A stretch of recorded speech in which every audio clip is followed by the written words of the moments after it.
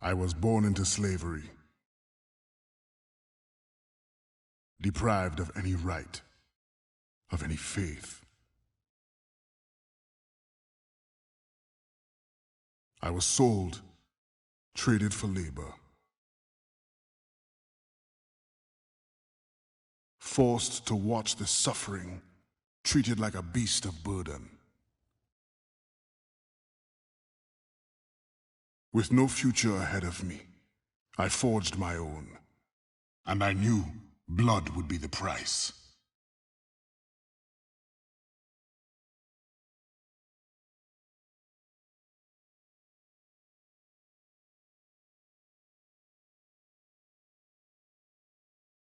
I never looked back, never wanted to, never had to, until now.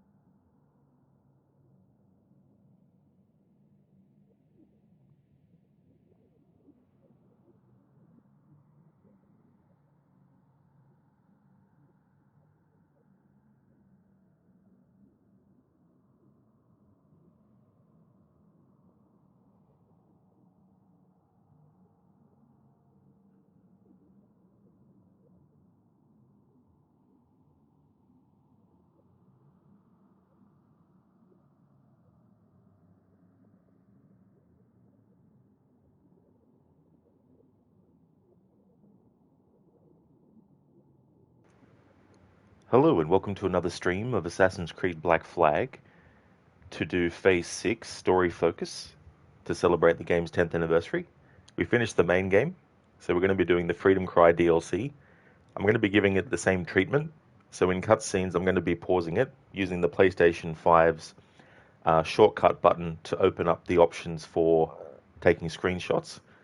That pauses the cutscenes so I can actually talk about what's happening in the scene, talk about things that it might be referencing, talk about things that are coming up in the story that relate to it, um, and all without having to go to a separate menu in the actual game while doing so. So we're giving that same approach and same attention to the Freedom Cry DLC, and I'll also be reading all the character database entries as well. There's no present day story, and we've done everything in present day anyway. There's no present day story with the Freedom Cry DLC, and I could possibly do it in one stream. There's not very many memories. It's not like there's 4 memories and that's it though. It's a pretty solid DLC that has about I think 9 separate memories and a little bit of exploration. I might have to do some grinding to get materials for the ship, but not as much as in the main game. And the other thing is too that talking about cutscenes and all that kind of stuff, sometimes I only have a quick thing to say, sometimes there's a lot to cover as well. So I'll see if I can get it done in one stream, but if not, we've got Sunday to get it done. Hello there, Sheila. Happy Saturday to you as well. Welcome on in. It's going good. Things are going really good. How about yourself? Hope things are going well.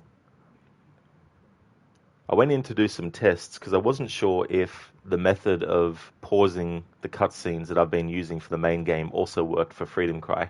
So I loaded up one of the previous saves just to test it, and it works the same way as well.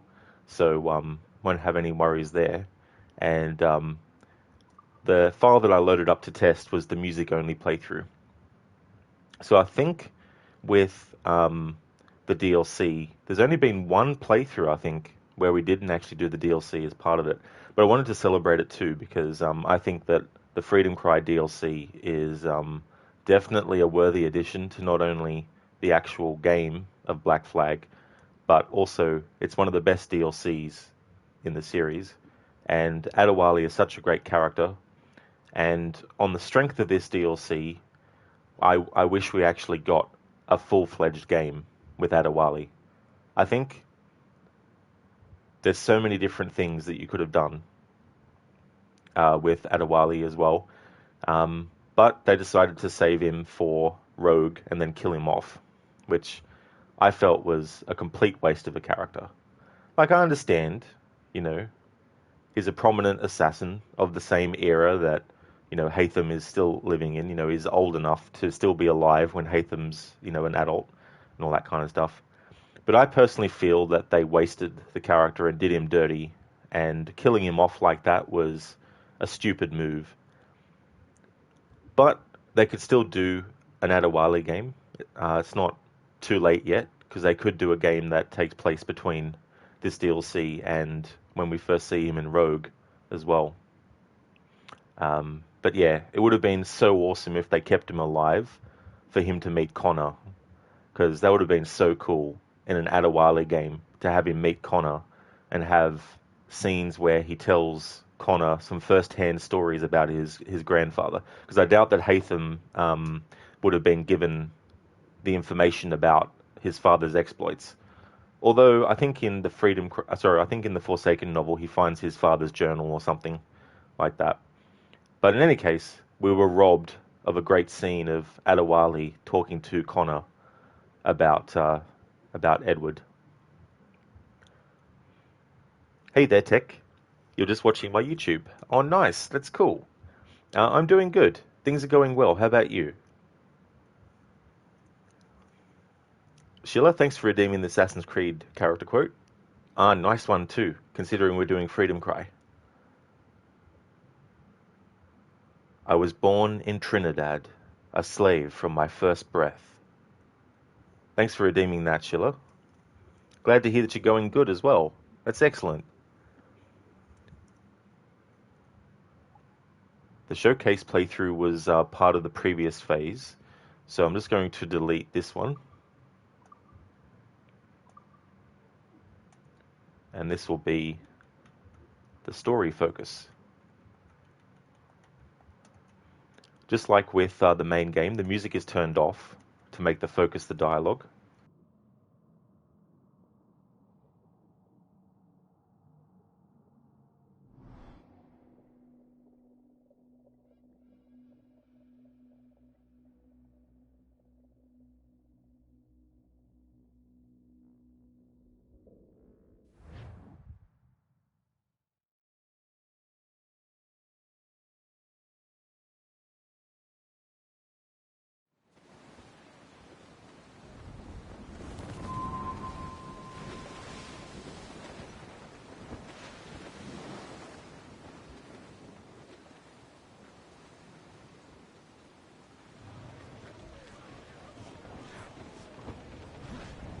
So this takes place quite a few years after the main game.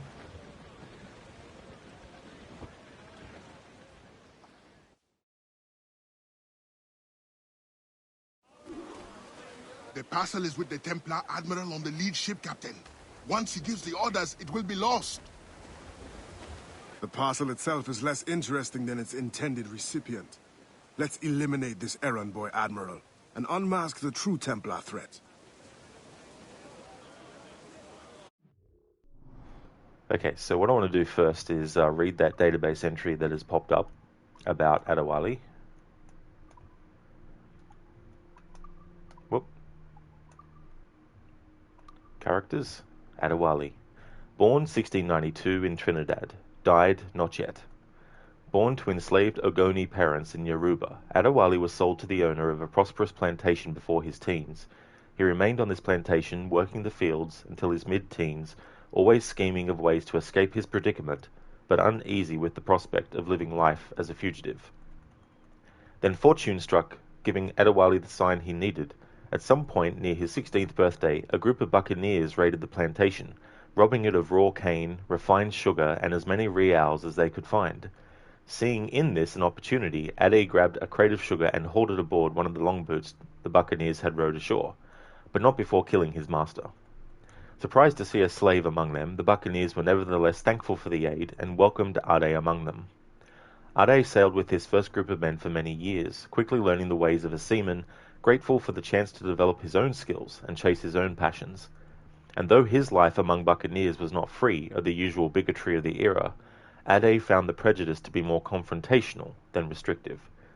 In 1715, misfortune struck a cruel blow when the ship Ade was aboard struck a shallow sandbar near the port of Havana. The buccaneers, mostly British at the time, tried desperately to free the trapped vessel, but after catching sight of an approaching Spanish galleon, abandoned ship only to be torn apart by schools of circling bull sharks. Ade made peace with his fate and stood his ground. Taken to Havana for questioning and inspection, Spanish authorities eventually decided to send Adewale to Spain, where they felt he would make an excellent interpreter, owing to his fluent command of Spanish, English, and French.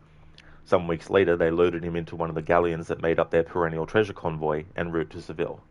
Thanks in large part to a hurricane, however, that trip never took place. With the aid of a young Welsh pirate named Edward Kenway, Ade escaped the bilboes that bound him. Freeing more prisoners as they went, Ade and Edward commandeered a brigantine and set sail just in time to beat the worst of the storm. When the hurricane passed, Ade was free once more. From that point forward, Ade sailed as the quartermaster aboard Captain Edway's ship, the Jackdaw. Operating out of Nassau for a time, they grew wealthy off their spoils and lived the lives they had always dreamed.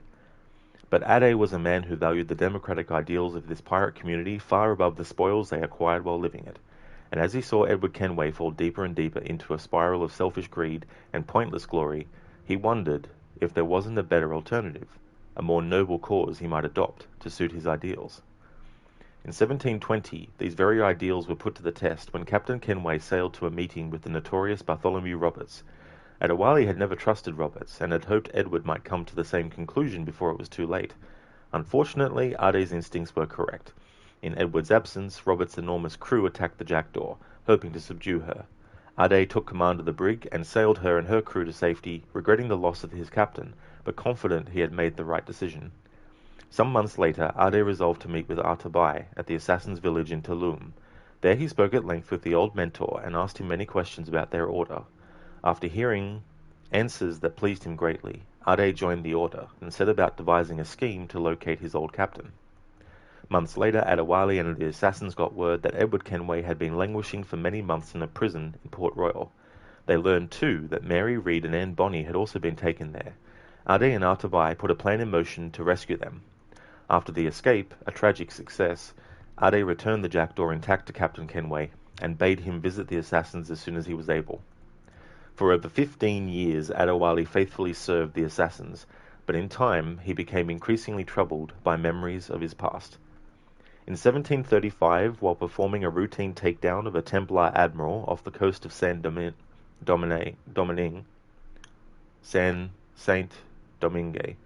he was thrown overboard and washed ashore near Port-au-Prince. And that's where the story point that we're currently at will happen soon. So some of that information is in his database in the main game, but then they add extra stuff on top as well. So I've checked out that. There might be cause to have a look at his thing later, maybe at the end of the DLC, I think. But I'm still going to make note of what I've covered, just in case. Okay, so Adewale, red, check later for updates.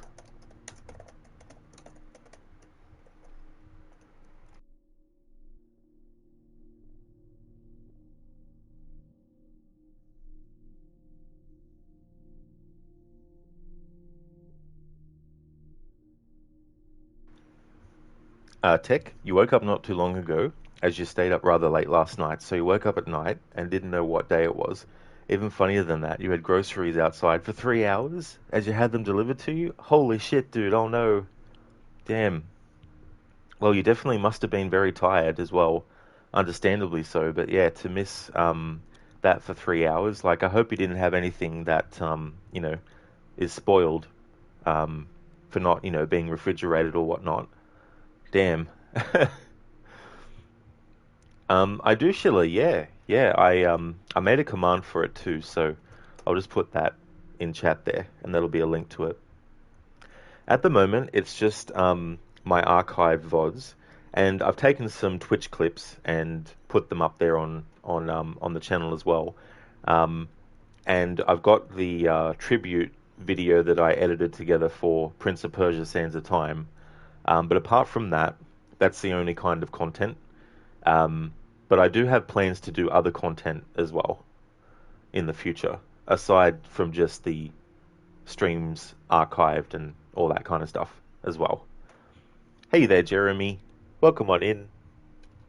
How's it going, dude? Tech, luckily it's rather cold outside, so it's perfectly preserved. Oh, good. Oh, yeah. Yeah. Imagine doing that if it was really hot. Like, that would have been so damn extra annoying on top.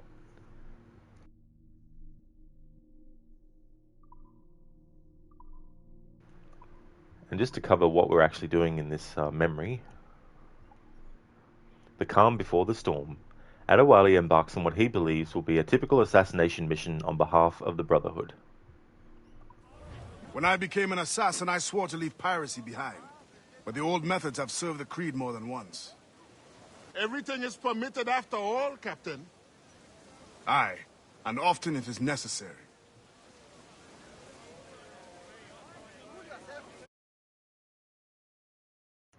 It's interesting, that little conversation there. The only nitpick I have with it is that the way in which it's written for the characters to express the everything is permitted part, it's a bit too literal.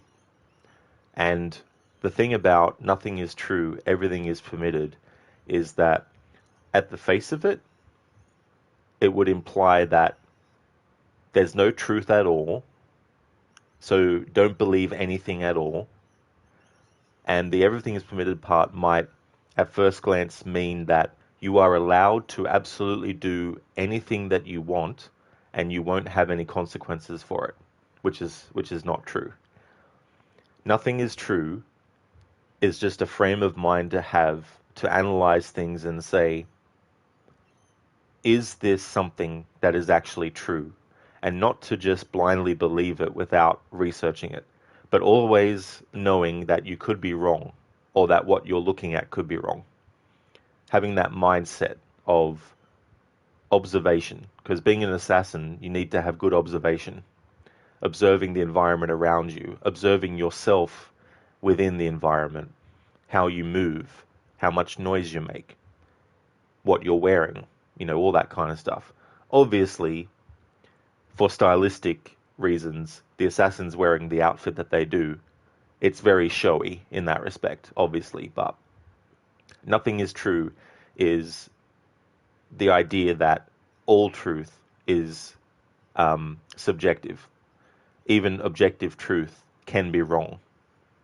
Because when you think about objective truth, who is the one that decides that it's subjective truth? You know what I mean? Like, if I showed someone an orange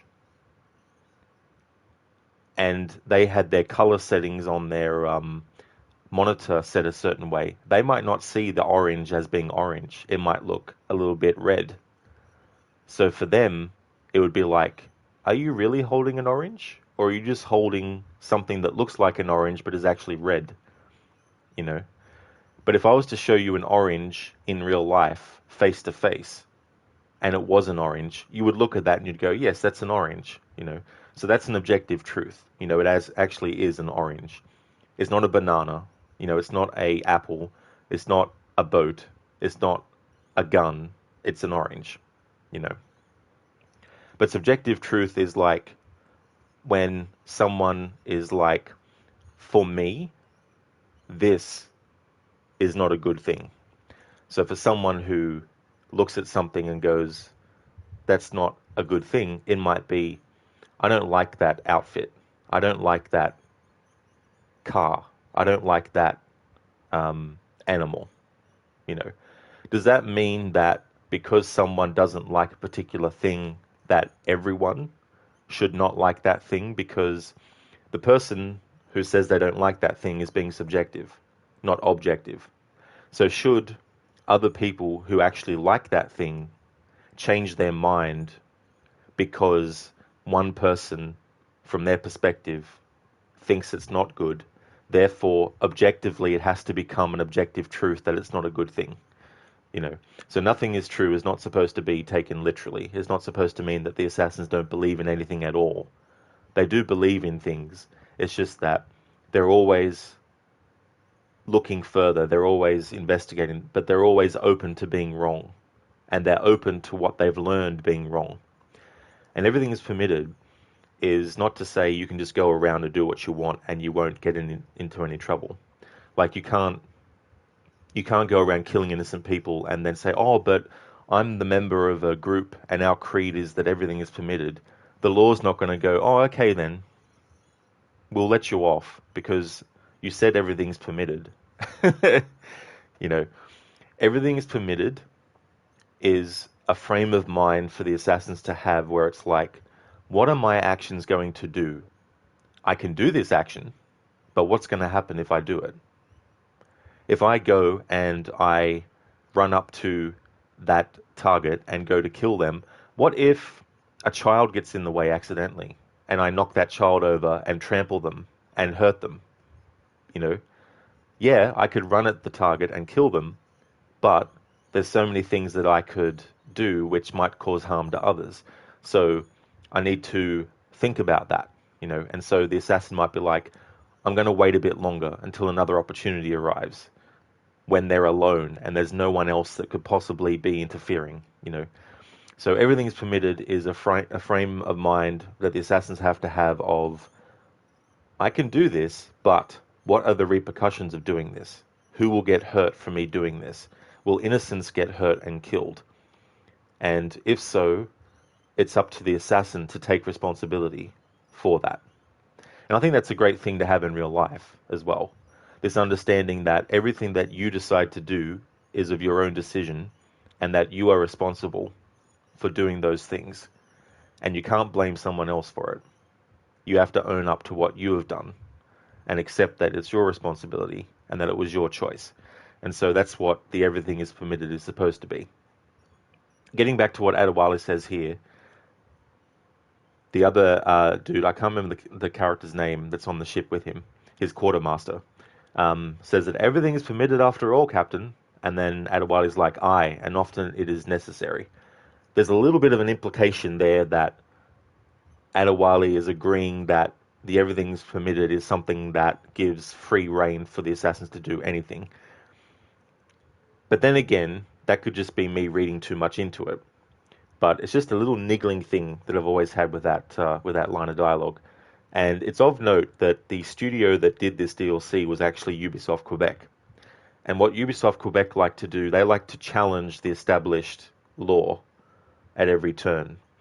They have this innate desire to one-up what has been done by other studios. Like, for example, Montreal. They always want to find some way to undermine or overwrite or ridicule or criticize what Montreal has done. And so they do this in various small little ways. Like they might make a character act a certain way against what is expected of an assassin, simply for the fact that they want to say, this assassin wasn't that great. You know what I mean? Or this assassin wasn't that important. Like, for example, in Syndicate, they have a line where like, Evie mentions Ezio, and Jacob's like, who? He would know who Ezio is. You know, like, Ezio is a prominent assassin. I'm sure that other assassins know about him. Achilles knows about him. You know, so I don't think it'd be something that the assassins would want to keep secret. You know, the assassins would know that Ezio was an assassin. So Jacob would know that Ezio was an assassin. he would have learnt of him, But the writers of that decided that they would make that into a little bit of a joke because they wanted to undermine the status of Ezio in the eyes of some fans and lower him a little bit. You know what I mean? Take him off. And the thing is, like, Ezio's a great character, but is he the only character in the series that is good? No, of course not. There's heaps of characters that are actually, really, really good assassins and all that kind of stuff. But I can't help but feel that sometimes when Quebec writes stories, or they get writers for stories, they give them a little bit of a, hey, how about we make this kind of like little backhand reference to something from the other Assassin's Creed games. You know what I mean? Like their whole idea in Syndicate that assassins in the 1800s, the late 1800s, shouldn't be running around in the outfit wearing the hood is why, in the base game at least, and on the console versions, it's why you can't just have the assassin wearing the hood all the time, irrespective of whether they're in the crouch stealth position or not. With PC on mods, you can actually do that. With mods on PC, I mean, you can actually do that. You can have the hood on at all times in gameplay, whether you're crouched or not, and in cutscenes as well. But that's a choice that Quebec made under the excuse of, in that time period, they wouldn't be wearing things like that. And it's like, this is where the difference between the logic of reality and the fact that you're playing a video game, this is where those two things have to be sort of like blended in. What I mean to say is, in real life, if we saw someone, and forget the fact that we know what the assassins wear in the Assassin's Creed series, if someone walked down the street in something very prominent, people would notice, right? They'd look. And it would be enough of a look for people who don't like that style to look and make a comment to someone else. And therefore, from the perspective of an assassin, the cover would be blown right. So it's understandable that in real life, if someone was going around in a heavily populated area wearing an outfit that was very, very noticeable, that in real life, people would be noticing that they're wearing it, But we're still playing a video game at the end of the day. And video game logic has to be the one that wins in the balance against that.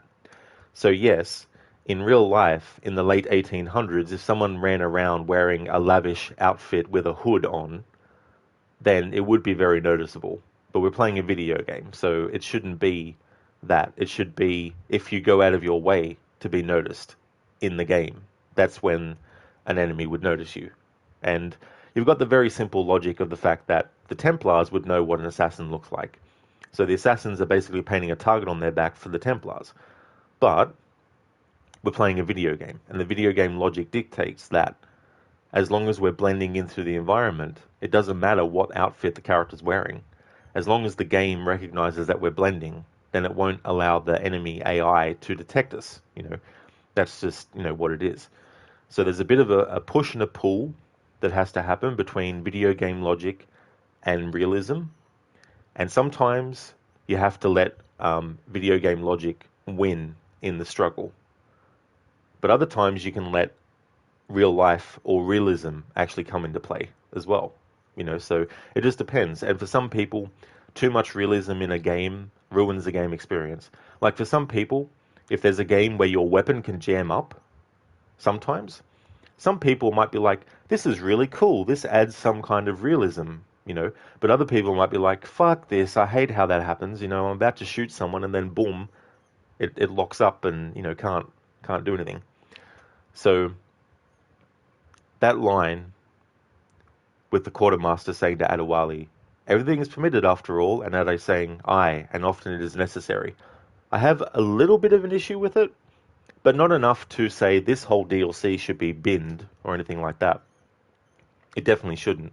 It's just a little niggling thing that I've always thought about that particular bit of dialogue. And so I wanted to use the opportunity in this story focus, because we're doing this throughout the DLC, to actually, talk about that kind of stuff. But then I segued into other stuff about the series and all that kind of stuff. I'll just catch up on chat. Jeremy, it's all right. You thought about playing Syndicate tonight, but wanted to watch a little Black Flag first. Oh, well, that's cool, Jeremy. Thanks for joining and deciding to watch some Black Flag. Syndicate's actually a good game. Like, I do have my issues with some of it, but it still is a decent Assassin's Creed game. Like, I've definitely been able to get a lot of different kinds of challenge runs out of it. I think having two different characters can help you come up with, challenges that are a bit more intricate as well. Like, only Jacob can do this or only Evie can do that, things like that. Tech, you always read into that truth is all perspective and what happened is reality. History is only the truth of the winner. Well, that's it, Tech, Like, if someone overtook, say, a historical database, right, and they locked out all access to that database from other people, and they were able to edit that information, for generations in the future, they could definitely give them the altered information. And I mean, that stuff happens even before the advent of, the technology that we have, all that kind of stuff. But that's true, like, if someone falls over and injures their knee, and they're the only person around that actually notices, and they don't tell anyone, and then they go about their business, that doesn't mean that it didn't happen. It just means that the person chose not to tell other people. But if someone falls over in a crowd and they break their leg because something else had happened as well, then there's witnesses to say, yes, that person broke their leg. But someone who saw them before they fell might have seen them drink some alcohol, right? But no one else saw them do it. So from that person's perspective, the truth is that they were drinking and they were probably a bit drunk, which led them to tripping, which then led them to breaking their leg.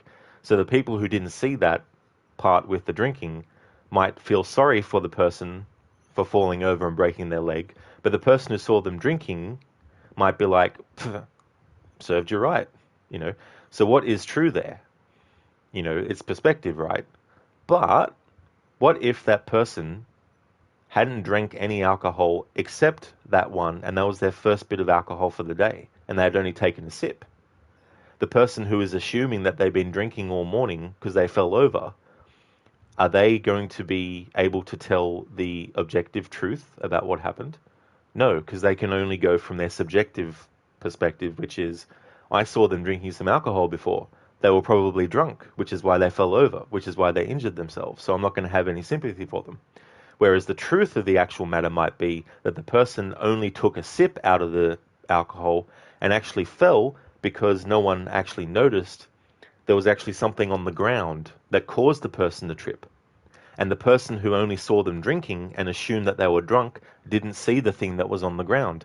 So there's so many little variables that can determine what is actually the truth of something versus what is someone's perspective, what are they assuming, and what are the other people involved, and what of their perspective.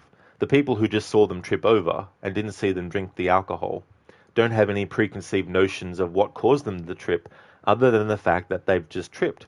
And then they might see that there was something on the ground that tripped them. Whereas the person who assumed that the guy was drunk, who had fallen down, doesn't see that on the ground. So they're not getting the actual truth of the matter. But the actual truth is, the person took a sip of their alcohol, there was something on the ground that shouldn't be there, they tripped over it, fell to the ground, and they broke their leg. I know it's a pretty extreme thing. It would have had to be something major for them to break their leg. I'm just using the break the leg as a part of the example. But you have all these different people in my example who are in the vicinity of the person falling over, but from their different perspectives, from their own sort of like perspective, the truth is very different, but it's not the actual truth as well.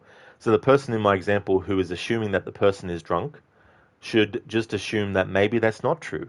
Maybe they're not drunk. Maybe that's their first drink for the day. Maybe there's some other reason why they actually fell, And then that person, if they investigate, might go, oh, I see now, there was something on the ground that caused them to trip. Okay, so I don't think of them as this silly drunk who shouldn't have any sympathy for. I now realize that, They weren't drunk just because they were drinking from an alcohol bottle. They weren't drunk. That's not why they fell. They fell because there's something on the ground that shouldn't be there. You know. Sheila, nothing is true. Don't follow blindly, was anyone is saying. Make up your own mind. Everything is permitted. You are responsible for your own actions, and you have to live with the consequences. Exactly, Sheila. Exactly. Exactly. You know, and that's the whole idea. It's like, and obviously there's people that we really trust, you know. There's people that we really trust, and we say to ourselves, there is no way that this person would be telling a lie. They would be telling the truth, you know. So there's obviously situations, and everything's not all one way or the other. There's always going to be things in between that are different, that create different sort of reasonings and also different outcomes and all that kind of stuff. But, you know, some people who are very trustworthy and have proven themselves in the past to be trustworthy, it's understandable that people who have trusted them before and know that they're trustworthy would trust them. You know, and yeah, so the nothing is true is just, you know, don't follow blindly what anyone is saying. You know, if someone tells you that there's $1 million out the front of your doorstep, you know, don't believe them straight away. You know, happened you had the stream under game and demos category, but this time you couldn't sleep and got up early for the stream. Yeah, that's the annoying thing about DLCs and stuff, because what happens is the PlayStation itself, when I actually start a stream, it fills in all that information, and if it's a DLC like Freedom Cry, the PlayStation doesn't know that information, so it defaults to putting it as games and demos as well.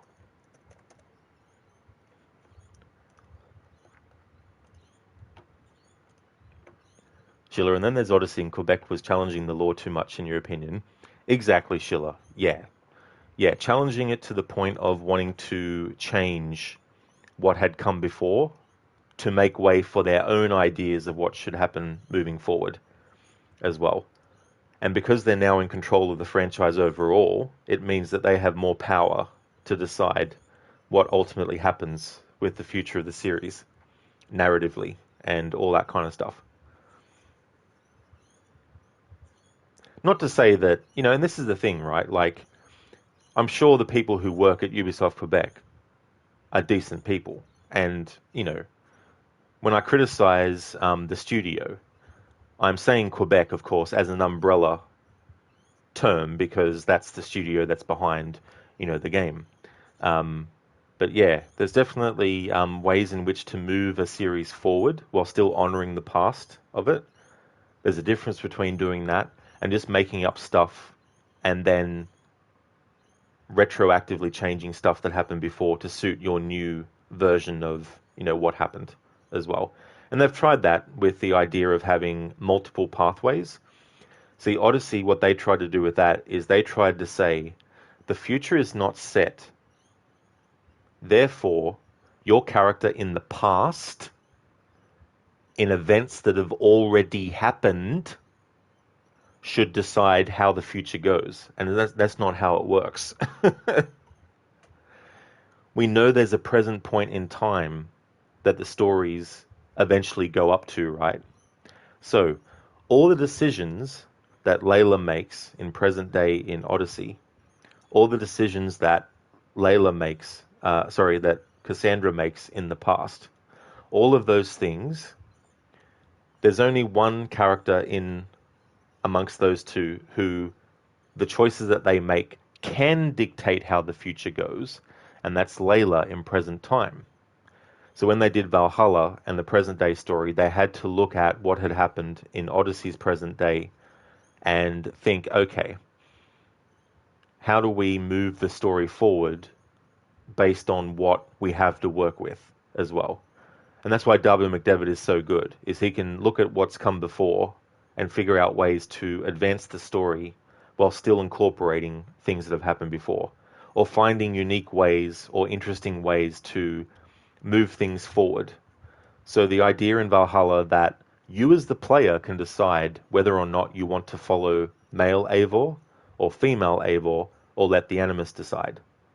If you prefer male Eivor, you can choose male Eivor and play as him throughout the whole game. Or, if you prefer female Eivor, you can play as female Eivor throughout the whole game. The decision that lines up with canon, though, is let the Animus decide. Because let the Animus decide has you playing Eivor as female, because Eivor was female. And when you do the memories of Odin, who was a male, it then switches the character model to male, because Eivor's not male, but Odin is, So that's the canon choice. So that was a creative way to still allow players who preferred one over the other to decide which one out of the two they wanted to play as. But they also had an option for people who were more interested in making it match up to some kind of like continuity or lore. Because you got to remember, you're dealing with a character that existed in the past.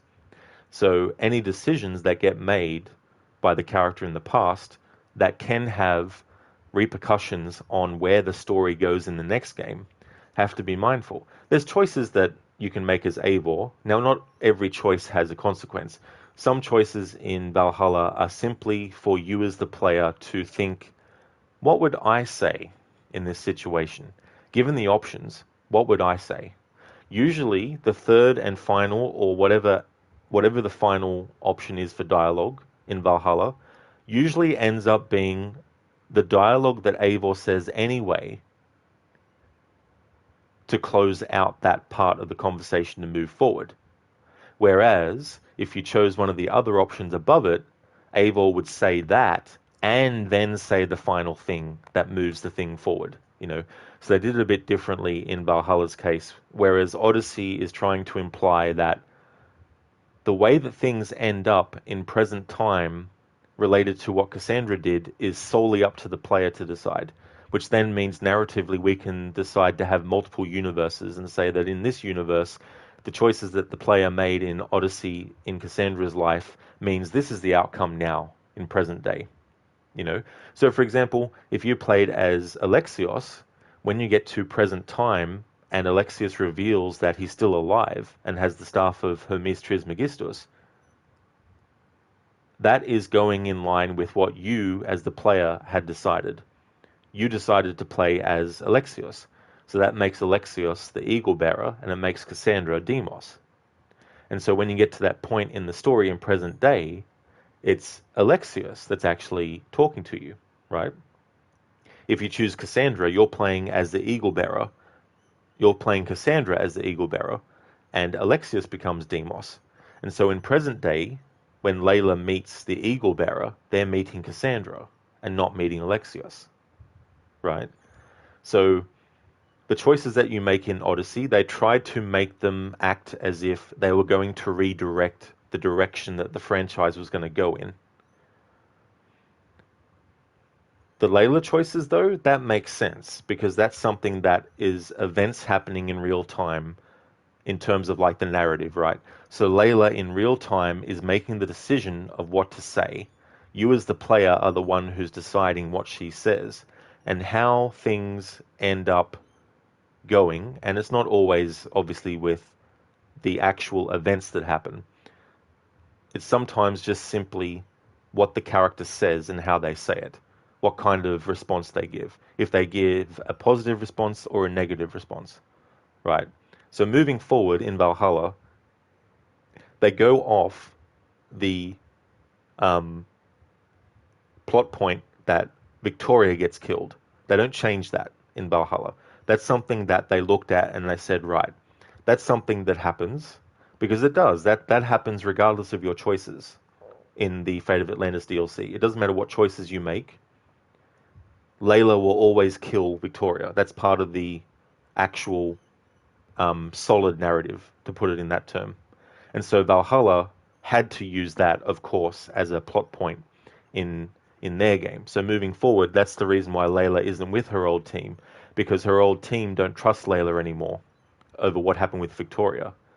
And so Layla is now working with Sean and Rebecca, and they have experience, a lot more experience, with the kinds of things that Layla's previous team hadn't had experience with. So they understood things differently. And so they understood that it wasn't completely a thing where Layla, of her own volition, without any influence, decided to do it. So she kills Victoria because she gets overwhelmed by the power of the staff. And it affects her thinking so much that she thinks of herself as superior. And so in that moment, because Victoria is trying to stop her, she just sees Victoria as an obstacle to just, to knock over. But then when she realizes that she's actually killed Victoria, that's when her own sense of things kicks back in, and she realizes what a terrible thing that she's done, and all that kind of stuff. But yeah, Quebec with Odyssey, they wanted to dictate where not only the present day was going to go moving forward, but also the past narrative, And if there's multiple paths through the past, in their point of view, it's saying that anything can be changed then, which is a terrible thing because it opens up the door for them to go back and say, hey, you remember how you experienced the memories of Ezio and you went through all that?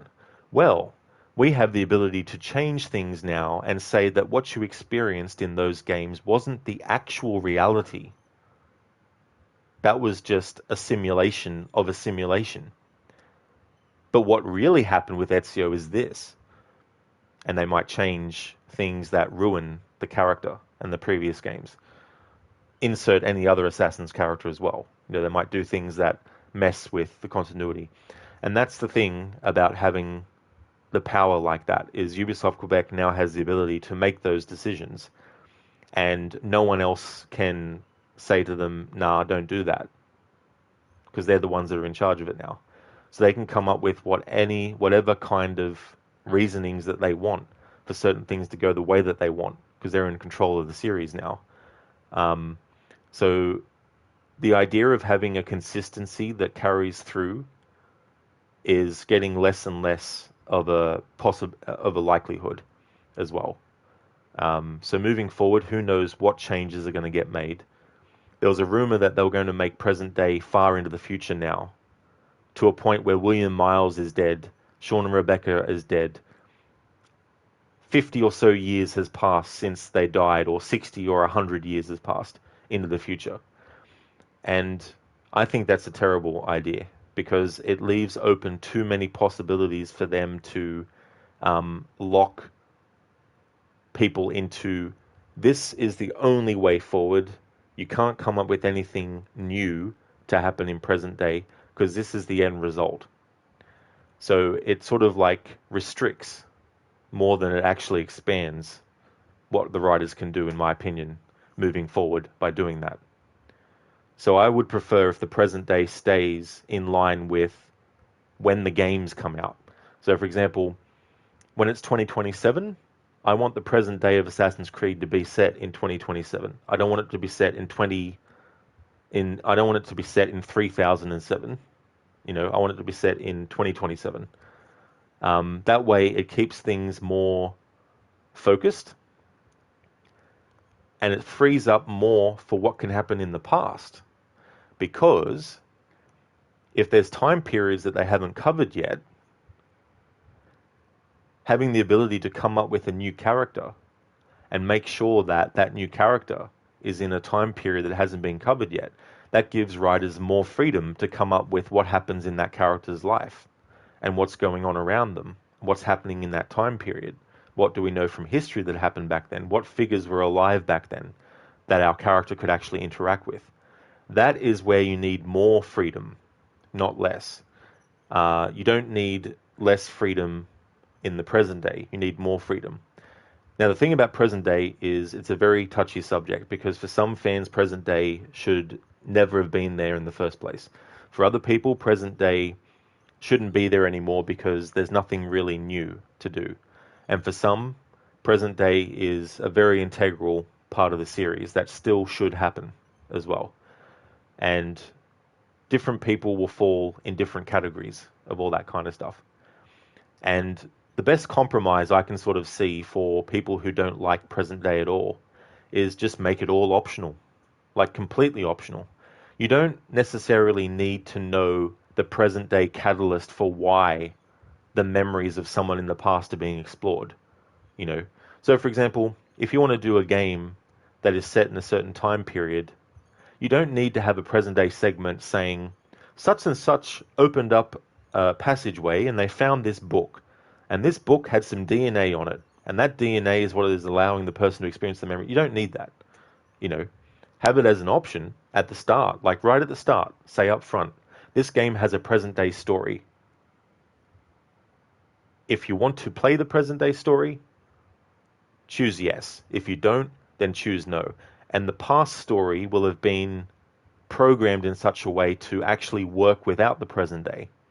But also, if you want the present day as well, the narrative has been done and the game has been programmed to make sure that what happens in the past still also makes sense with the segues into the present day. So for some players who hate the present day, they could just have a complete experience of the story in the past from start to finish without even knowing anything about the present day, without the game stopping to show them what's happening. But if people do like present day, they can play the game from start to finish. The past story from start to finish plays through the same way. It's just that there might be some parts where it goes out of the animus to cover some present day stuff. You know, that to me is a compromise that I think would be good to do, so that you're pleasing both people. You're pleasing the people who do like the present day, and you're pleasing the people who don't like the present day. And the people who don't like the present day aren't being held back by it. Whereas the people who do like present day aren't being left out of having a present day story. That's a good compromise to do, because then both parties get to have their cake and eat it too, as well. So moving forward, that's probably what I would prefer with the present day stories. Instead of getting rid of it completely or putting the present day as far into the future as possible, I would rather they just compromise and go, hey, you know, we've done it to cater to both people. I'm sure now with video games at the level that they are, I'm sure that they can find a way to program games to be like that, where you have the present day as an option, and it will only appear if you've chosen at the start of the game to have that actually be part of the narrative. And the game has taken that into consideration.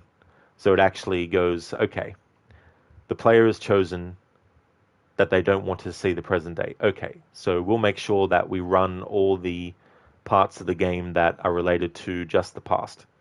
But if the player chooses yes, then the game goes, right, they chose yes, so we know which parts of the story in the past to stop at and then go into present day with, and all that kind of stuff. Hey there, Zomb. Welcome on in. So I started my first playthrough of AC Mirage not too long ago.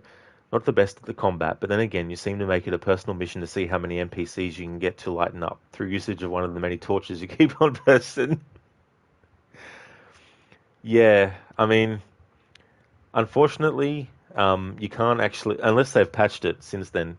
But when I tried to swing with the torch, the light attack, Basm just dropped it. So hopefully they've patched that out. Hey there, Brutus. Welcome on in. Trust no one. You've been warned. Thank you so much for the heads up, Brutus. How's things going, dude? Tech, you took the liberty of sending you a Discord link 30 seconds about perspective to illustrate what it is you're saying. Oh, thank you, Tech. It's in the stream related for your convenience. Oh, thank you. Cheers. Hey there, Star. Welcome on in. Hope it's going well. Brutus, you're going great. Still in the first week of vacation. How you doing? Excellent, Brutus. That's cool. I hope you're enjoying your time off. That's excellent that you're still in the first week. And as for me, I'm doing really well. Things have been going good.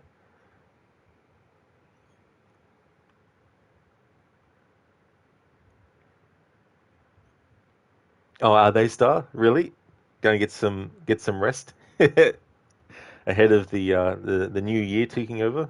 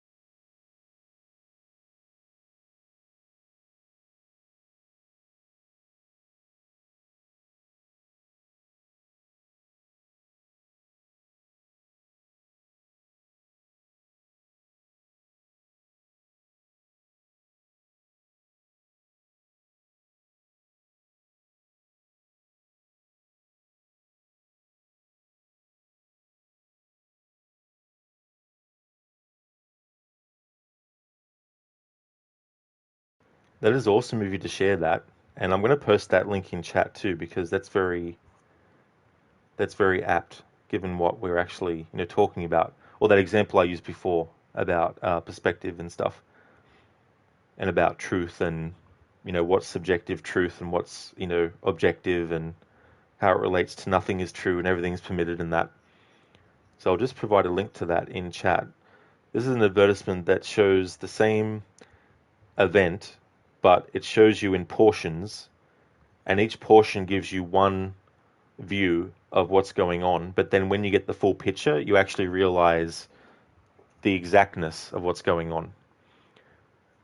Star, husband has to work early and kids just out, so it's quiet. You're watching The Hobbit, Unexpected Journey. Oh, cool, Star. That's awesome. I haven't seen those movies for a while. I actually didn't mind the Hobbit movies. The Lord of the Rings movies are better, but I didn't mind the Hobbit movies. Thanks for your patience, those who have been watching for the gameplay.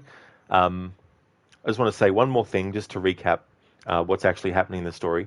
So Adewale and his quartermaster had a discussion, and his quartermaster basically said that everything is permitted after all, Captain. And then Adewale was like, aye, and often it is necessary. So they're about to attack these Templar fleets. So that's what we're about to do. There'll probably be a little bit more dialogue in this scene, but we'll go forward from this point now. Close down! Catch some wind! Loose the mains! Tops, gallants, royal studs!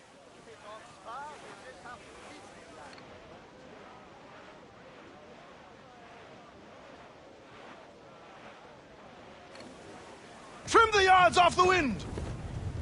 Loose topsails, gallants and royals! Fire! There, Captain! A good shot would finish her. Awaiting orders! Fire! Still reloading! Missed! Ready to bark, Captain! Fire! Captain! Break a shot! Right there, as we can, Captain!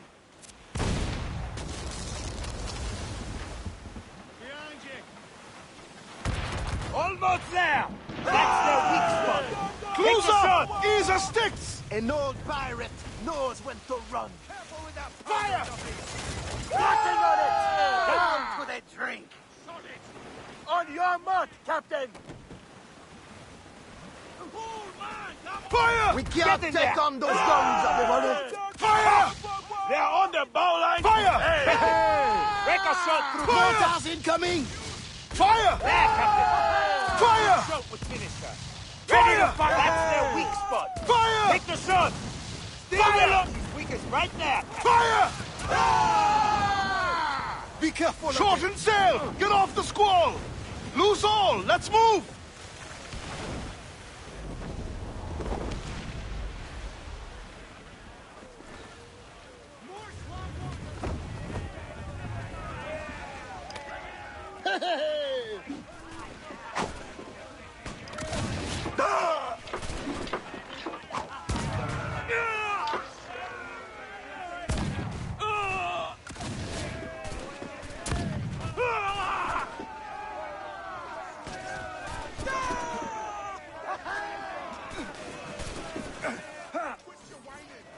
Don't let them get food on our deck!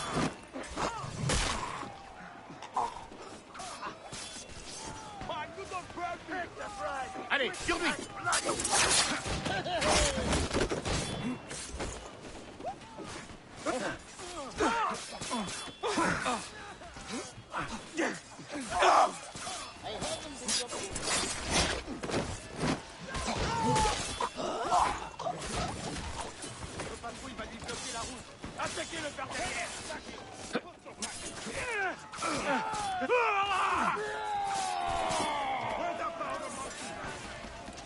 Le voilà! Shoot us another when you have a chance! Attaquez des deux côtés!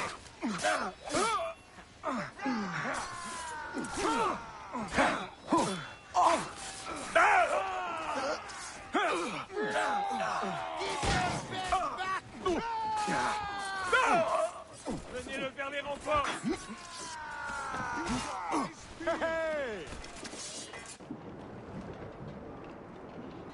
Is anyone in charge here? What traitor attack? Just keep your eye, and be ready for anything. Stay below, sir! Vite, derrière lui!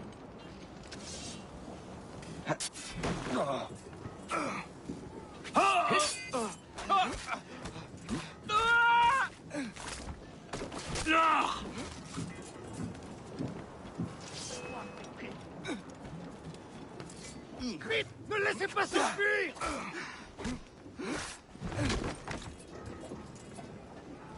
Alright, we killed the Templar Admiral. I don't think they ever actually explain what's inside this package that Bastien was actually wanting. Unless they do so in a comic or in one of the novels. But this is the package that the Templars were going to be delivering to Bastien in Port-au-Prince.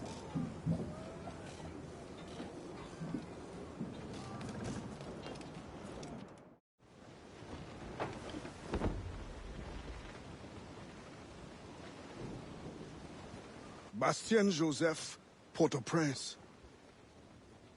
What business do Templars have there? Captain!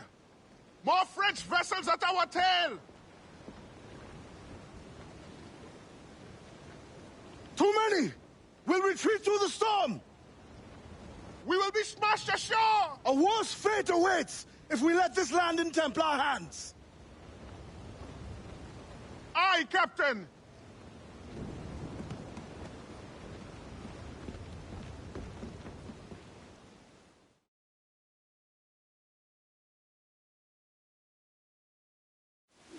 Get the mainsails into the wind! Captain! Ade, they're too strong for us. Rescue yourselves! I must stay with the ship! No, I will stay with you. The hell, Ade. We'll break up. Use his load. Take it, damn it, there! Cripple her. They're closing in! Your mark, Captain!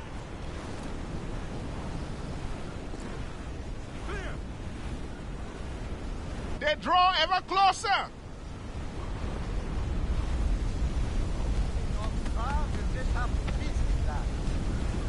Stay to the starboard. Look there. Spout. They are gaining on us!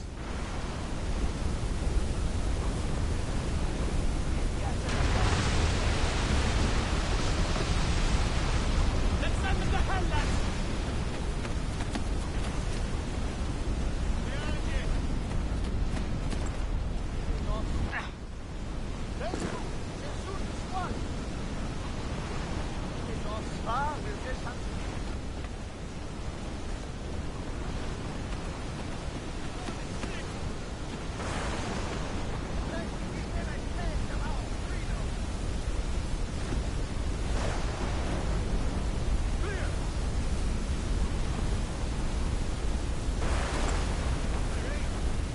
They've scored us, but we hold for now.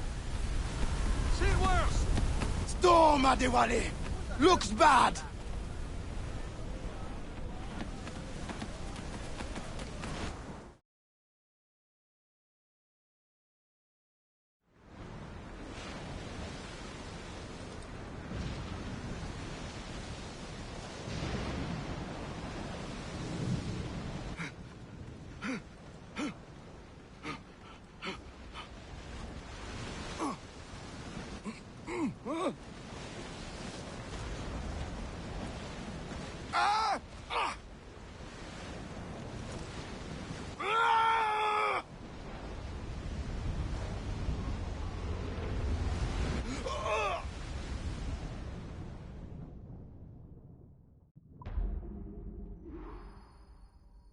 Yeah, Tech. Yeah, that definitely was a great example of something that illustrates, what I was talking about.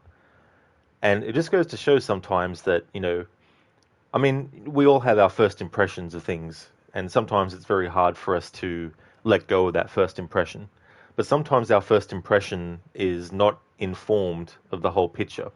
And so there might be something that we get an impression about of someone or something that on the surface might seem to be all that there is to it, but then we might find something else. You know, like for example, if you're meeting someone for the first time and they seem a bit quiet, you might think, oh, they're a real quiet person. I probably won't get on with them very well because I like to talk about a lot of different stuff.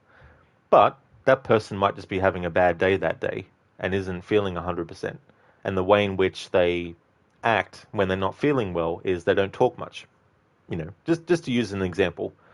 So yeah, that was a great example that you found and linked, Tech. So thank you for that. I've got to decide for one of the memories whether to do the optional objectives or not. It does give you more story information, but the optional objectives are a fucking pain to do.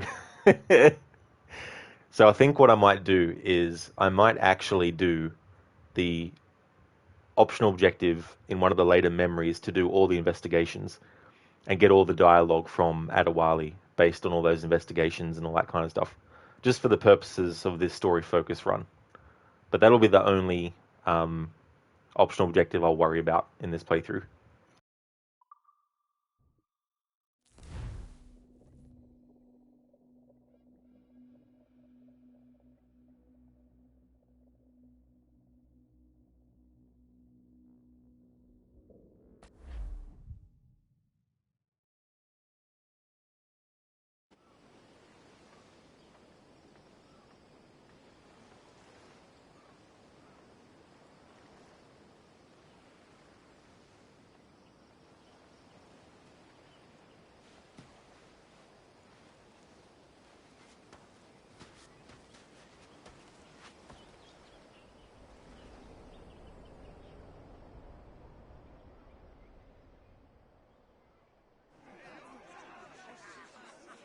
Rendu.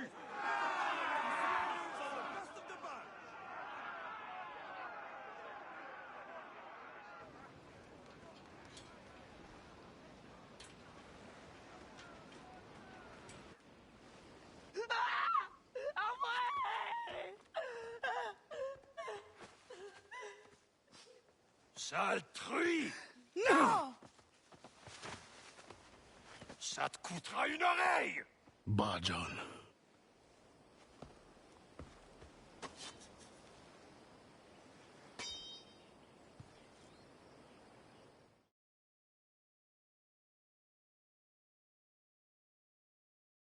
Templar can wait. This woman must not suffer. Arrête de courir, salope, ou je te tronche les deux oreilles! Non!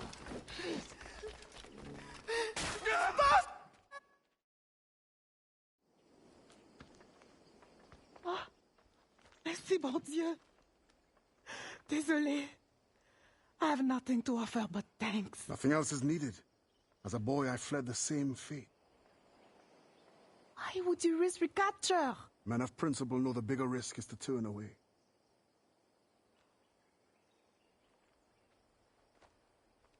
I'm looking for Bastienne Joseph. Do you know her? Moi-même, pas qu'on elle. But any fine gentleman may lead you to her. Too late for this one. Find another in town. The thanks is now mine. Do you have a place of refuge? My family waits in the mountains. Daemon, Gemon. Que Dieu soit avec vous.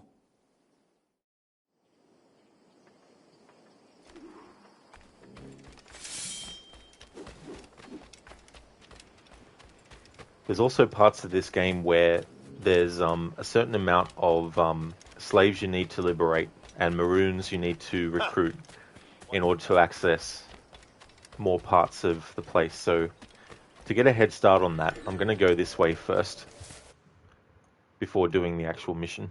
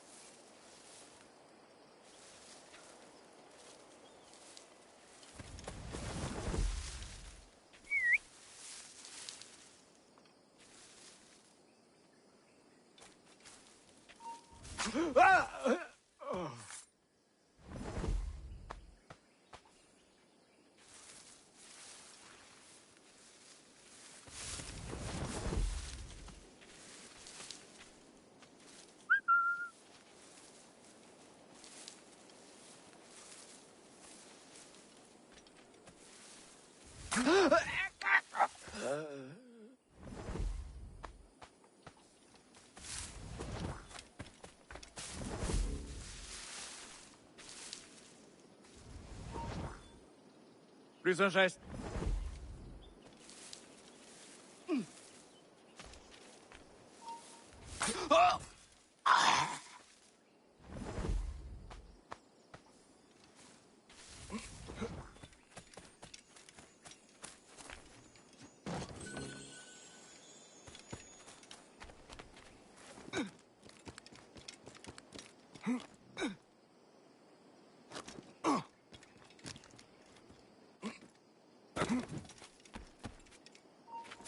Il est temps d'en finir. Oh ho ho ho ho. Thank you, game, for, you know, being bullshit. Ne lâchez pas. What bullshit, huh? Empêchez-le de bouger. Like, seriously. You wouldn't credit that. The character actually stood on the wooden part of the whole crate that's holding the fucking hay. You wouldn't believe that. Like, talk about ridiculous precision. And now, of course, we're gonna lose friggin' slaves because the game fucked me over.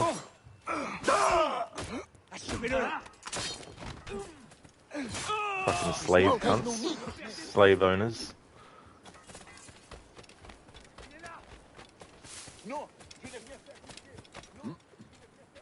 Je le vois, là-bas.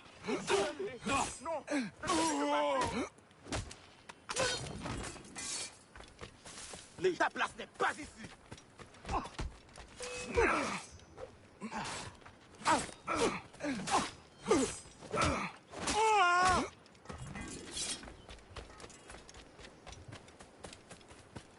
Va semer le trouble ailleurs, étranger. Il faut serrer mieux tes campés.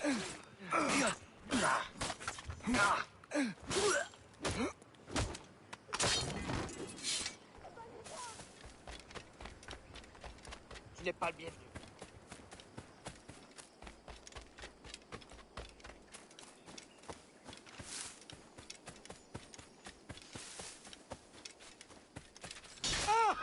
Attrapez-le! Ça de l'inconscience.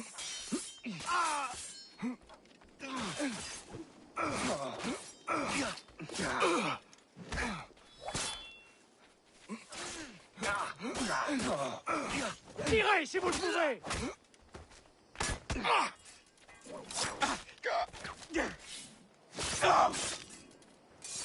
Wouldn't believe it. Wouldn't credit that. Like, of course that would happen.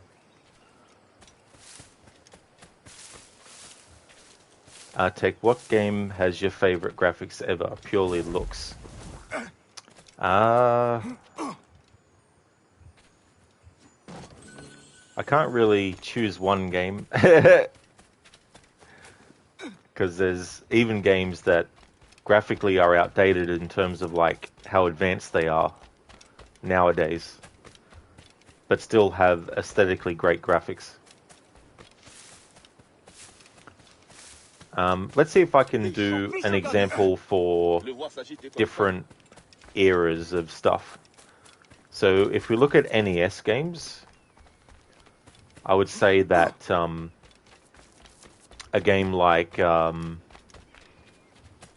original Legend of Zelda, it's very simplistic and basic, but the graphics are very clear. They're not messy. They're not. The color palette as well isn't blotchy and messy as well.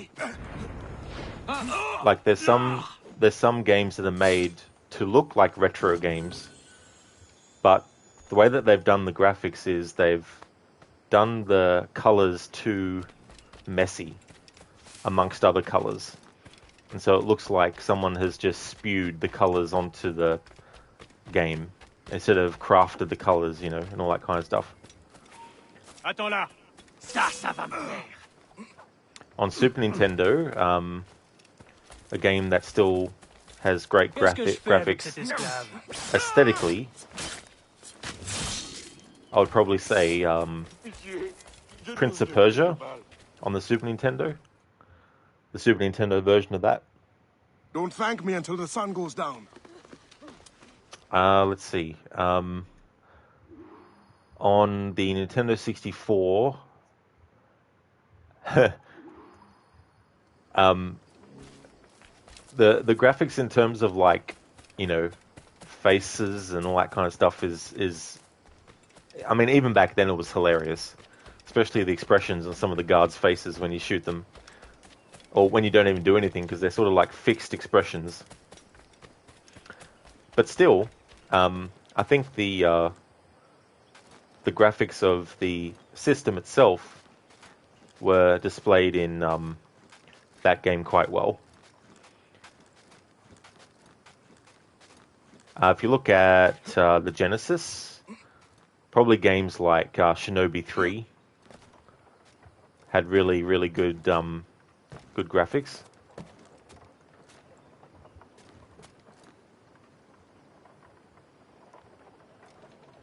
And a lot of these are, you know, consoles that I've actually played games from. So any that I don't mention in terms of consoles are just simply because I haven't played any games on those consoles, like Sega Saturn and the Dreamcast, etc. PlayStation 1, I think in terms of the fixed camera angle graphics and stuff, I think the graphics of Resident Evil 3 Nemesis are still really, really good. Aesthetically, this is, you know, not like technologically advanced wise, because nowadays graphics are more advanced than that, but aesthetically speaking, Resident Evil 3 Nemesis graphically, because out of the 3 PS1 games, it's the one that came out the latest. Then you got PS2, a game that I would say had great graphics aesthetically for that. I'd probably go with Prince of Persia again. I thought that the graphics in Sands of Time, you know, they're still aesthetically good. Not having played any PS3 games, or, you know, playing a little bit of one, I should say. I can't really say about the PS3, but PS4, like I saw the graphics for Until Dawn being played on a PS4, and obviously playing it on a PS5 as well. For what it is, you know, it did come out in 2014, so it's a bit still on the coming out of the 2010s. There was a certain thing about video games that hadn't advanced yet, as you see in, like, you know, 2015 onwards, maybe.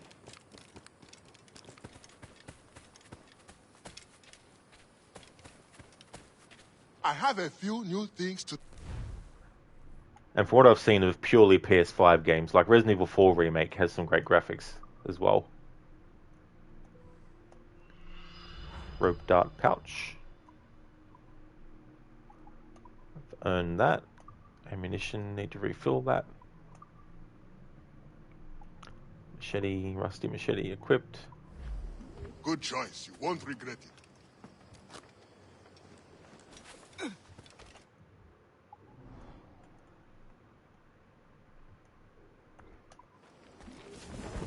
Okay, gonna go to this plantation now.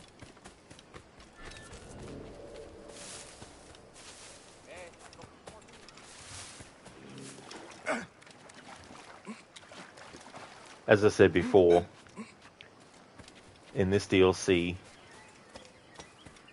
they lock you out of main story progression based on whether or not you've liberated a certain amount of slaves or recruited a certain amount of Maroons. So doing this now means I don't have to do it when the game is like, now you must go and do this. Tech, Rod, out of context, funny faces, even the guards' faces when you go to shoot them. Rod, Psychopath Comment 2023. You have to say, PS3, the best looking games were The Last of Us and Metal Gear Solid 4. Oh yeah.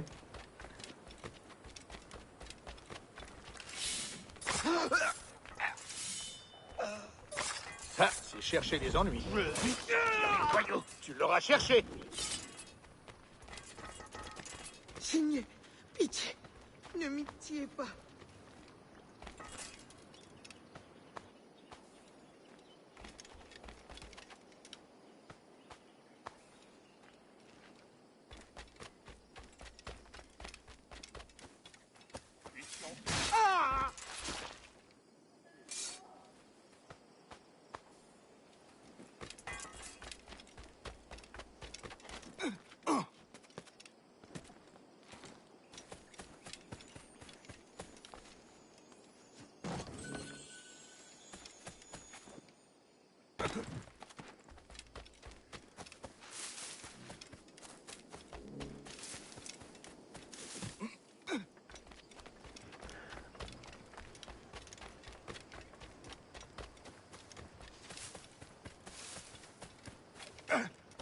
Alright, so this one must be abandoned.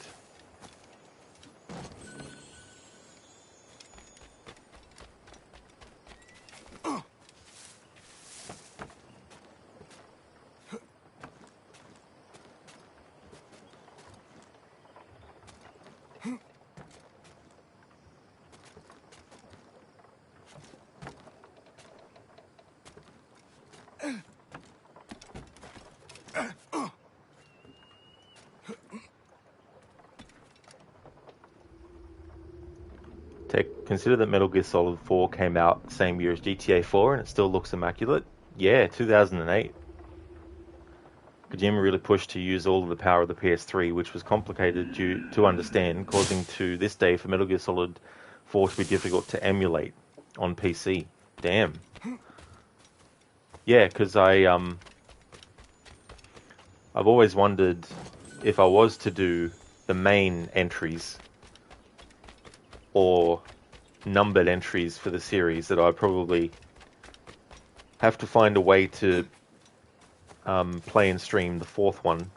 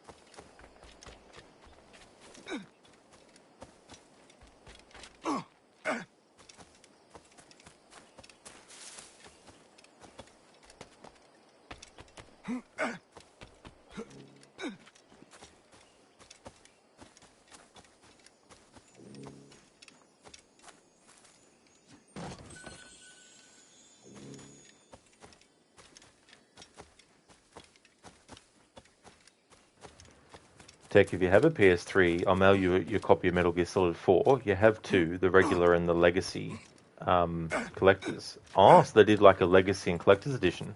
Cool. But yeah, don't have a PS3. I skipped that console because at the time I was getting Xbox 360 games and stuff.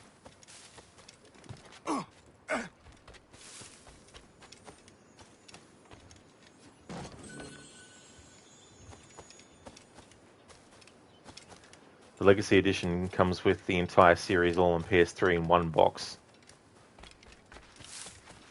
It's good when they do that kind of stuff. I wish they did that with the first 4 Silent Hill games. Bring them out in a collection like that.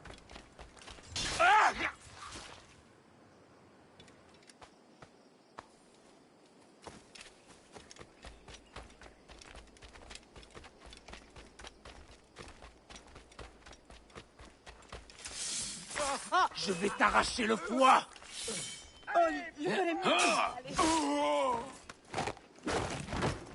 It's very satisfying in this DLC killing slave owners, especially with the machete. Mais j'ai rien fait. Seigneur, pitié. Mais j'ai rien fait. Seigneur, pitié. Pas de pitié. Je ne veux pas. Machete is a fun weapon to use.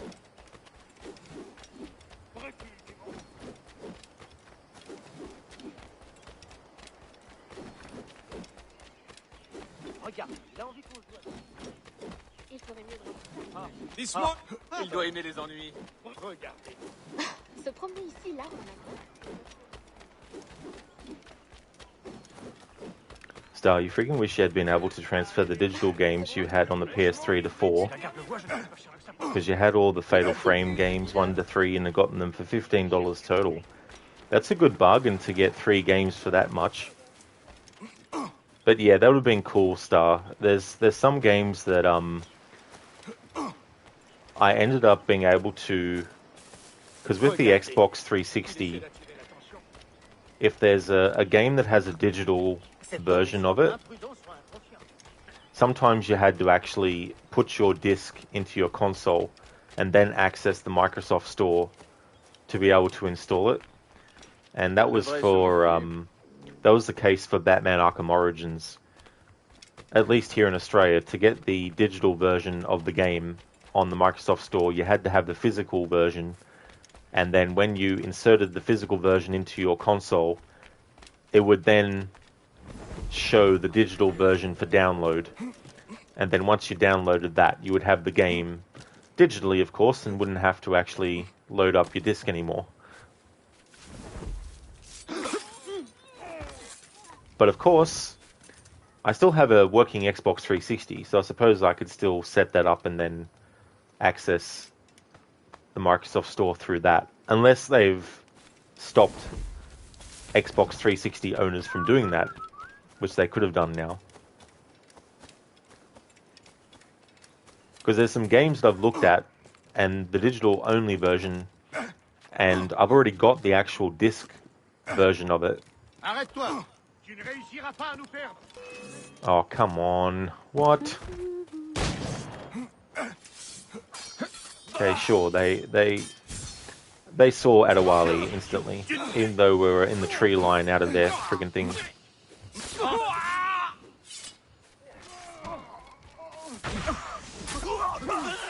We will show no mercy.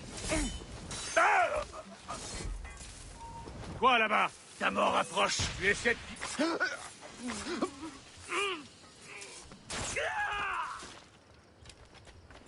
Cet homme est une ombre. Not having much luck with these today.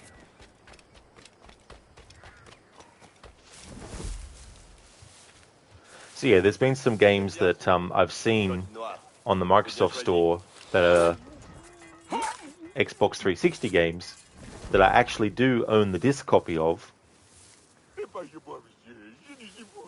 But if they've denied access for Xbox 360 owners to still plug their console up, set it up, and then connect to the internet with it, to the Microsoft Store, if they've stopped people from doing that, I don't know if they have or not, but if they have, then that means that I can't get Batman Arkham Origins.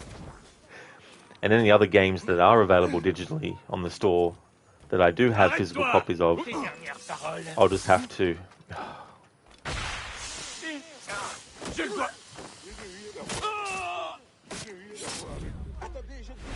the freaking alarm. Fais voir tes tripes. T'as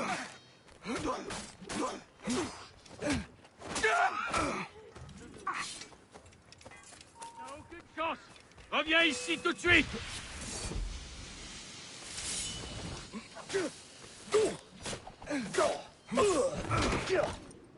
Eh bien, c'est courage.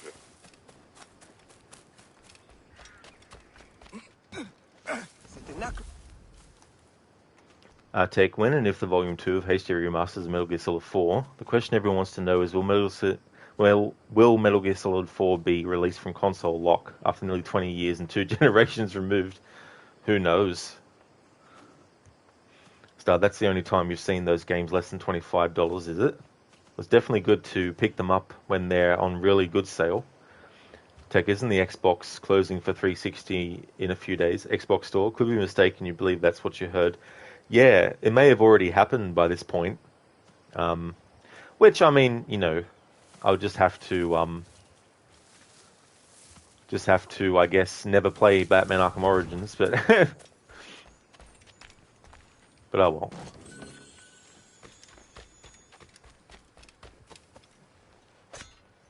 Star, that's stupid. They should keep it open.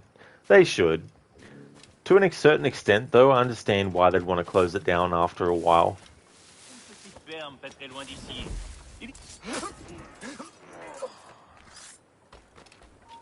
Ne bouge plus d'un... Je vais te briser le crâne.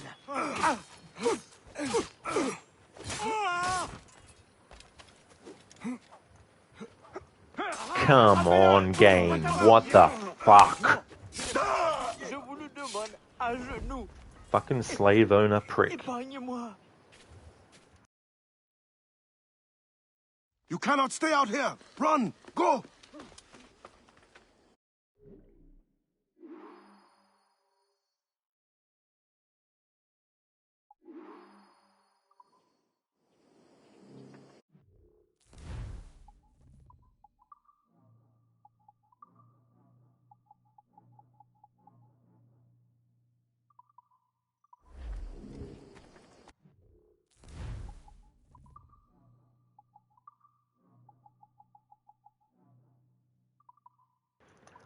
Okay, so I could access the dart pouch that I had unlocked through that menu, but I can't access the smoke bomb pouch. Fair enough, game. We'll play by your rules, which seem to be randomized.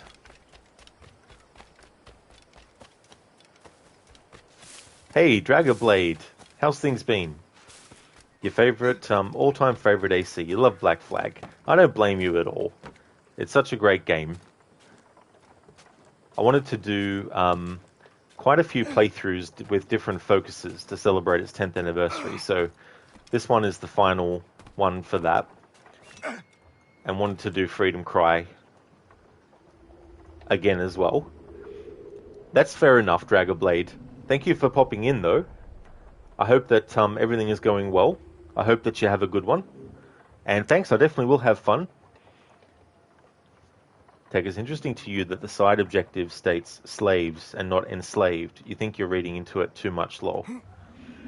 Yeah, I mean, I guess both are correct.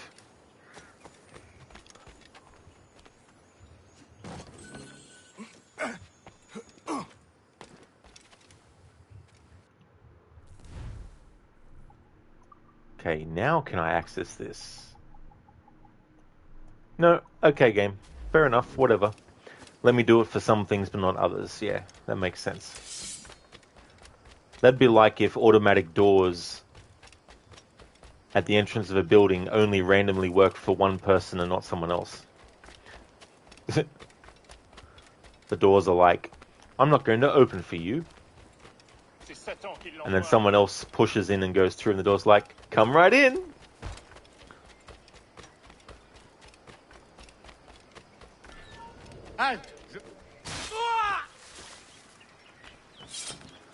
Cheers, Dragoblade. Thank you so much. Thanks for popping in for a little bit.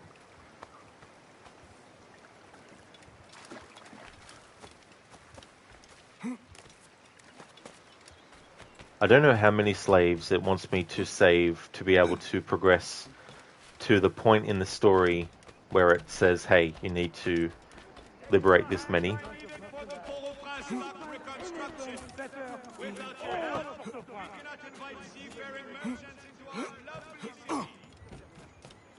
This lot will go for a high price. These animals will fit right in on any... Worth your money, gentlemen. Good-looking group. Non, je n'ai rien fait à tes pieds. Monsieur, je ne vous ai fait de mal. Je suis trop jeune pour mourir. Pensez à mes enfants. Écoutez, attaquez. Je ne vous ai fait de mal. Attendez. Non, laissez que passer. Pensez à mes enfants. Écoutez-moi. N'approchez pas de moi. It's funny. That dude there that's attacking us is actually the target of the objective. De vraies bêtes. Revanche. On va le perdre. Il est là-bas. Vite. Ne le perdez pas de vue. Plantation Masters meeting will take place Thursday evening. Topics of discussion will include efficient methods of slave discipline, overview of the trottoir.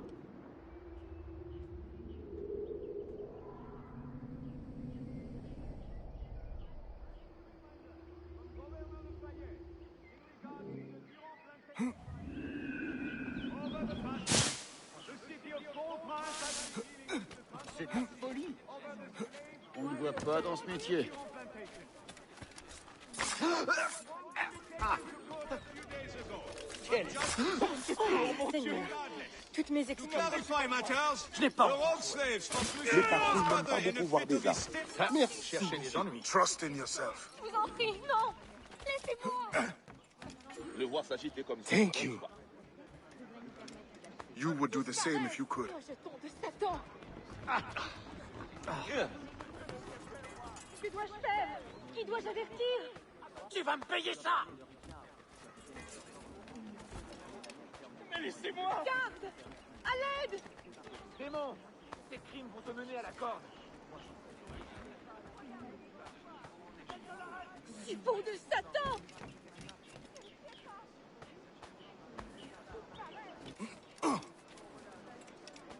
Disparais! Rejetons de Satan!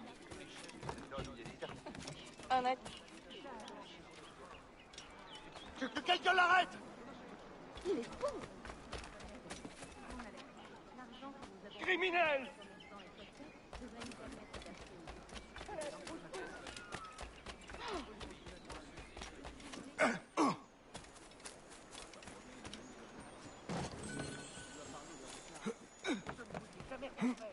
Laissez-le tranquille! Satan, là, on s'en... Vous n'avez rien de plus intelligent à vous dire, messieurs. I'm also going to need to upgrade Adewale's ship as well, a little bit too. So in terms of like the amount of money it might cost to do those upgrades, it'd be good to have a bit of money up Adewale's sleeve. Oh, just throw that then. Get it out of the way so we can access this. Here we go.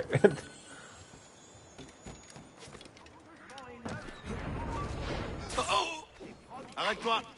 Finira ses pieds sous terre.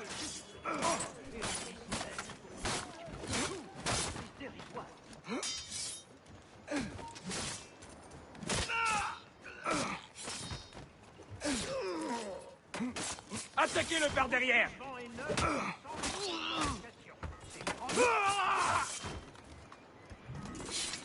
Tech, without dwelling too deep into semantics, slaves nearly implies a people group, while enslaved suggests a condition or status of current. Ah, of course, yeah. Yeah, so that's where the difference lies. Démon, tes crimes vont te mener à la corde. Les trésors de l'Orient, le luxe de l'Europe et les mystères de l'Afrique. Le tout à un prix dérisoire.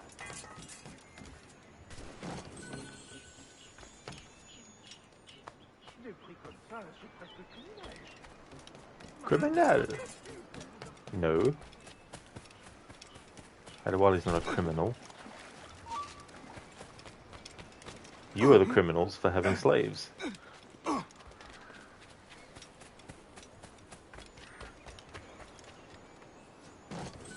Tech tips Arthur's hat. As always, I digress. Arthur's classic hat. Whenever I play Red Dead Redemption 2 and we're on the on the mountain to go and deal with Micah, I always make sure to have Arthur's hat on as John. There's also a playthrough one time where I wanted John to wear the exact same outfit that Arthur wore when Arthur died, and I was so dedicated to that when I actually got to the point in the mission where you have to sneak up the mountain and not get shot by the sniper, I actually got killed. And what it did was it actually reverted John's outfit to his default one. So I was committed to killing Micah wearing Arthur's outfit so much that I actually decided to abandon the mission completely and then change the outfit back to Arthur's outfit that I had, and then restart the mission. And if anyone's played the game, you know that the mission isn't just turn up where Micah is and kill him. It's you have to travel a fair distance and do a few things. That's how dedicated to that I was. I was like, no.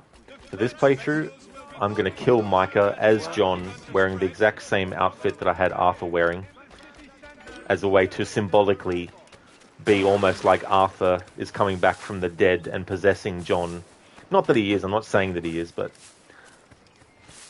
my reasoning in that playthrough to do so was to almost be like Arthur's spirit is coming back. And not that revenge is something that he necessarily would have wanted, but that depends on your way that you play him, of course.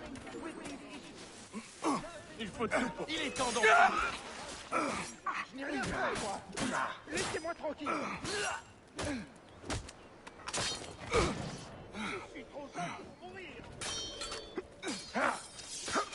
Bloquez tout issue.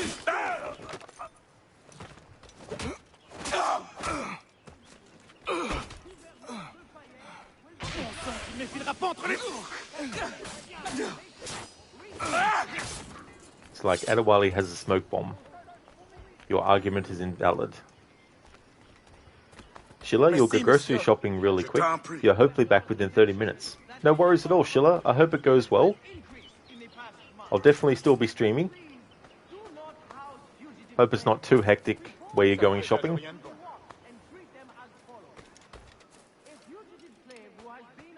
Je suis pas prêt d'oublier ton visage, voleur. And will be branded with the fleur de lis on the shoulder. So this is definitely glitched. So when I get this chest over here, I'll have to...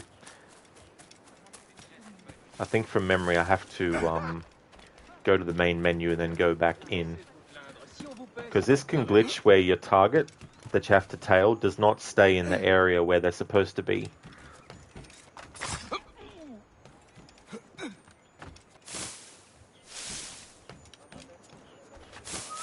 Oh my god, game. Okay, let's take this slowly. Alright? Now. Usually you can just run at a chest and be spamming the button and then Adewale will look into it, but the game wanted to be difficult. Or maybe just restart memory. That should do the trick.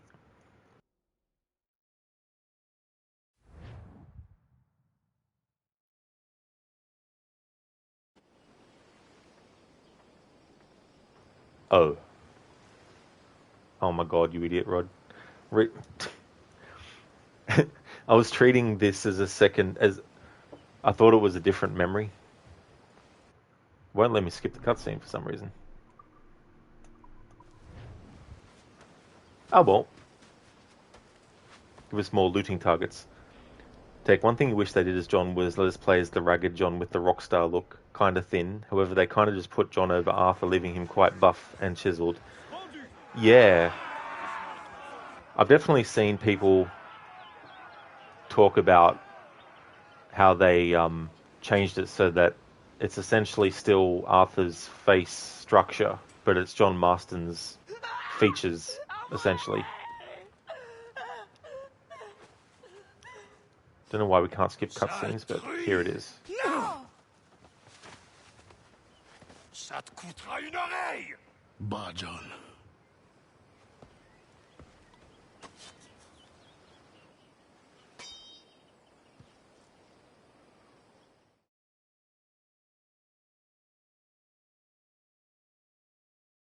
Templar can wait. This woman must not suffer. Arrête de courir, salope, ou je te tranche les deux oreilles! Non! Mon Dieu!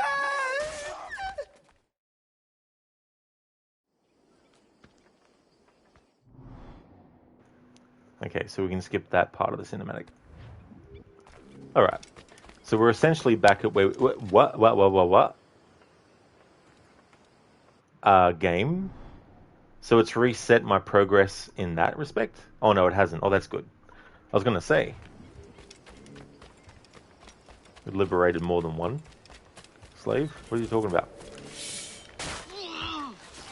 Laissez-moi tranquille. Yeah, Tech. One of my favorite moments in this DLC is when we deal with Lafayette, or whatever his name is. There's more than one Lafayette.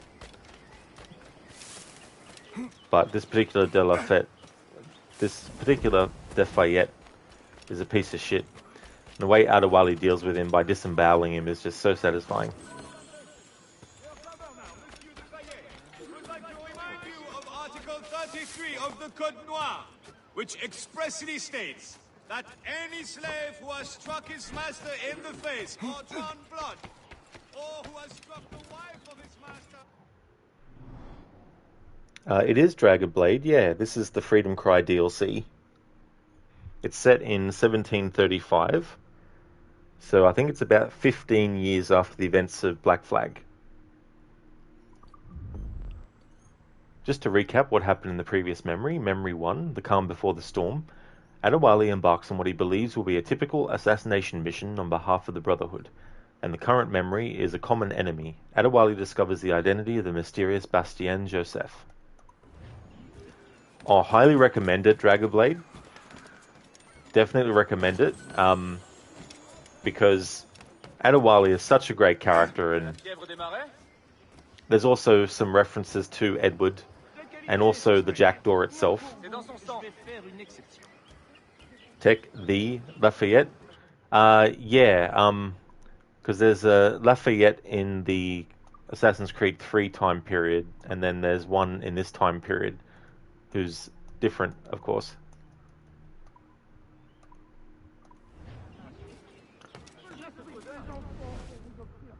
But I don't know this Lafayette's full name.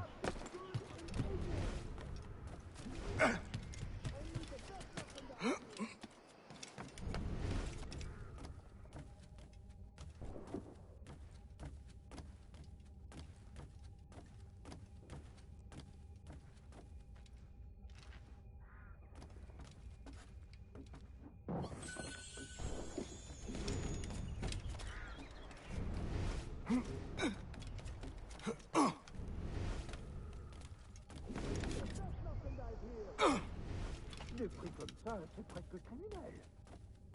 Ce que tu fais, je l'ai ici. Je crois que je suis bien étrange. Mais qu'est-ce que vous faites? Quand ce sera fini. La police est... Messieurs, Look no further. These slaves are in good physical condition. Madame Joseph's women are the finest outside Paris. Mark my words, though. Guzan has eyes only for me. I'm on my way there now to present her with a gift. Enjoy yourself, sir. And fear not, you'll meet no competition from me. My heart is too weak. Great quality here!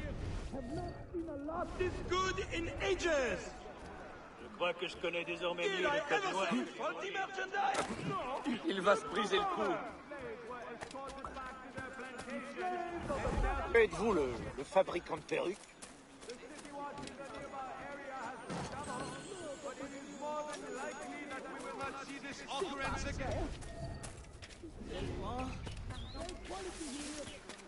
Severe rainfall has caused the monkey fever to make its way into the inner city of Port-au-Prince. Please be patient as we deduce an effective way of dealing with these... Only the best merchandise here! To help ease symptoms. The slaves are the best of the best! Oh, nice, Dragon Blade. Yeah. Yeah, definitely recommend it. I hope you enjoy the experience. And that's no worries at all. You have a good night, Dragon Blade. Catch you next time. Have a good one. Tech. Oh, okay, you're thinking of Civil War Lafayette. Thanks for the clarity. Oh, that's okay, dude. Yeah, because I don't know how many... Because is Lafayette just a, like, a designation for, like, a title or something? Or is that actually, like, a last name thing? Because I wasn't too sure. But yeah, definitely different ones.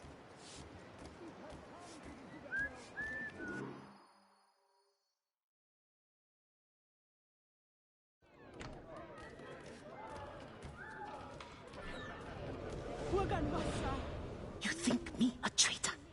Slaves will be safer for it. Monsieur Gouverneur, if they felt safe at the plantation, do you think they would rebel? Of course. It is their animal nature. Violence is the only currency that motivates them.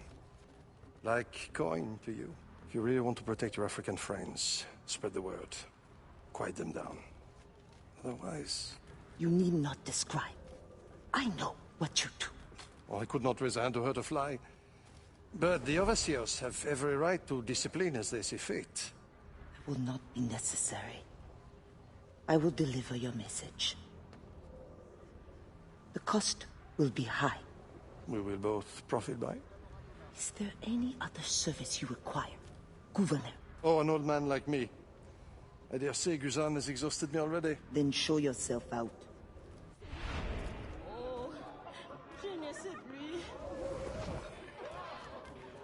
If only we could kill him right here.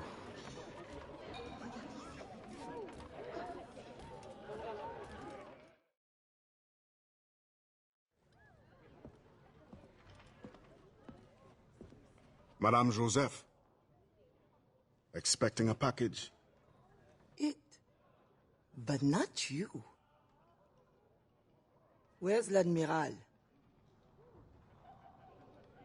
I see. And do you mean for me to meet the same fate? Look around. One threat, and these men will end you. I bring no threat. Tell me, how do the Templars allow you to carry on like this? I am only the messenger. But before you judge, remember, the Templars' coin, like any, will buy the freedom of men like you. I know this mark. You know nothing. You have the brand of a slave, the eloquence of a scholar, hands of a sailor, and an assassin's hood. Few weapons. I think the storm stranded you. What do you need? A ship? Shelter? These things can be had for the price of this parcel. I need nothing I can't win for myself. But prove that what you promise is true. And perhaps something can be arranged. Is this your game? Very well. Then you will do me a favor. Okay, so what's interesting here with this exchange is that Bastien, when she sees Adewale, obviously she's not expecting Adewale to be the one who's delivering her the package. She follows that question up with, what happened to the Admiral? Where is he? Adewale doesn't have to say anything because Bastien is not silly. She recognizes that he's wearing a hood.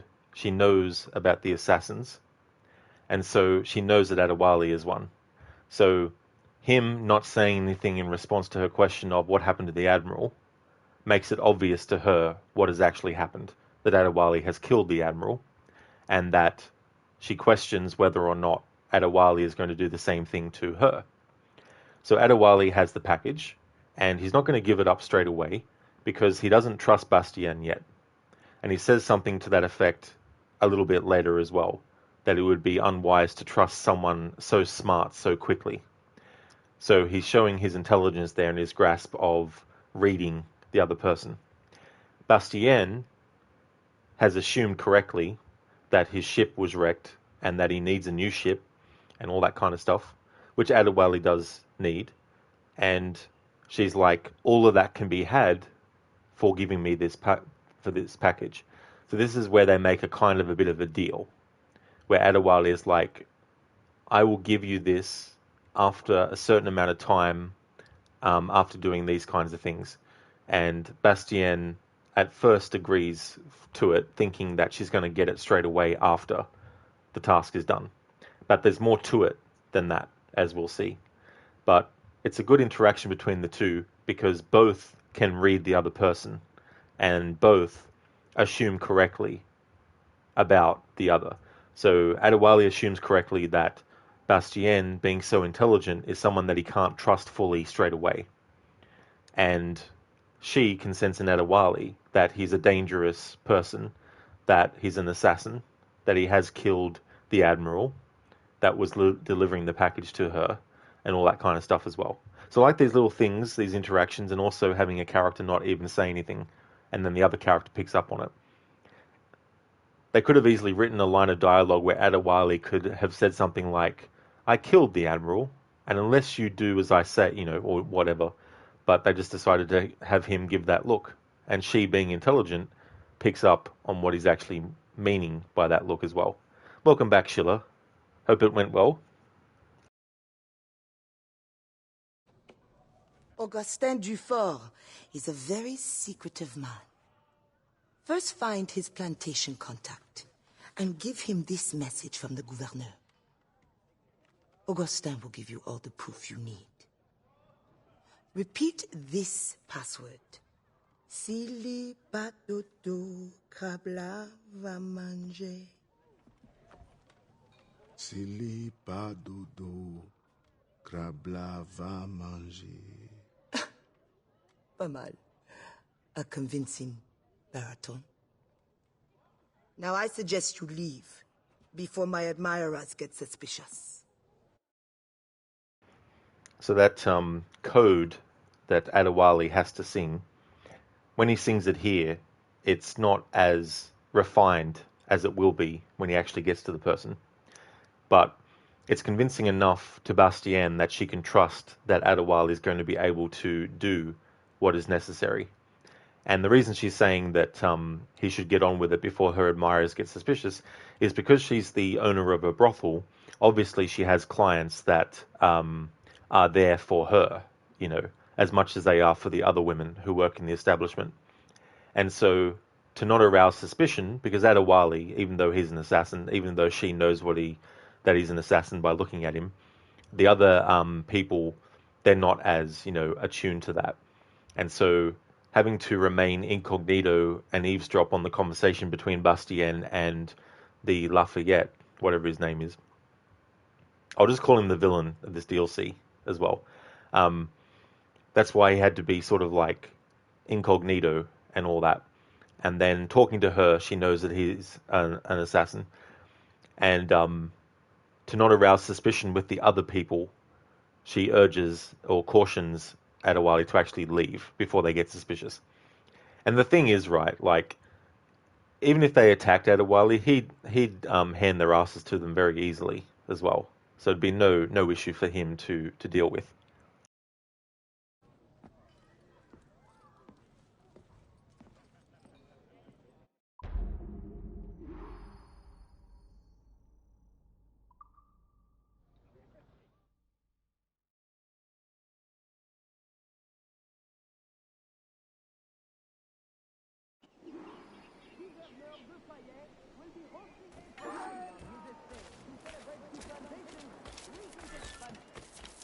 Beat you until you spit blood!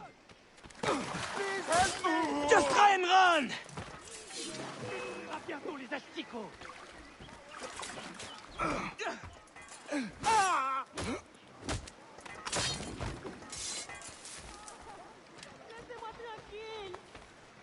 That's okay, Schiller, no worries at all. Tech, his full name is Marie-Joseph Paul Yves Roche Gilbert du Mochier de Lafayette. Damn. You're trying to translate his name as your understanding of de in French is of, from, and about. You wonder if, like Ezio, it's a place he's from. The Civil War one. Oh, so that's the Civil War Lafayette.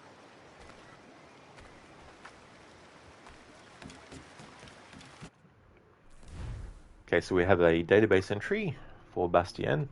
Just want to get the exclamation marks off these other ones.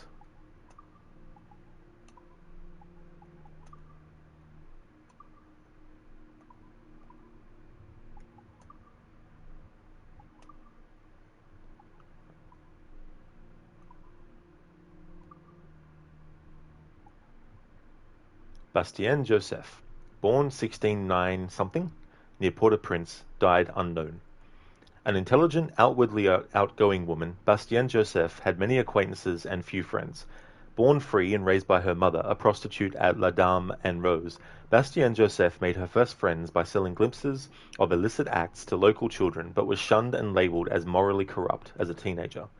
Choosing to avoid prostitution herself, Bastien learned to read, write, and manage financial affairs. In time, she became the brothel madam's indispensable right-hand woman. In this capacity, she bore witness to all the secret deal-making, political manipulation, and scandal among the brothel's patrons, and learned the true power of the Madame of La Dame and Rose. Engaged once, she ultimately avoided the altar, realizing it would deprive her of the freedom she had carefully cultivated for herself. She instead inherited the brothel following her mentor's death, and took private pleasure in seeing the bullies and hypocrites of her childhood become her paying patrons once more. In the successful business the previous madam had built, Joseph saw potential for something more. Doubling her business, she then used the brothel to undertake two types of action on behalf of Maroons and enslaved Africans in Port-au-Prince. She used the proceeds to buy the freedom of slaves, and used the confidential veil of the brothel itself, in tandem with her control over the women who worked there, to solicit political favors from powerful clients, including Governor de Fayette and the scientist Louis Gaudin. In 1735, she met Adewale for the first time, and the two became uneasy partners in helping Augustin Dufour and the Maroon cause. It does seem that a friendship developed between them, but it is unclear to what extent.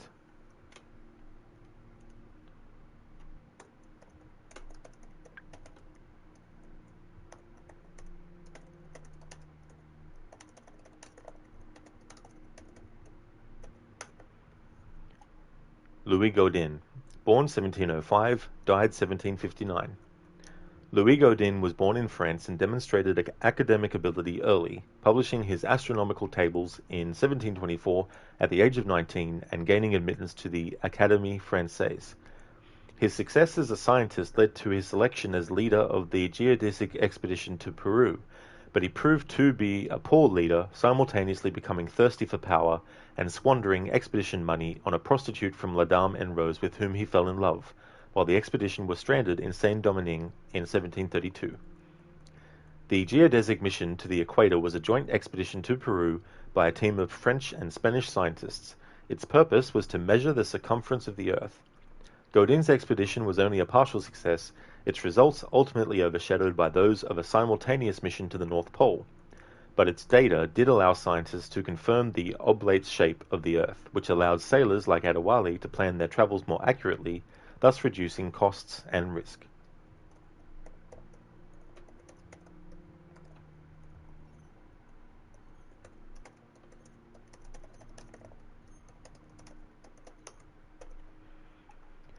Pierre Marquis de Fayette, governor, born 1675, died not yet, but painfully when he does.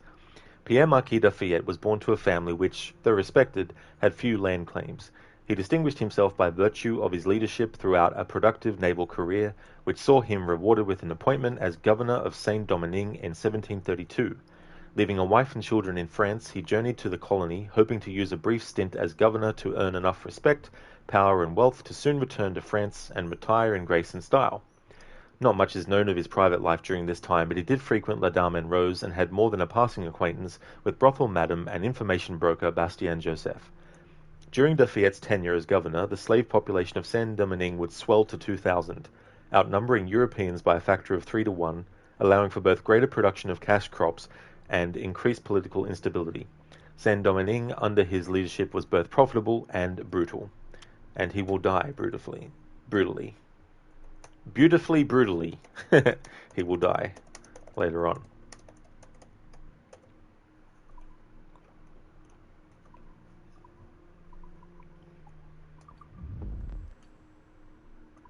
Memory 3, laying the first brick. Adewale must deliver a letter to Augustin Dufour. Don't think we can see that letter, can we? Don't think we can.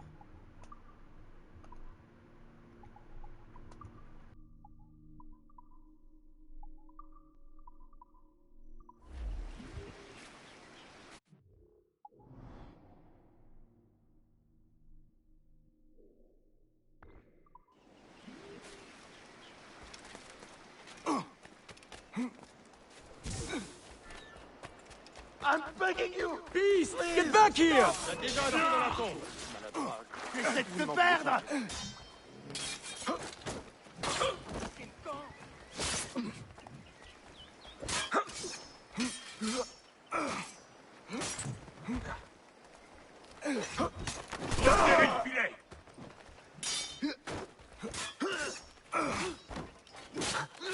Enfermez-le!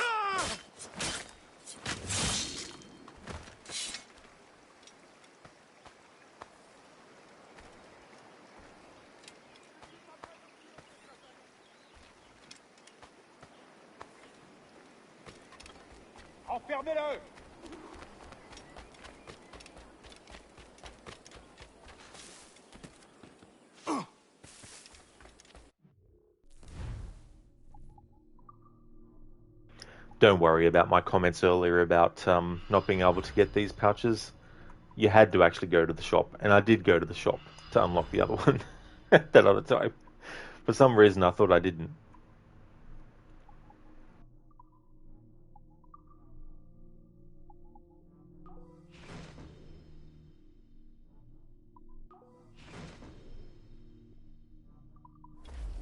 Thank you, Captain. Good luck out there.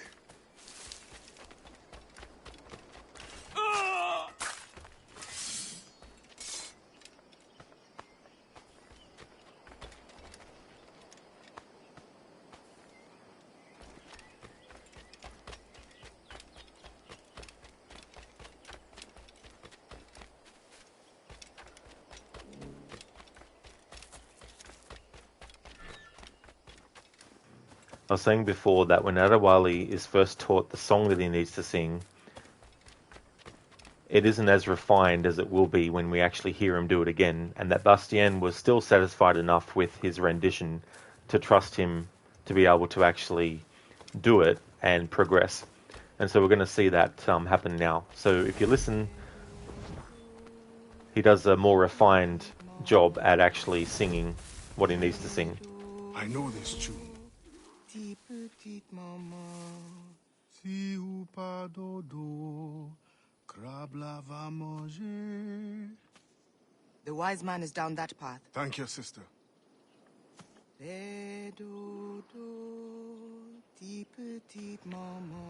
Tech, reading about this Jean Lafayette, unless they meant his brother Pierre. Yeah, so in the database entry for this Lafayette, they mention the name Pierre.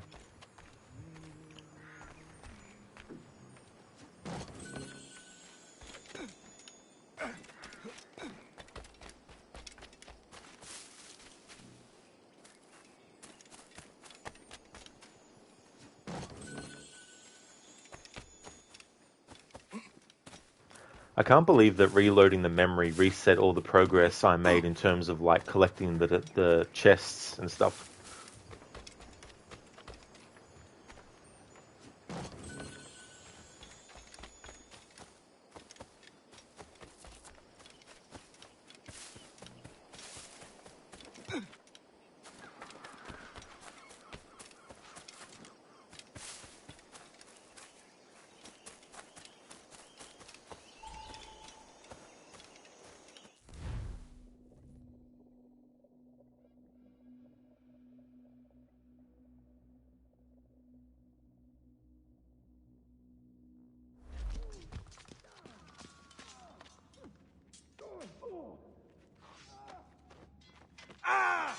Nappe-moi!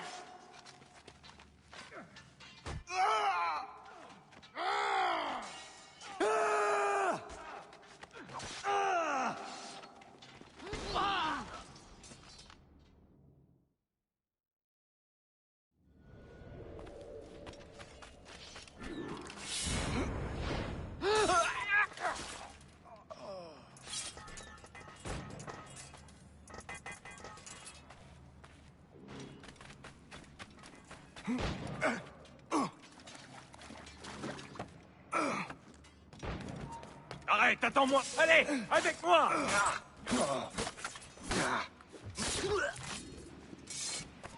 Arrête-toi!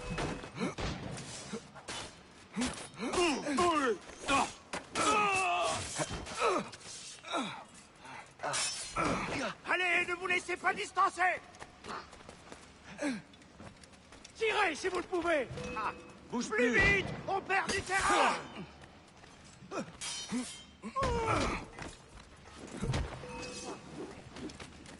Je t'ai dit de t'arrêter, sale bête!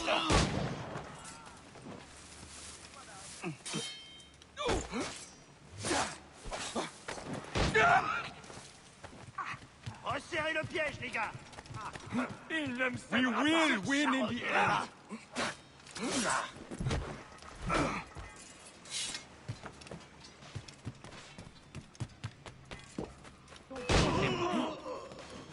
Ne le perdez pas de vue.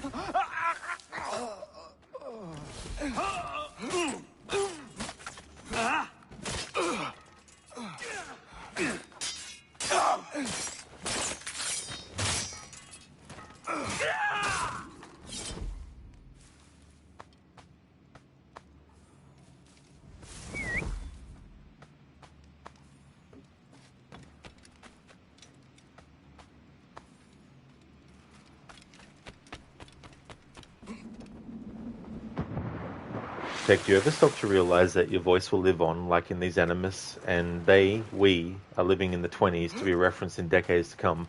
Strange and feeble when you look at it holistically. Yeah. Yeah, that's the thing. When you, because now, when we say the 20s,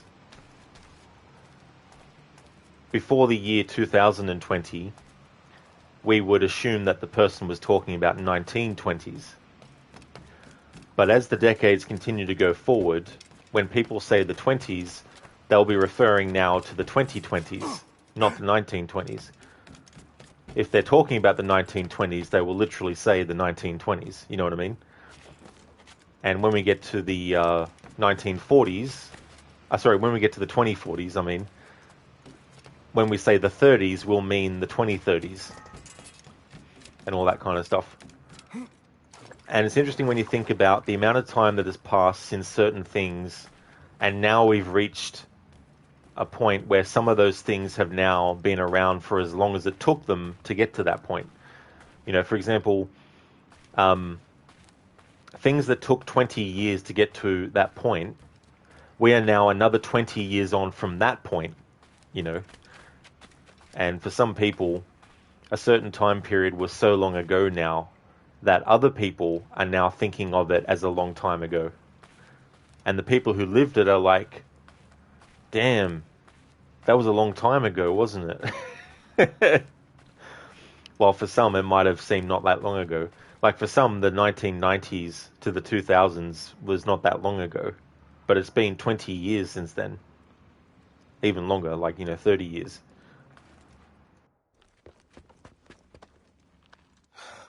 Do not let them escape. The river.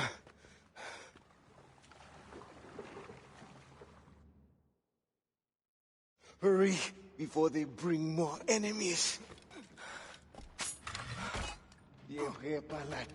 What's that? Don't know. Did you miss one? Row faster! Faster, idiot! This is as fast as I can go. Don't just sit there. Shoot him!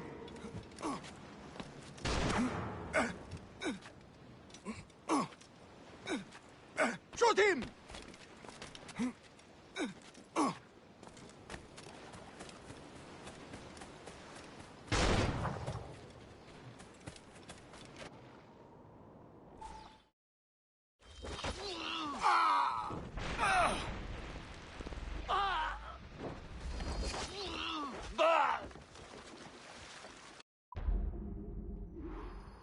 It feels weird, like in the main game, to not have music, but for this story-focused playthrough, I wanted to just have the dialogue be the priority for audio, while still keeping sound effects, of course.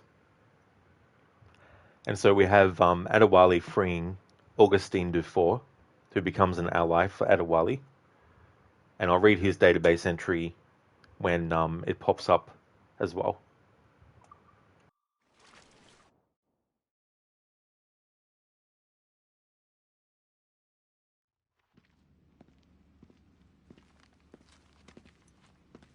Augustin Dufour.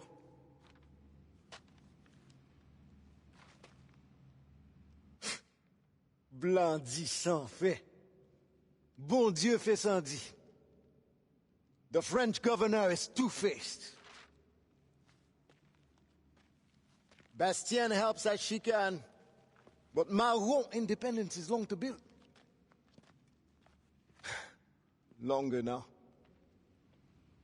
A warrior like you would be a great asset to our cause. With due respect, I serve a different brotherhood, and am honor-bound to return as soon as I find the means. But only the Aiwa know when that will be. Meantime, I have sanctuary and weapons to share. Perhaps our needs may align for a time. What do you need? Recruits, liberated slaves. The warriors among them join me. The others grow the community for which we fight. Titapti, Oiseau fait son nid. I love that quote. Little by little, the bird builds his nest. So Edawali is essentially saying that, I do need to go back to my duties as an assassin, but what's happening here aligns with my duties as an assassin. So I will offer my help and do what I can while I'm here. I suppose I might lend a hand for a time. Bibti Pashish. I will see that you are rewarded for whatever you can give.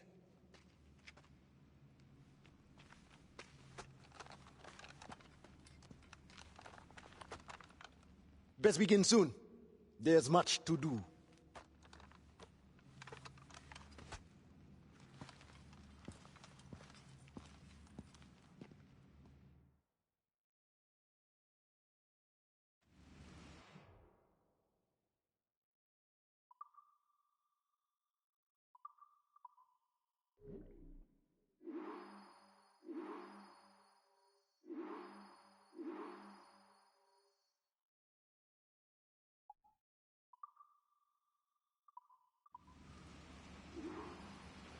Hello there, Keone. Hope things are going well.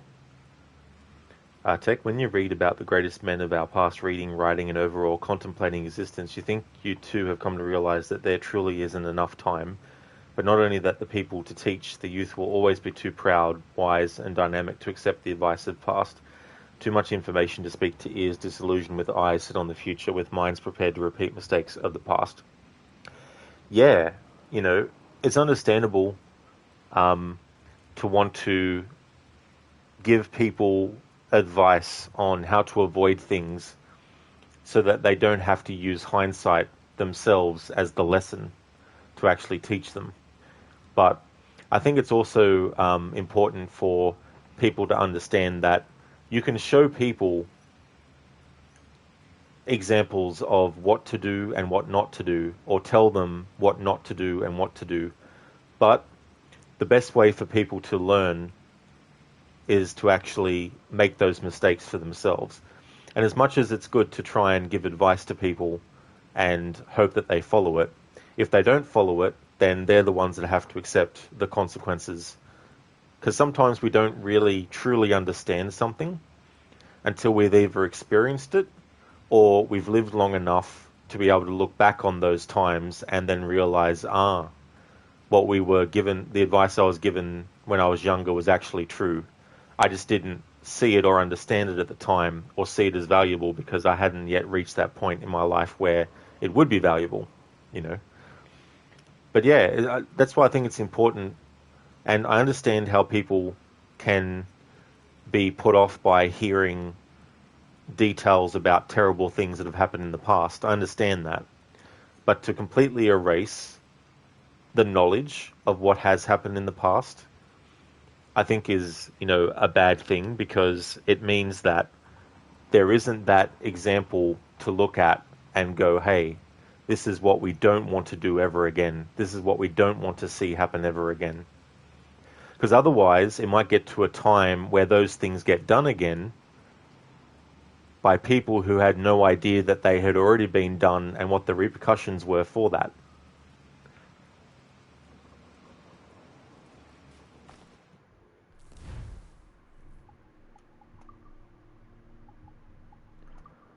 I think there's a quote from the first Matrix where Morpheus says to Neo, "I can only show you the door. You're the one that has to walk through it." And I think that's, something that you can apply to real life, where it's like people can tell you what to look out for, things to be aware of, and all that kind of stuff. but the person being told is the one who ultimately has to make the decisions. And if they decide to go and do what you've advised them against, and then they don't like the consequences after, then, you know, that's on them. And that's their decision. Augustin Dufour. Born 1701, died unknown.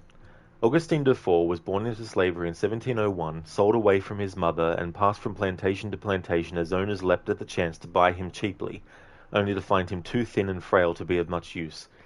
Changing hands so often gave Dufour an advantage. He learned the layouts, routines, and habits of plantations and their overseers across Saint-Domingue. He used this knowledge to plan a careful escape, and thus became one of the few child slaves to survive to adulthood.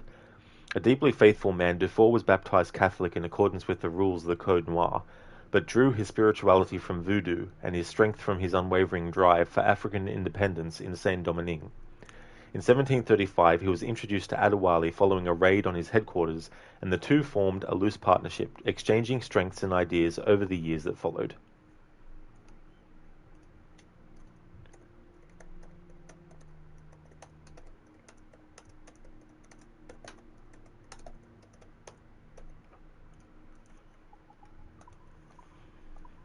That's a good point, Rod. Teaching someone not to touch fire would cripple the next generation to attempt to lift said fire to create a torch that we can move forward with it with a new light, instead of straying too far from the warmth that was comfortable before. Shaking my head, this is why I digress so much to say. Well, that's true too, you know. There's so many things that have a lot of components to them, and sometimes we can't see all the components straight away. Sometimes they get revealed over time, and there's some knowledge that we wish we had earlier, but we didn't. Not because we were ignorant things that may interest you. of it. It's just that our attention wasn't brought to it until later. My thanks. Return anytime.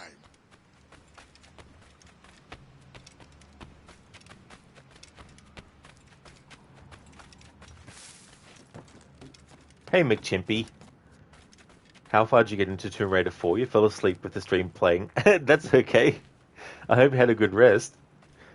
I got up to the part where you meet the soldier, one of the soldiers who's been injured by the big dragon thing. So that's where I ended the stream before talking to him.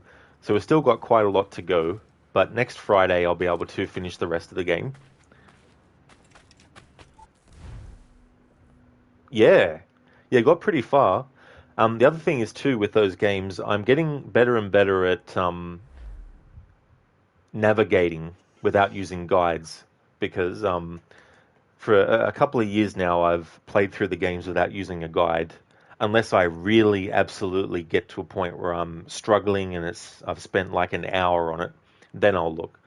But that's a game in the series that has a lot of intricate sort of things and items that you need to make sure you get, and it can be confusing with how they've separated the area into different loading screens and sections, and you know, you might have missed something that you need to go back so far to get, and all that kind of stuff.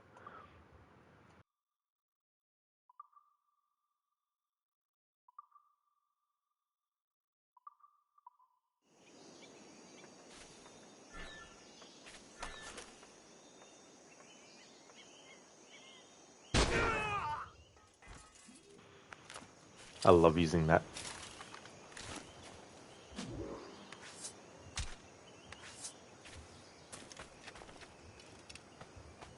Yeah, it can be McChimpy for sure. You know, sometimes I'll get those moments where I just have to keep wandering around until something in my memory triggers and I go, aha, that's right, I needed to go this way.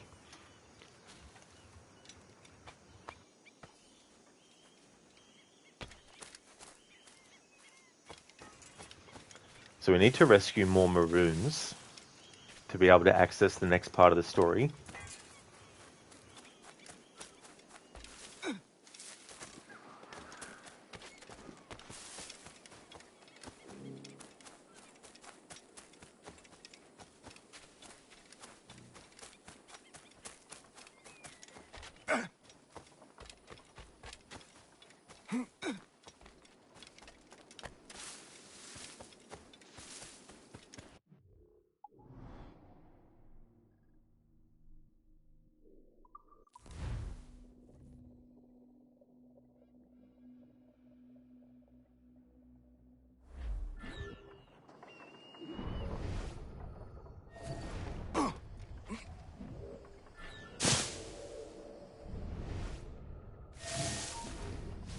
aller où comme ça? Laissons tomber. Il est reparti dans son terrier.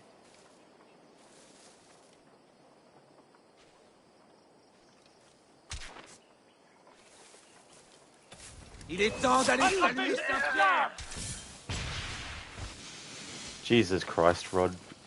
Là-bas! Friggin' didn't select the fucking smoke bomb. Ça, c'est derrière lui! Là! On n'a pas vraiment le choix. Qui va les surveiller?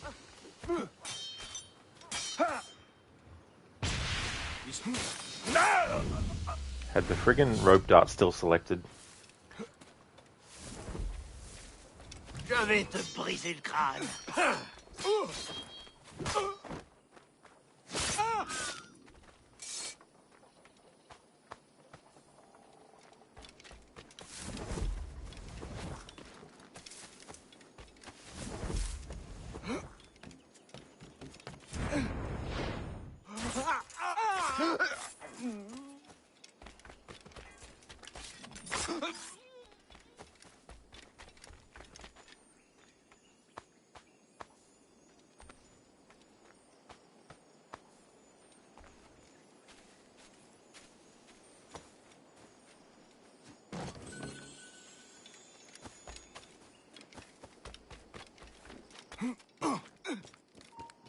Hé! J'ai même pas compris!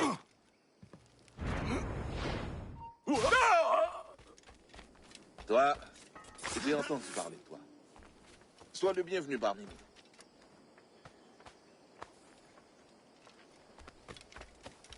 Attendez, j'ai rien fait, moi. Non, je n'ai rien fait, pitié.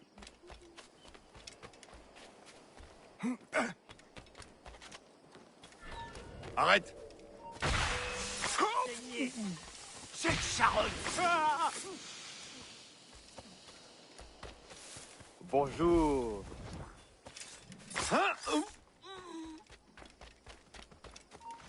Il essaie de prendre la... Reviens, bon...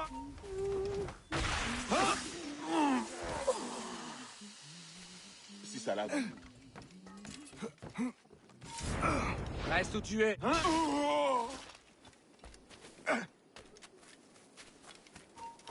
Ne bouge plus! Je vais te sortir les voyous!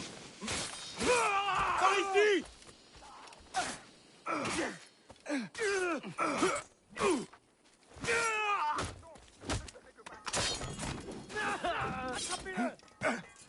You motherfucker. You cannot stay out here! Run! Go!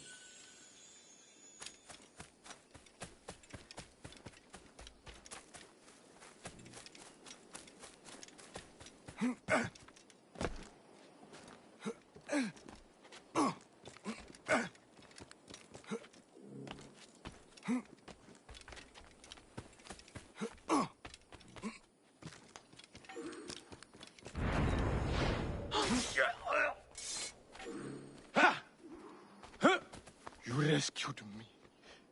Thank you. Je t'en prie.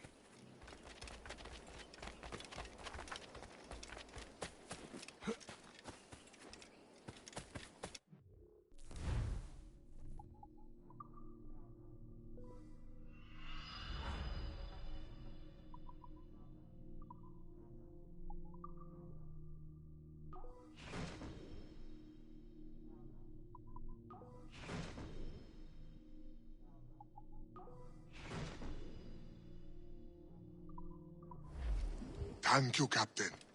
Good luck out there. Oh, c'est un illuminé.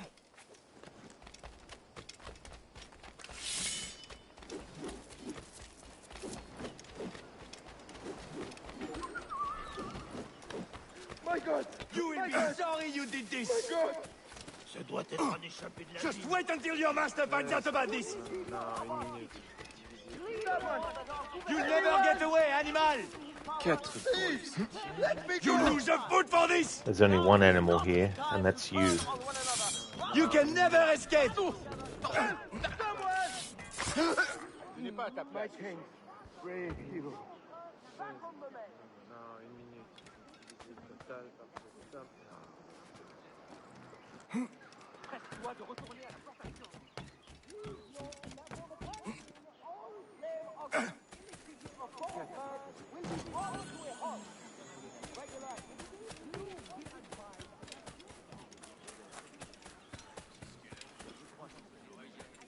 Tu devrais... Vous reconnaissez mes prix, il me ferait arrêter. Oui, c'est peut-être plus cher, mais tout ce que je vends est unique. Halte! Un animal! Il va le regretter, c'est certain. Je vous en conjure, ne faites rien. Le monde n'a jamais été aussi vide. Hey Afro, you've sort of taken an executive decision to not play any AC games for the foreseeable future. You just feel burnt out from the series as a whole. I don't blame you, Afro. It's definitely good to go with your instincts and how you feel when it comes to those things, because the last thing you want to do is get to a point where even the thought of playing any of the games is a thought where you're like, just don't feel like it, you know. Definitely understand. That's why after so many years of doing dedicated days of Assassin's Creed streams, I've decided that next year I won't be doing dedicated stream days all throughout the year for Assassin's Creed, because even though I've tried my best to make each playthrough feel fresh for me, I'm actually at a point now where I really need to take breaks between the games that are longer. So that'll work out well, because I'll still be able to do my annual playthroughs and any anniversary playthroughs and any challenge runs. It's just that I'll be able to also do other games. So I'm looking forward to being able to do Red Dead Redemption 2 every weekend next year for a change. And then the rest of the days of the week cover other games as well.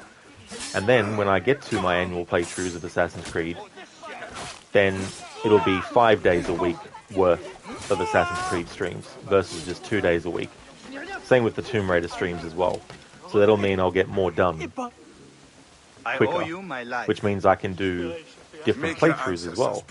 Like if I'm doing 5 days a week of Assassin's Creed games, when I'm doing my annual runs, I could make some of those annual runs 100% completion playthroughs. Whereas before, I would have to really just pick and choose when to do that kind of playthrough. But yeah, definitely don't push yourself to play any, and this goes for any franchise really. You know, don't push yourself to play games if you feel like you might be starting to get burned out on them, or that you could.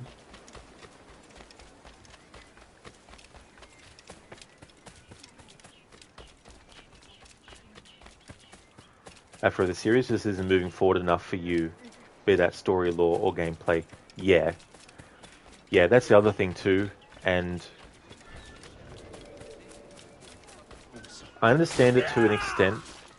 You know, you want to give people answers to things that have been set up, but you don't want to give them answers to everything. You still want some things to be given more times, or you might want to add more things on top. But there comes a point where you just need to answer all the questions that are left on the table, and then once you've done that, move forward. How can I repay you, monsieur? You're welcome. So you can start things from a fresh perspective. Tu n'iras pas loin.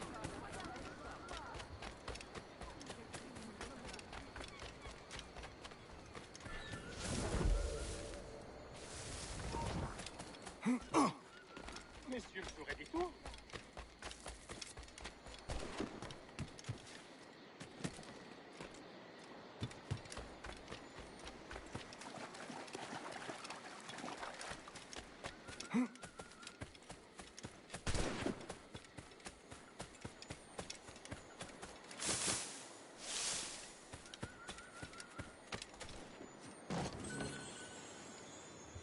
Afri, I mean, even challenges stop being unique when gameplay of every game is pretty much similar. So at that point, you are just playing the same thing with a different skin on. Yeah. Yeah. There are times where I'm like, I just want to play this game vanilla. I don't want to have any extra challenges on top. But then there's some times where I'm like, you know, I'm really in the mood to do a challenge playthrough. Get back here! Just wait until...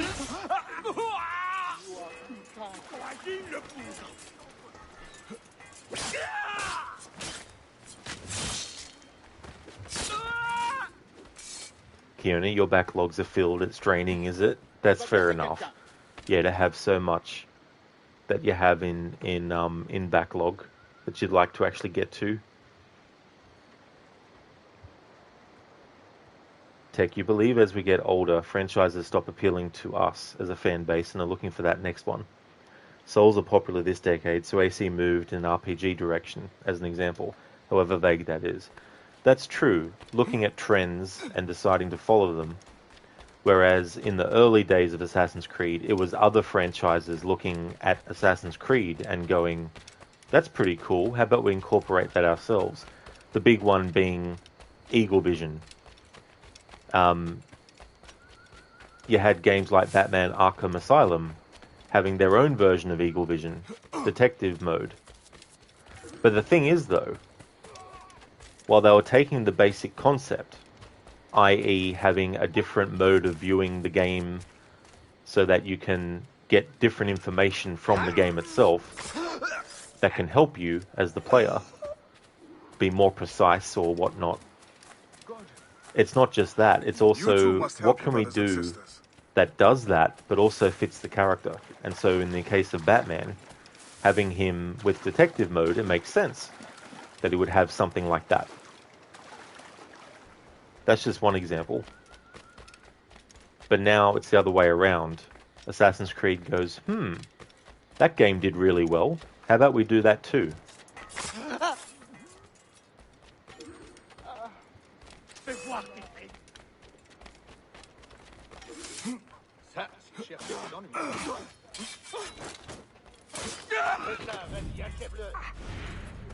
After you just see the end game for this series, there is just no end game. You see, like with the early games, you had a goal, stop the catastrophe, but now there is nothing.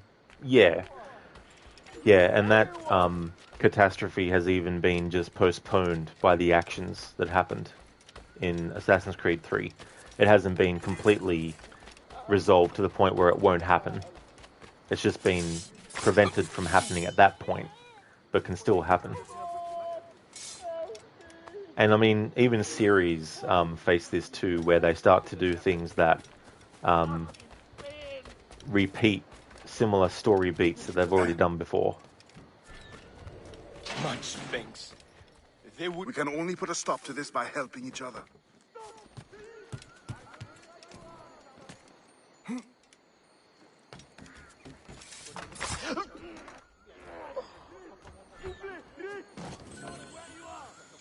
Take your understanding of backlog is FOMO. Takes on such a role that indecisiveness breeds doubt in motivation. There's definitely been games where I've gone, I could play it. I mean, I've got the time to do it.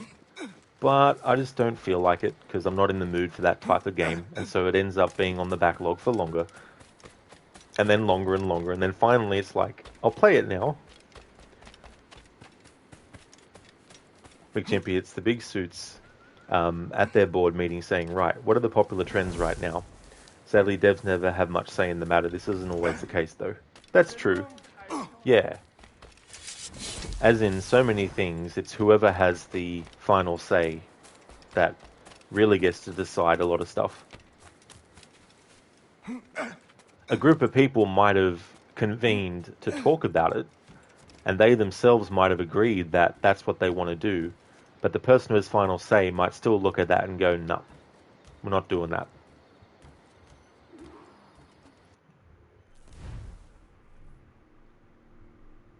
Take another thing that is helping you is sometimes ignoring the big games to stop and enjoy an indie or small game. That's a good way to do it too, as well. That way you're getting different experiences as well. McChimpy, From Software are your favourite devs by far. Not really a small studio anymore, though. Definitely have expanded then from their early days, yeah. Yeah, you definitely get studios that start small, and they have these successes that end up propelling them forward and becoming bigger. The previous memory was laying the first brick. Adewale must deliver a letter to Augustine IV, and the current memory now is a ship of his own. Adewale must steal a ship to gain access to the sea and all its opportunities.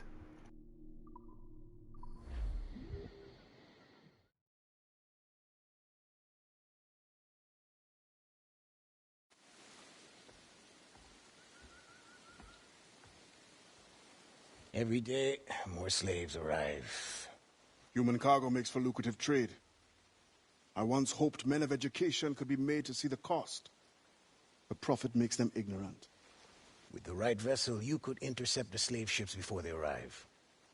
Or you would be free to leave. You have already paid more than your share to the Mawon of Saint-Domingue, and I am no master. I cannot choose for you. I like that little discussion there with Adewale and Augustine as well. Because for Augustine, in his mind, it doesn't matter how much you do towards something, as long as you've contributed something. And so from his perspective, Adewale has already done more than enough. But Adewale, of course, is going to decide to stay and do more than what he's done as well. But Augustine, in saying that, you could intercept the slave ships before they arrive, or you could be free to go. He's leaving it up to Adewale, leaving the decision to Adewale to either help further or move on from there. But Adewale, of course, is going to do more than just what he's done. And so getting this ship is going to allow him to have that freedom, but also us as the player to be able to go around and explore the islands that are in the area and all that kind of stuff. But that's in line with the Assassin's way of thinking, where it's like people have to make their own decisions about how they do things or what they want to actually go and do and all that kind of stuff. The freedom of choice and the freedom of free will and all that kind of stuff, which is what the Assassins are fighting for. They're fighting for people to have the free will to do the things that they want to do. Obviously, to a point, everything has a contradiction. The point at which they don't want people to be able to do what they want to do is just walking down the street, seeing someone innocent who's not doing anything wrong at all, that's not even harming people or killing people or whatever, and just kill them. And just be like, hey, I just did that because I felt that it was the right thing to do. They don't want people to have that level of freedom. But the Templars don't want anyone to have any other kinds of freedoms, like the freedom of what to wear or the freedom of what to say, all those kinds of things is what the Templars don't want people to have the freedom to do. So Augustine, even though he's not actually an assassin, his point of view on things and what he says to Adewale actually lines up pretty well with the Assassins and what they're striving to do and what they believe in, which is the free will of the human race. Sheila, a smaller game you really enjoyed was Greedfall. It's a nice RPG. I'd actually seen a little bit of that. Yeah, I'd seen that played, actually. I think it was one of those games, too, where if you chose the gunplay path with your character, it actually made things a lot quicker and all that kind of stuff.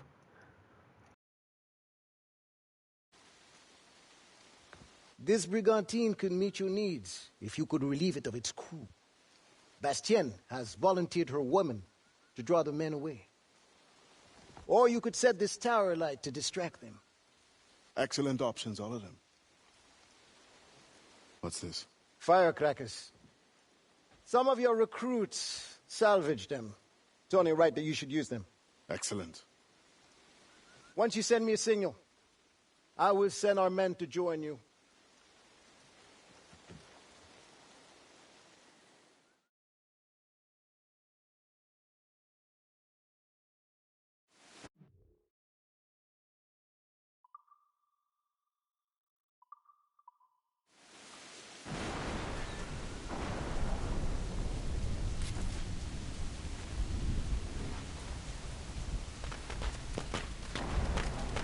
C'était quoi ça?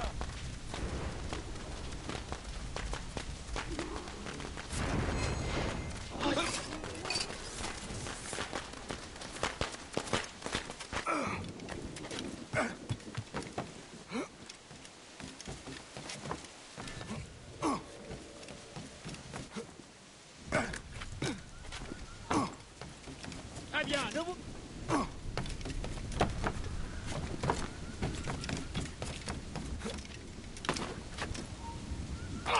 Halte!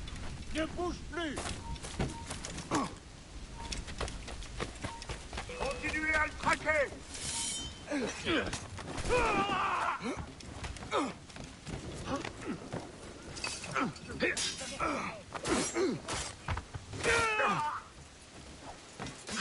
vous avez l'occasion, tirez! Idiot! Tu crois qu'on ne te trouvera pas? Arrête-toi. Il ne faut pas qu'il s'enfuit. Allez, tous sur lui!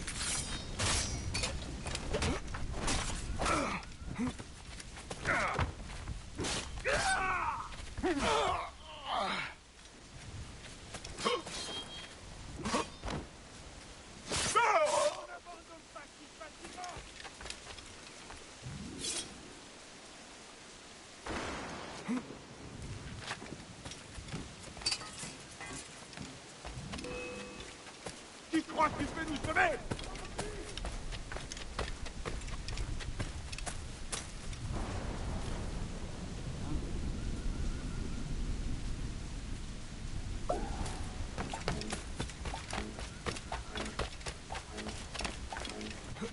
Idiot! Tu crois qu'on te trouvera pas? Il y a des blessés? Vite! C'est le poste de Jacques! Aidez-le!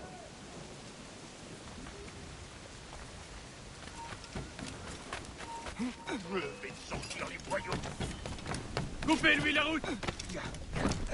Il ne nous sèmera pas comme ça! Arrête-toi. Restez sur tes talons. Hein? Ne le perdez pas. Compris?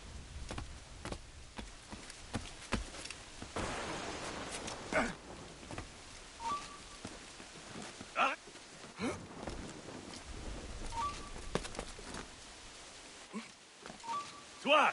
Aïe!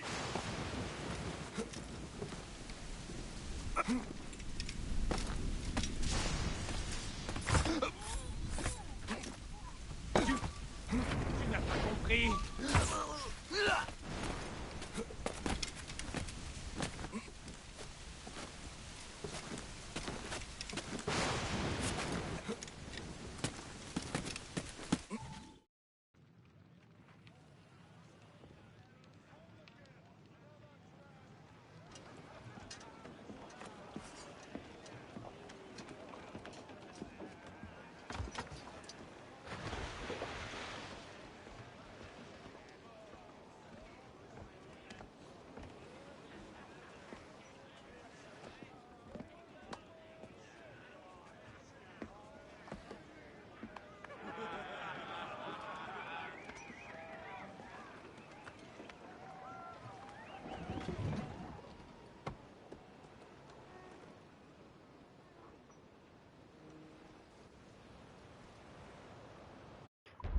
I like how happy and proud Adewale looks. Hello there, Shin. How's things? Schiller, a conversation between Connor and Hatham sums it up really well. Templars and Assassins both fight for the same goal, which is peace, but they fight over how to obtain it, which is kind of sad knowing what potential the combined power and potential of these two factions. That's true. There's definitely things in which, if they work together, they would be formidable. But the problem is, from the Templar side of things, the Templars will always find some way to try and do things in a way that makes innocent people suffer, which is where the Assassins step in and are like, why are you doing this, kind of thing. So it's something that they can set aside their differences sometimes for wider goals, like with Mirabeau and De La Serre, as well, how they had the truce and everything. But then there's also moments where Templars and Assassins might work together for a time and ally themselves, and their goals are actually in line. So with Haytham and Connor as well. But the thing about Haytham too is that, like other Templars, the only way he knows how to recruit potential Templars is to manipulate. And so he's trying to manipulate Connor into seeing things completely from his point of view, i.e. the Templars' point of view, because Haytham is so ingrained in the Templars since he was a child that he and the Templar Order are one and the same in his eyes.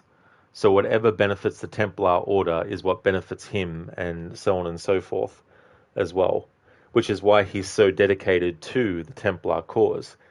You could kill a loved one right in front of his eyes if you're a Templar.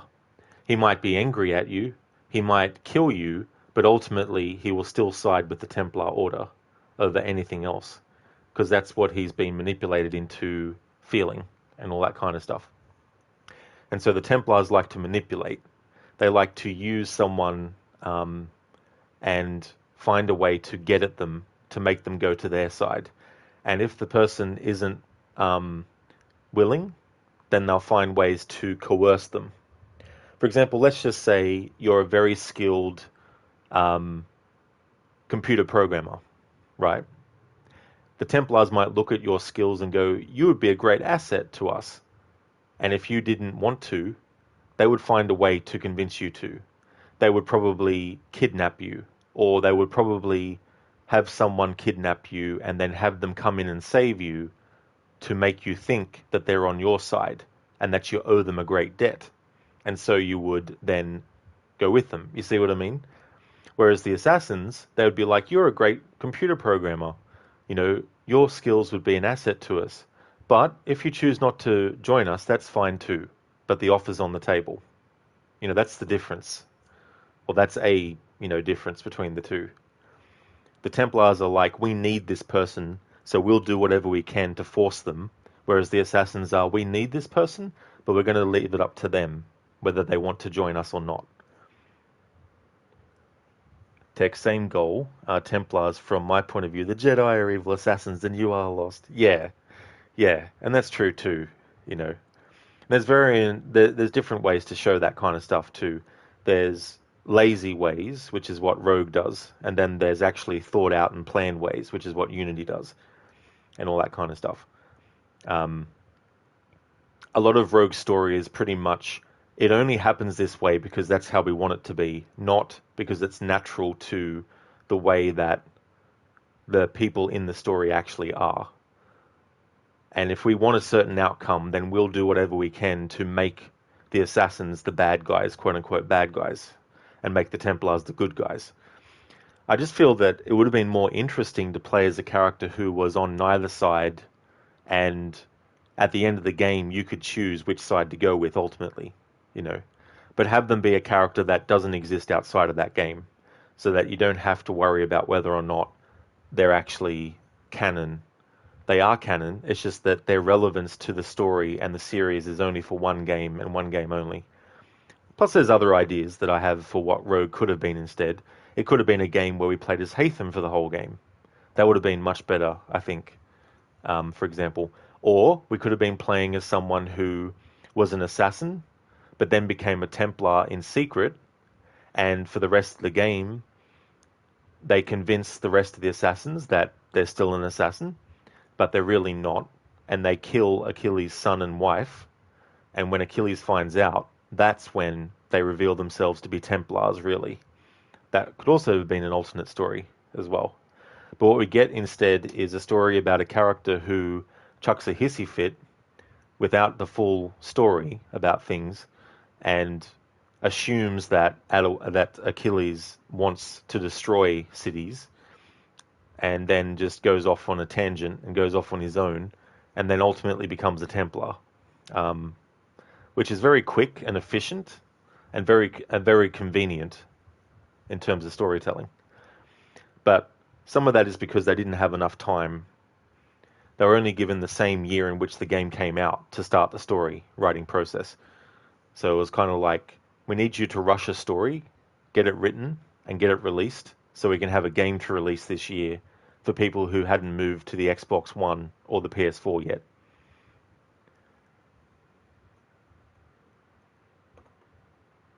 Sheila, you can see this really well with Elise and Arno in Unity. Elise likes to just Rambo stuff more, and Arno is taking much more care about his environment. That's true. And Elise has a, I will do this or I will die, and I don't care if I die as long as what I want to do gets done. Which is where the conflict between him and Elise comes into play, because Arno, having lost his own father and feeling that he could have done something, even though he was a child and there's nothing that he could have done, he still feels like there's something that he could have done to save his father from being killed.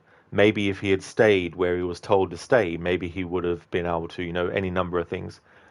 Plus, Elise's father, he's also feeling guilty about what happened with him. So there's two examples for Arno's side where he doesn't want that to happen again. And because he loves Elise, he doesn't want to see Elise get killed and lose her as well. Which is ironically, unfortunately, what also happens. Elise, in her goal to kill Germain at all costs, doesn't care if she dies and tries to kill him. And she's not successful, although she does allow Germain to be distracted a bit. And then Arno's able to fully get to Germain and then, finish him off. But Elise was hell-bent on killing Germain no matter what, even if she died in the process. So she, in that respect, she's very stubborn. But depending on your perspective, it might be a case of, well, it's understandable. And it is understandable that she would want to do that because she's lost her father as well. So she knows now what Arno felt to lose his father. And she wants to make sure that Germain gets killed for what he's done. And if she dies in the process, so be it. As long as he gets killed, it doesn't matter. Take with that analogy, the Templars are the doers and the Assassins are the equalizers. The Assassins just end up killing the people that are coerced into doing something they had no inclination to do themselves. Yeah, I mean, there's definitely characters that you could make an argument to say, hey, it's not their fault that they were manipulated into becoming a Templar. So anything that they do of their own actions should be blamed on the Templars and not them. But again, that also kind of like flies in the face of making people own up to their own choices and their own responsibility. Like, to a certain point, it's the Templars' fault for Haytham, for example, turning out the way that he did. But beyond the point at which Haytham became someone that was mature enough to think for his own and not be, dictated to what to think, from that point on, he could have made the decision to not do the things that he did, but he did. So therefore, he's still to blame, ultimately, for what he's done. It is tragic that when he was 10 years old, his father was killed in front of him, and that his sister was sent away to be a slave, but he was told by the person who did it that she was just missing, but they'll try and find her, and all that kind of stuff. That's out of Haytham's control, but once he got to a certain age where he was able to determine and distinguish various things, but kept on going and fighting for the Templars, then everything that he did as a Templar is his fault, and not the Templars. You can't just say, it's the Templars' fault for how he turned out. It is to an extent, but we all get a point where we have to be the ones to take responsibility for our actions. Whether your parents teach you to be good or bad doesn't matter ultimately. At the end of the day, people who are given an upbringing of being told and shown the right way of doing things aren't guaranteed to continue that through the rest of their life. Same as someone who was brought up the wrong way doesn't mean that they're going to continue that path in their life as well. It can just as easily go the other way. It doesn't really matter that respect ultimately. Like, it does contribute, but the full stop should be with the person themselves, not what happened at the beginning. Like, it's sad when people get abused growing up,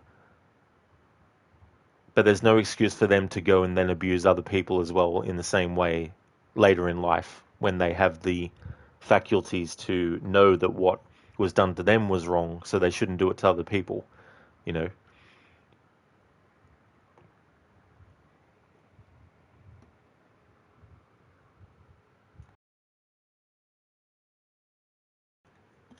Arr, matey! I've got a shivers in me timbers. Arr!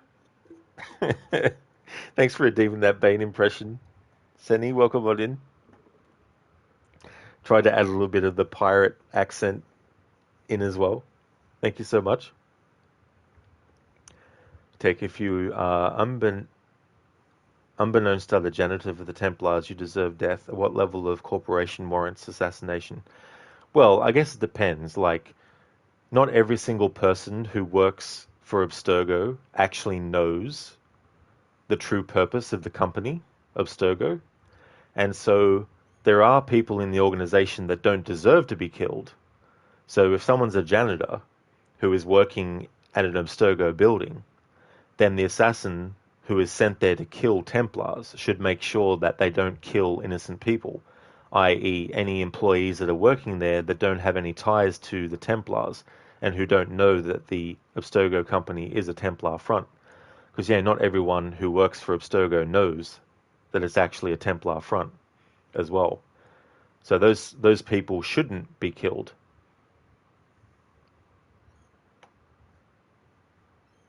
Crooked, thanks for that. You hope it's going well, Senny. It really is, Crooked. Yeah, it's going well. And no worries at all for doing that. I was just about to go and grab a new drink. So I'll leave it on this screen while I go do that. But yeah, it's going really well. McChimpy, you thought Davy Jones himself possessed your phone for a second there? Arr. It's funny, Olivier's impression in Black Flag of a pirate, where when Melanie tells him that the person in present day is experiencing the memories of Edward, the pirate, Olivier's like, "Arr, yar, matey," kind of thing. I'll be back in a moment. I'll just leave it on this screen, but I'll be right back.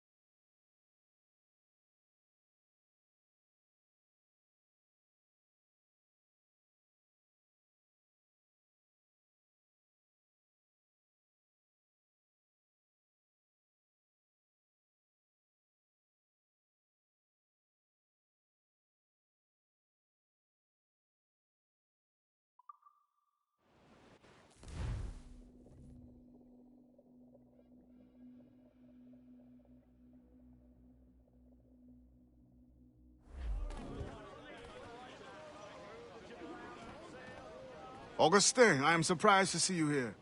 Are you not needed in the headquarters? I can train in order to take my place there. But when you are gone, who will captain this ship? You must teach me. Aye, I will. But you must not call me captain. You are the leader of these men. But you have earned the right. At sea, you will be my captain.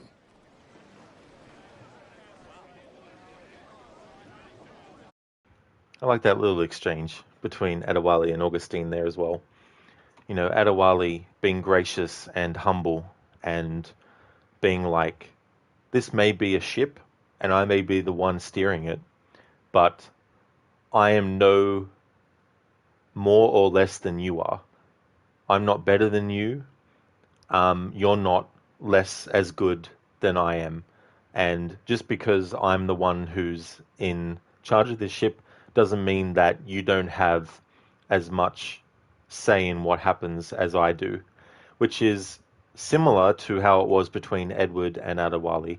But the difference between Edward and Adewale is that Edward got to a point where he was compromising Adewale and the rest of the crew in his pursuits of Bartholomew Roberts and the observatory. And that's part of Edward's character arc and learning those lessons as well. Adewale, on the other hand, he's a different kind of captain. And he is basically saying that I may be the one who is the captain of the ship, but that doesn't mean that you don't have as much right to be considered a valuable member of the crew and all that kind of stuff. And Edward, to some extent, was like that with Adewale as well, too, in having him be quartermaster as well.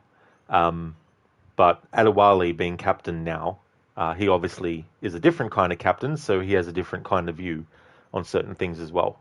So he views Augustine and the rest of the crew as his equal, not that he is above them in any way, shape, or form.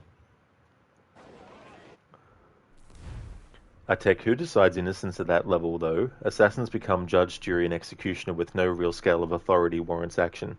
Haytham seems very logical in concluding that the assassins are mere terrorists that consistently void progress of their every venture. Yeah, I mean, you definitely have assassins who make decisions that actually compromise people who aren't targets. But you also have a lot of examples where they're only after a specific target and that they're not actually after just anyone as well. Like, for example, Altair in Assassin's Creed 1. When he thinks that Robert de Sable is at Majid ad-Din's funeral, he thinks that it's Robert de Sable, but it actually turns out to be Maria Thorpe. And because she wasn't actually one of his targets, even though she was a Templar, he didn't kill her. He let her go because she wasn't the one that he was supposed to assassinate.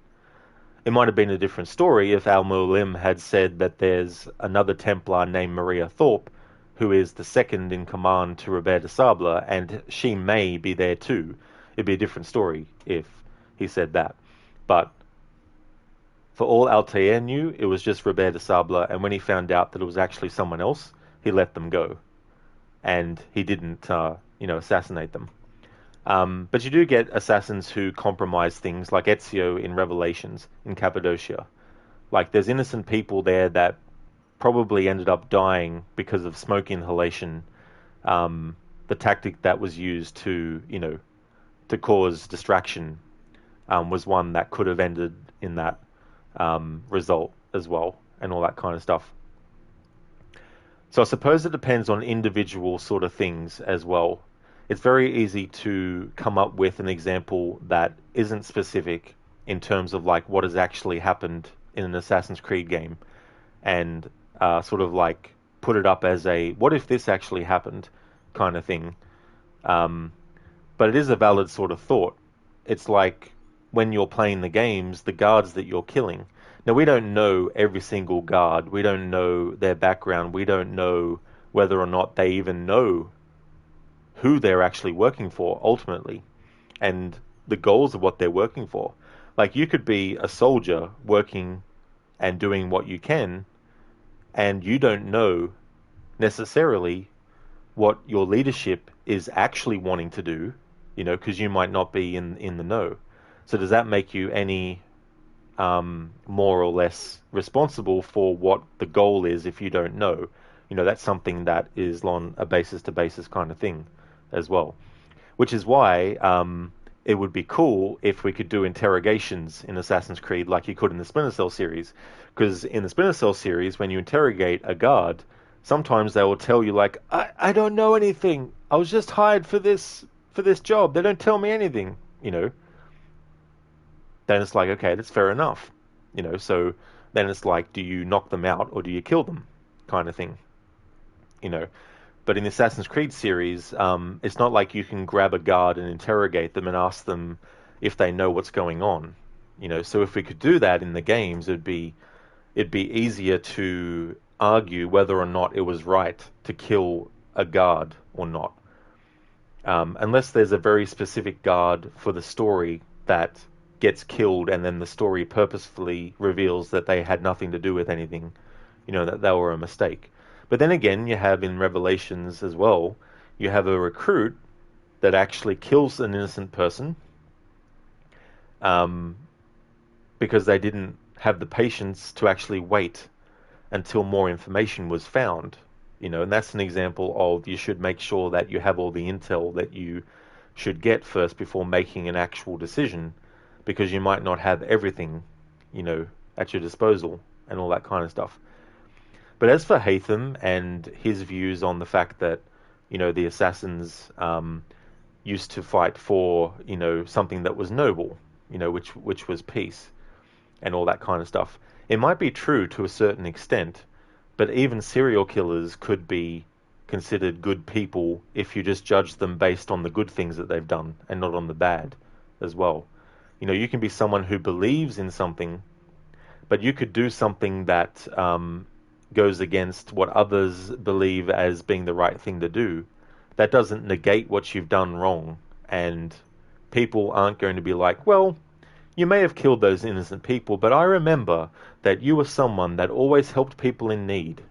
So therefore, you shouldn't be arrested. You shouldn't be held responsible for killing some innocent people, because you're a good person at heart. You know, you were good to the poor. You did all these good things. You may have killed some innocent people, but at least you were good to the poor. At least you helped the old woman across the street. So we're going to absolve you of all your bad things, you know. So there's some things that Haytham and the Templars do say which actually is true and is a fact and should be looked at as a good thing. But there's also the divergence where it's like we're going to take things to an extreme that's different, you know. And if you think about Haytham and how he doesn't tell Connor until it's about to happen that there's an attack on his village, that's part of Haytham wanting to try and prove to Connor that what he is saying is true in every aspect, and that he should not put all his trust and faith in Washington, because this is what Washington has ordered to happen on his village. But at the same time, the only reason this attack is happening on the village is because Charles Lee has set up Connor as the bad guy in the eyes of the natives who are going to, you know, to attack. And so it's a manipulation thing. So Haytham has tried to manipulate Connor, and the Templars have manipulated Connor's people to get the result that they want that goes against what Connor has been fighting to prevent as well, you know. So there's also that aspect too. And it goes back to what I was saying earlier about how the Templars, they don't recruit through honest trying to just make you realize that. You know, to an extent, Haytham is trying to do that with the wisdom that he imparts on Connor. But he's also falling back on the, okay, Connor, if you're not going to believe me, then I'm just going to wait until an opportune moment to then show you the error of your ways, to prove my points right, and then you'll become a Templar, right? Right? And Connor's like, fuck you, and fuck you too. You know, how long did you sit on this information, or am I to believe you just discovered it just now? You know? And so Connor is understandably pissed off at both Haytham and also Washington. So he just goes to save his village because that's his goal.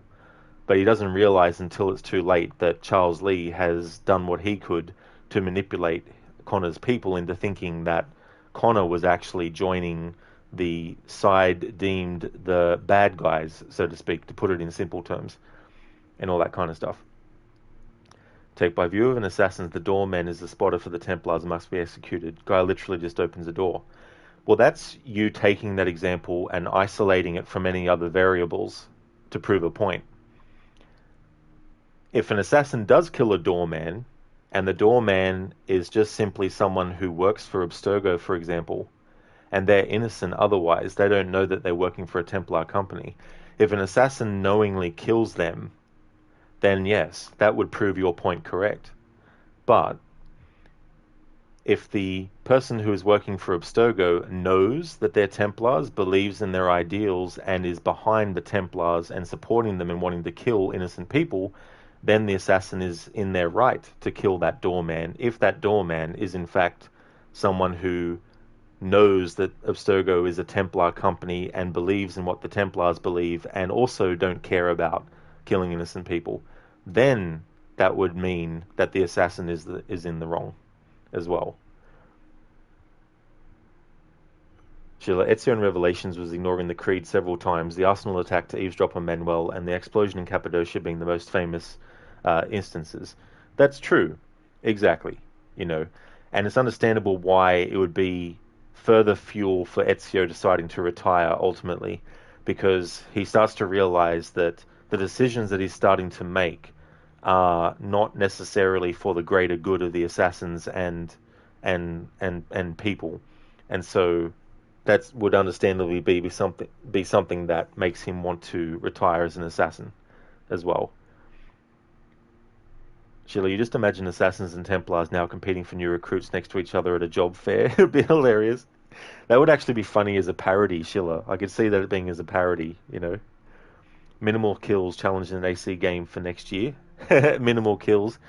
Yeah, I mean, I've done that in some ways with pacifist playthroughs I've done, but yeah, minimal kills would be interesting too, where I've done main targets only, but also including main targets that the game designates, even if they're not main character targets. You know what I mean? Like, they might say, kill this captain. And so in the mission, I've killed that captain, but they're not like a main Templar target. So I've done that too before in playthroughs as well. How did you come by your knowledge of the sea, Ade? It was my first true home. Buccaneers offered me my first glimpse of freedom, and I took it. I learned by observation. They will not teach you. Nor accepted me as their captain once I had proven myself. Only the assassins offered me real authority. It's interesting what Adewale says there, because he had more than done what he needed to do to prove himself that he was capable of being a captain. And he's referring in part to the fact that when Edward was in cahoots with Bartholomew Roberts, not fully in cahoots, but I'll just use that as a term to say that they were working together, Adewale made the executive decision, that the crew and the Jackdaw itself was more important than staying behind and trying to rescue Edward. And so made the tough decision, but the right decision ultimately, to actually take the ship and then leave. And from one perspective, it might be in bad taste for Adewale to have done that. But for the integrity of the Jackdaw crew and the ship itself, he had to make that decision, and so made it. And so for that, they would have accepted Adewale as their captain. But even after proving himself, they probably still might not have accepted him as their captain as a permanent thing. Maybe they thought, well, Adewale is the quartermaster and he is making this decision, so we support that decision, so we'll go along with it. But if it was a more permanent thing, maybe they might have been like, Adewale, we think someone else should be the captain, Which they didn't. Born in Trinidad? Aye, on a plantation. Are there not Maroons there who could use your help? I know we are not alone in Saint-Domingue to fight for independence. There could well be. I have not returned to find out. But yeah, they hadn't actually done that. But I'm just saying that if it were to be a permanent thing where Adewale was going to be captain and he wanted to be captain, then the rest of the crew might not have thought of him, even though he had proven himself, might not have thought him worthy of a captain. Unfortunately, due to prejudices and things that obviously, still exist to this day. Not everyone, but those sorts of still exist. But yeah, Adewale more than proved himself to be capable of being a permanent captain. But as things turned out, once he took the Jackdaw and saved it and the crew, ultimately he found Edward, and then Edward gets the crew back and the ship back. But Adewale by that point has decided to become an assassin, so Edward loses him as a quartermaster. Unfurl mains! Let's move! I need to do some grinding for materials and stuff. Stay out of range! Douse the gallants and royals! Fire! Reloading! Fire! We are ready! Fire! Loose and trim too! Fire! Crowd it all on! Fire! Almost ready! Be careful! Fire! That time! Hole in the stunsails! That's their weak spot! Fire! Hit the shot! Fire! Right there! Fire! Fire! Loose all and trim sharp to the wind! Working on it! Fire! That's their weak spot!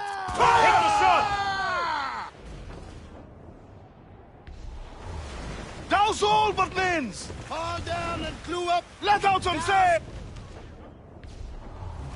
Yay!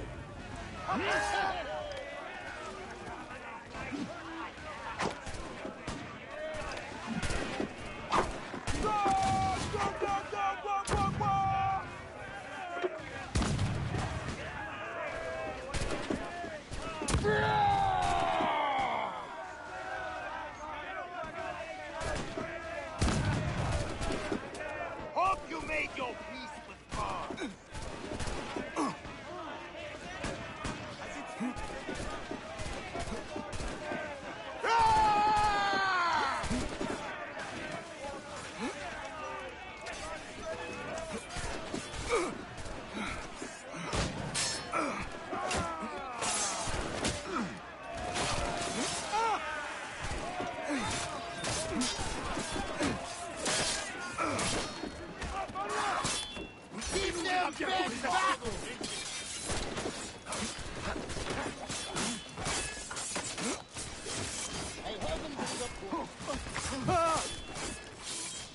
Bring the fight to them, sailor! Tu ne nous échapperas pas! Tu essaies de tirer, cafard? What the fuck? That was some Matrix shit. What the hell? That guard doing a slow motion like backflip.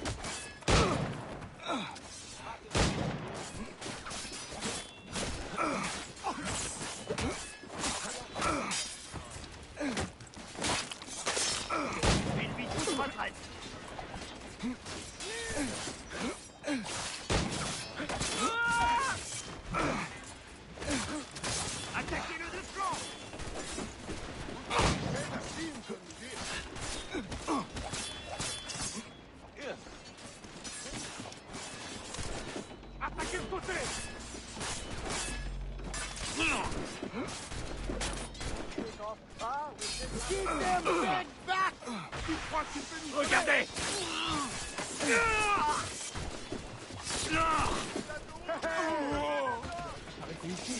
Attaquez, enfants!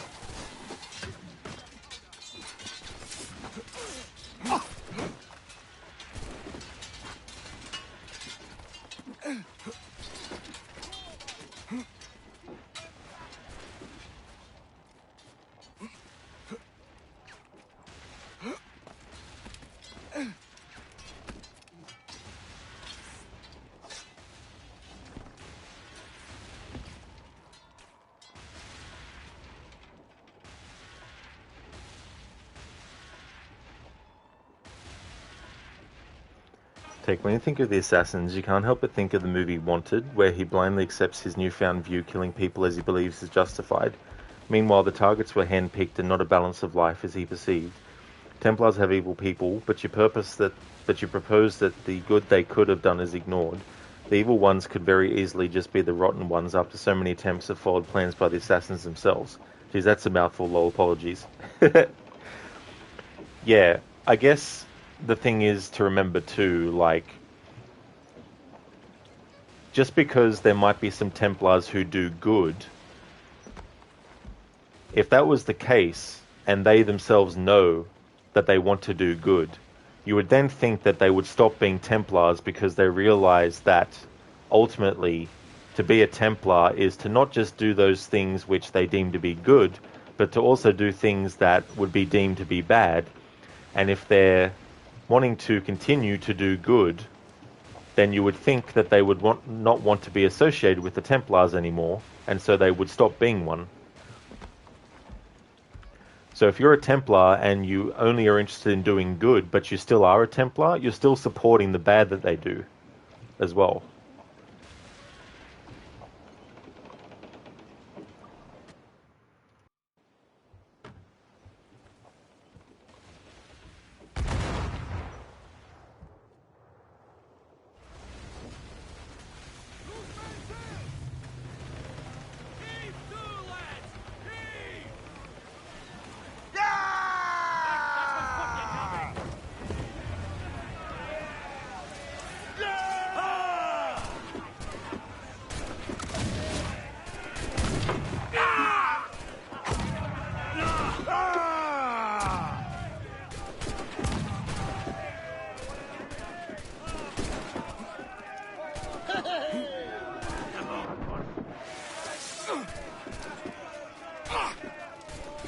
Beat them back!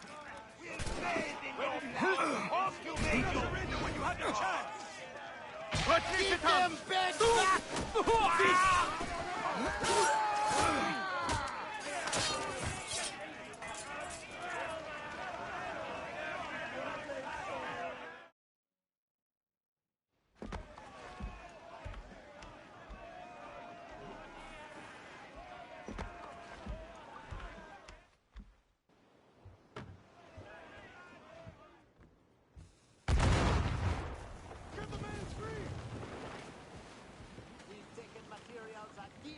Upgrading the ship.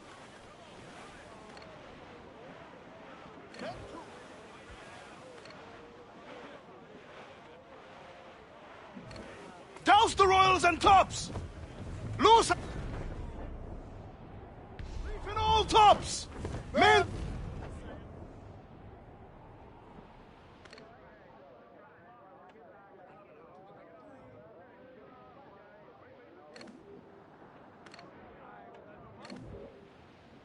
Reef the topsails and gallants! Fire! Almost ready, Captain. Hit! Awaiting orders! Fire! Fire! Captain! Ease off the wind! Through her there! Fire! Get the mains free! Loose and trim too! Men! Should have surrendered when you had the chance!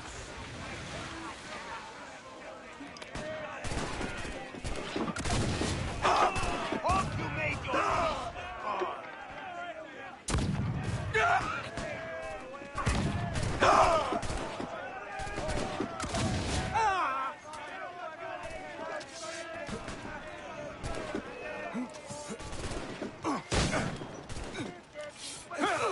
Defender for all you want!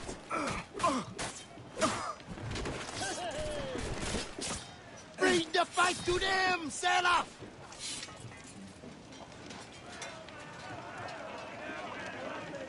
The seat!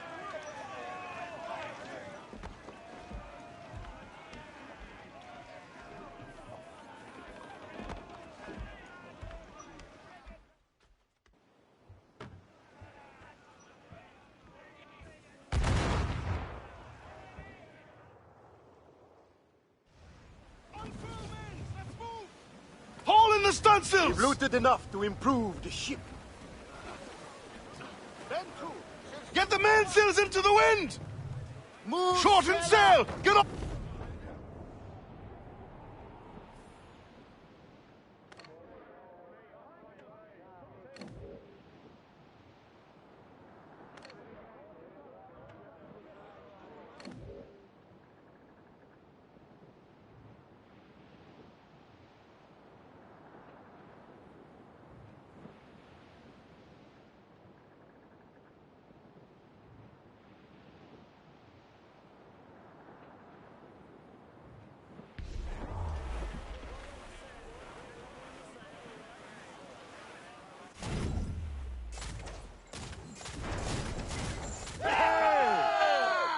Would finish.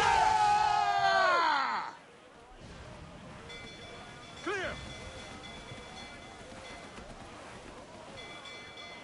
Look out!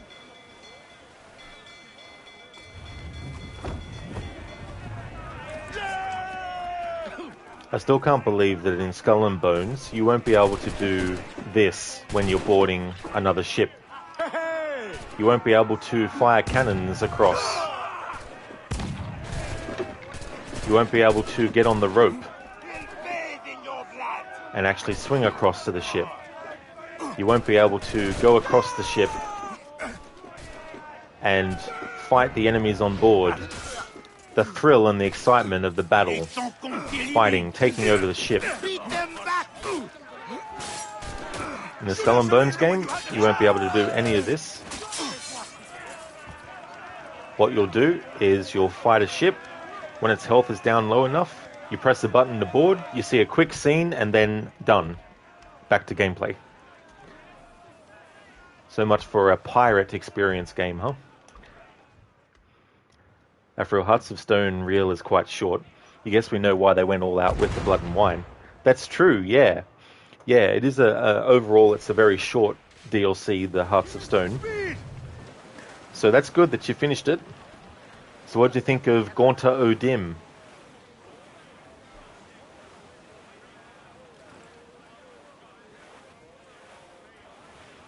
Sheila, you think they just released Skull and Bones to have it released? Exactly. Get it out, take the L, lose whatever money you're going to lose, and just move forward. Pretty much.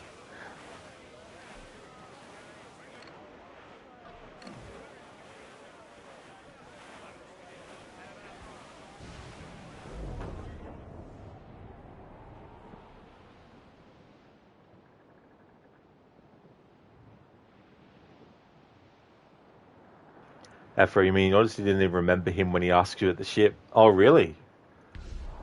Yeah, I mean, he's in the, from memory, he's in it more than just that, but I guess he mustn't have been that impressionable for you. That's fair enough. Fire! Awaiting orders! Fire! Let's hit us! Fire! Here it comes! Fire! Steady! Lord! Fire! Fire up there, Captain! Fire! Afro, you don't see him after White Orchard. Okay. They're firing a volley! Take it!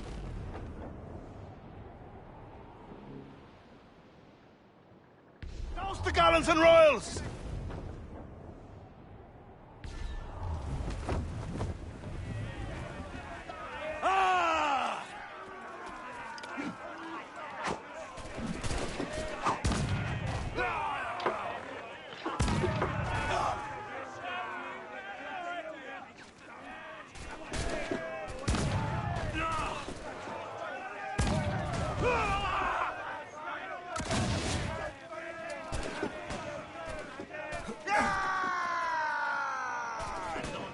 Saigner!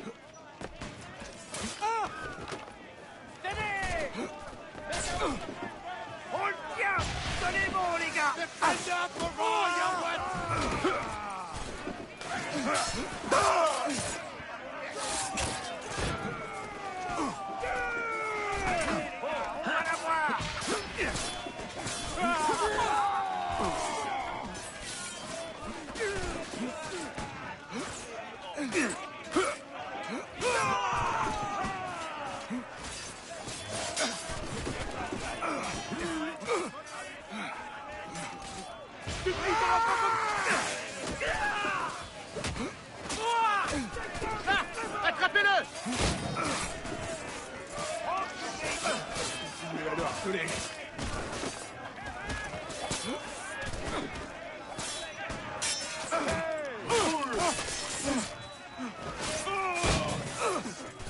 Attaquez des deux côtés.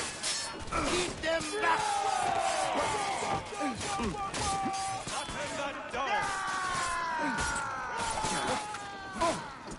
Coupez-lui la route.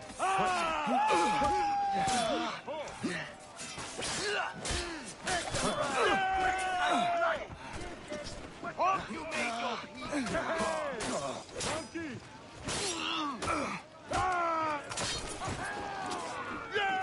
Ready, Michaelis? Give them the butchers and take the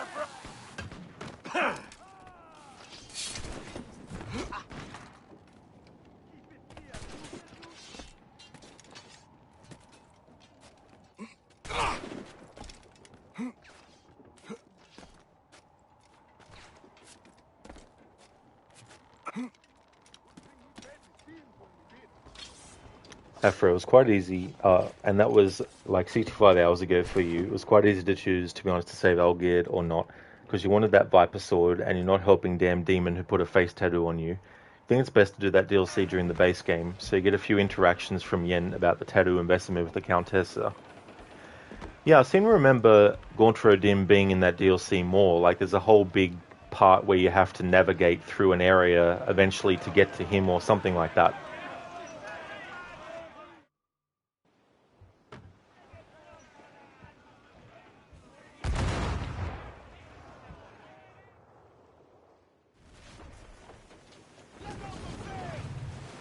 Keep your all hands ahoy! Stations!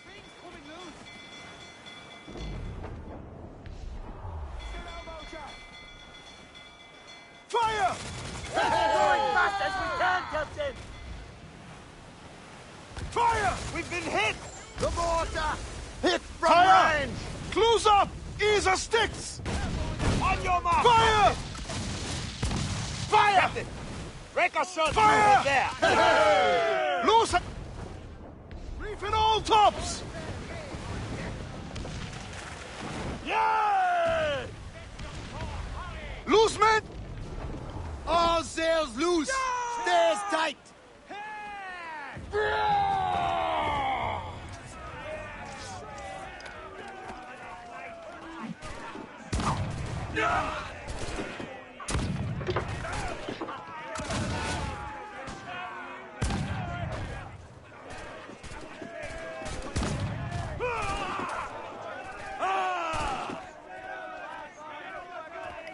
Afro, that navigating is from the ending if you choose to save Olgierd, and you also like Iris 1 quest, Olgierd's wife. Oh, okay, yeah. Yeah, I've only played through it once, and that was like a couple of years ago, probably 3.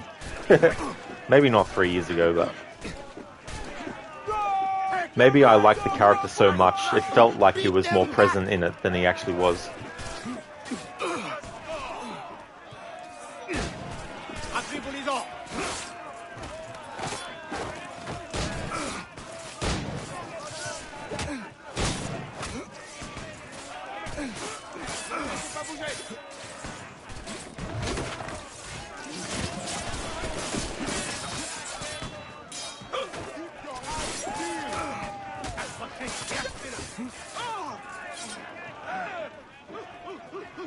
It's a very different kind of quest with the whole rebuilding dreams. Yeah.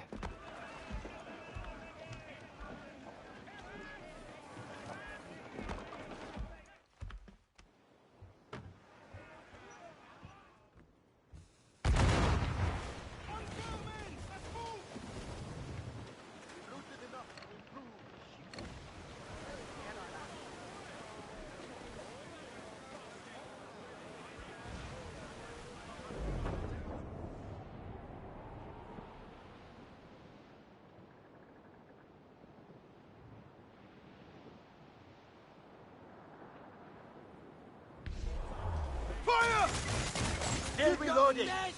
Sailors! Ready to pass, Captain! Reef the topsails and gallants! Exposed! Take the shot, Fire! Captain! Fire! A good shot could triple Fire!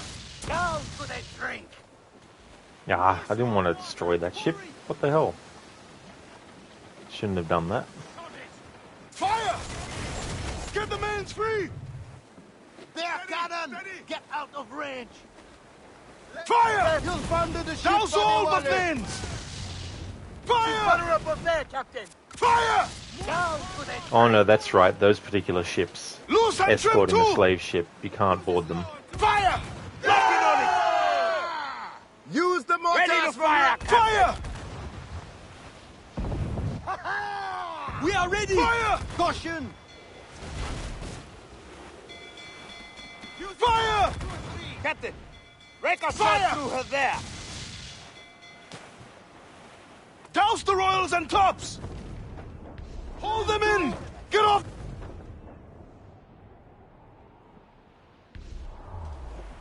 Fire!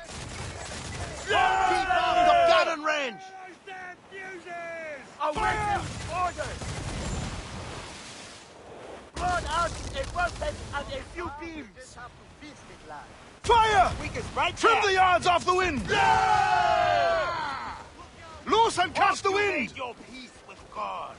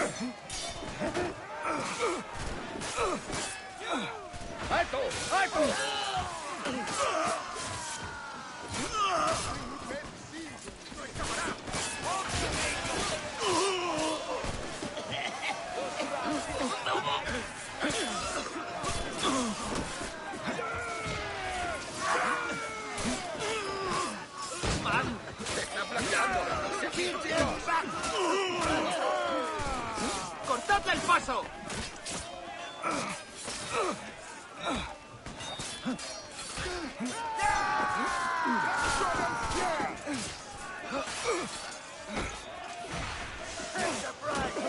Beat them back!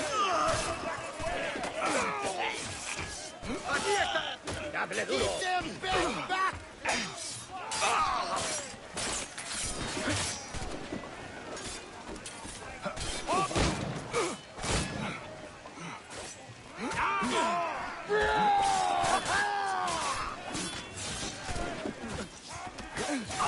Don't pour blessings on you, sir.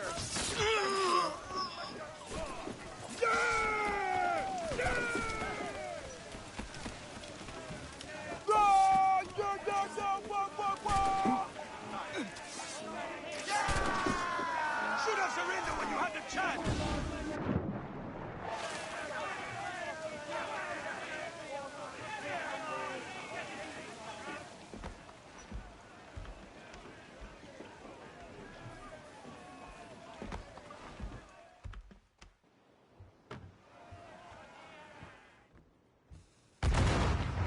Give me some speed! Douse the gallants of the world! Hands out! Let's go! Ease off the wind! Get them... Shorten sail! Get off the squawk!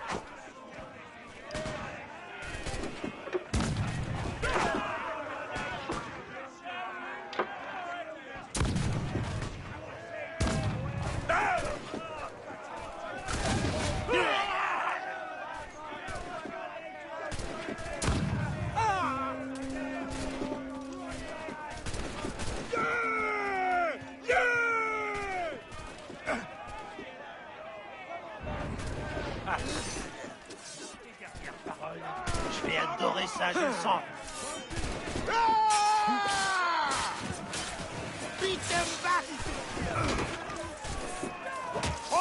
idiot!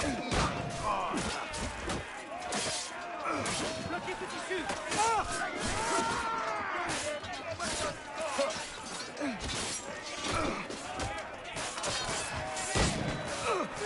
Ne le laissez pas bouger!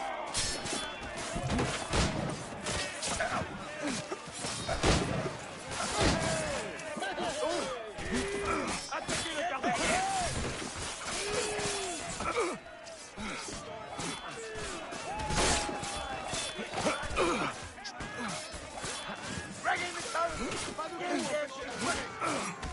God pour blessings on you, sir. Thank you.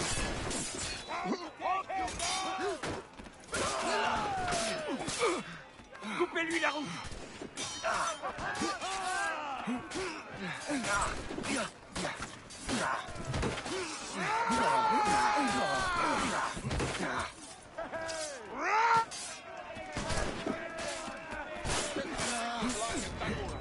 Merci, monsieur. Ah! Defender for all your what? Je vais te briser le crâne.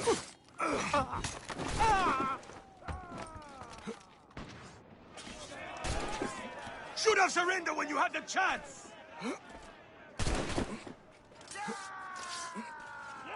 Je vais te tuer. Pas là, non. Y a rien. Pas là, non. Y a rien. Pas là, non. Y a rien. Ça va me plaire. Ta mort a...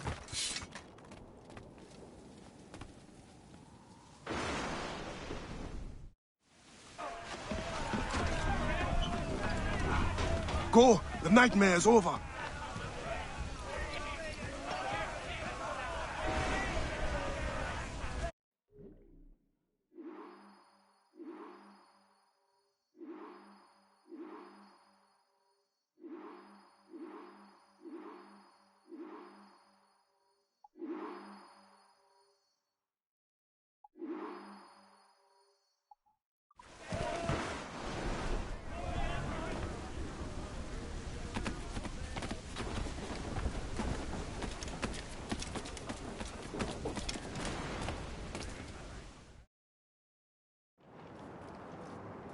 I have something new that you might be interested in.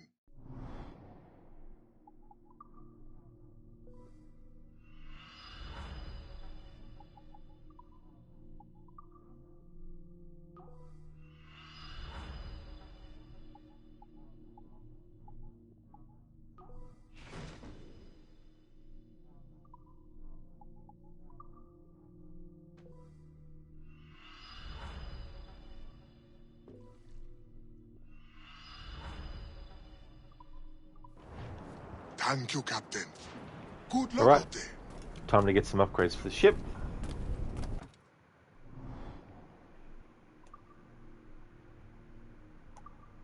Although there is an upgrade that we've earned through liberating slaves, which is the Ironclad Ram, at no cost. Want to increase the hull armor for sure.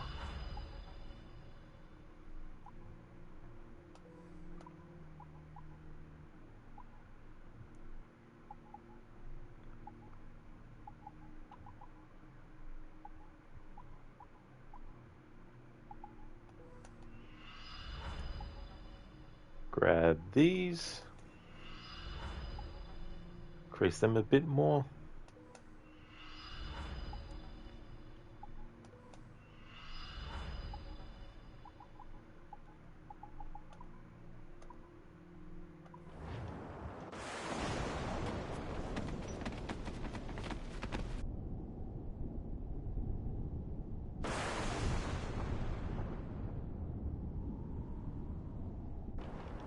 Excellent. Good day.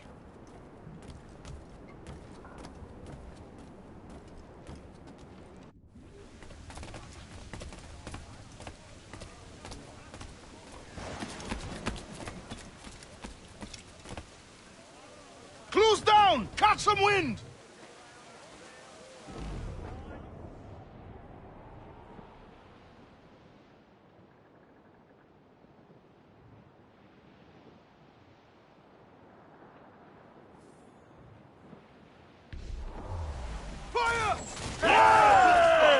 Whoops.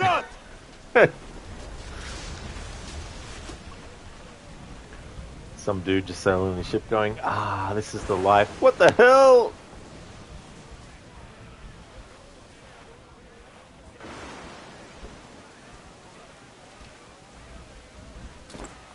Hey, the Percenter, welcome on in. Hope it's going well. Pirate hunters! Reef the topsails and gallants! Lay aloft and reef! Reef, I say! Get the mainsails into the wind! Crowd on every inch of sail! Reef in all tops! More sail! All sail! Trim to! Stretch those sails!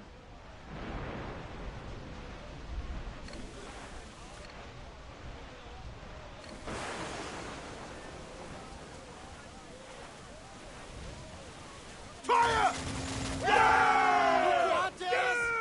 With a wind! On your mark, Captain! Here it goes! Reloading! Steady! Fire! Careful with that powder, Duffy! Fire! Ready to fire! Fire! Almost there! Ready to bomb! Fire! Oh, gee! Douse all but mains! Fire! Fire! Right there, Captain! Fire! Fire! Captain! Ricochet Fire! through her there! Fire! That's their weak spot! Fire! Take the shot! Ease off the wind! Hold it all sail! Take it, Dobbins here! What? Man's out! Let's go! Fire! Haul in the stunsails! Fire! Fire! Ricochet through her there! Fire! Get in there! Right there, Captain! Fire! Fire! That's their weak spot! Take the shot! Loose and catch the wind! Hold down and clue up! Lash those sheets tight! Hurry! Ah! Loose and trim too! Loose the mains! Half sails!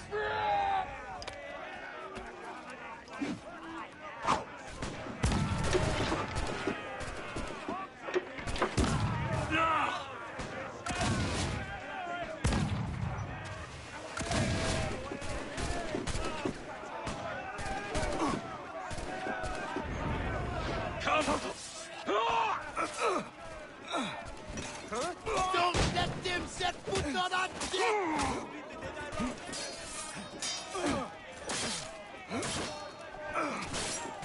Attack him!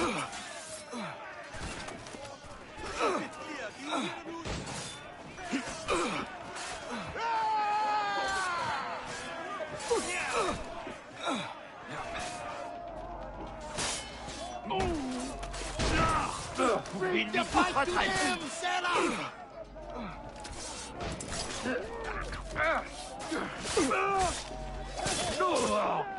Work him round to lee!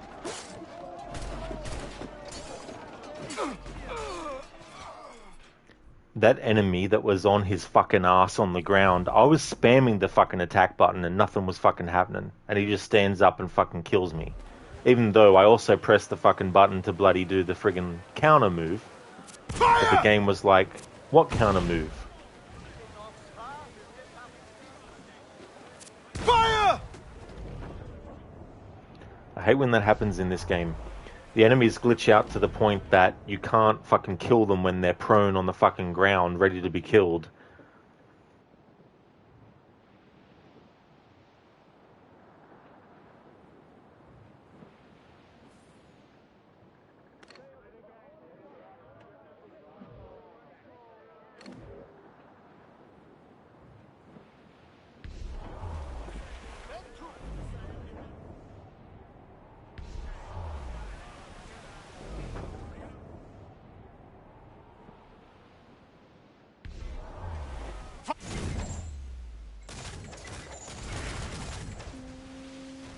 Get!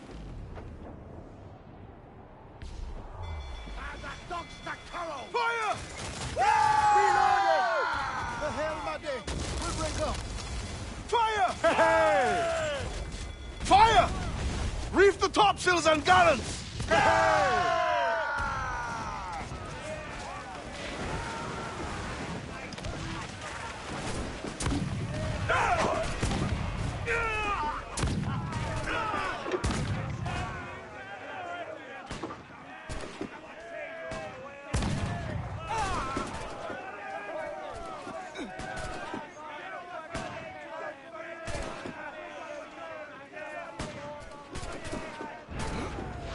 Safety!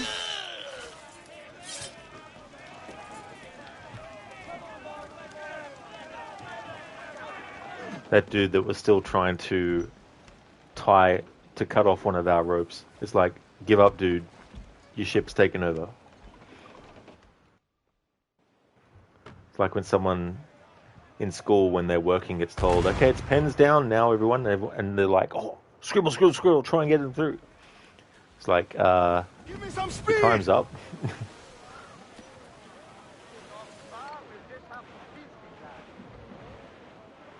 He's like, maybe if I cut this rope, we'll win. Even though we've already lost.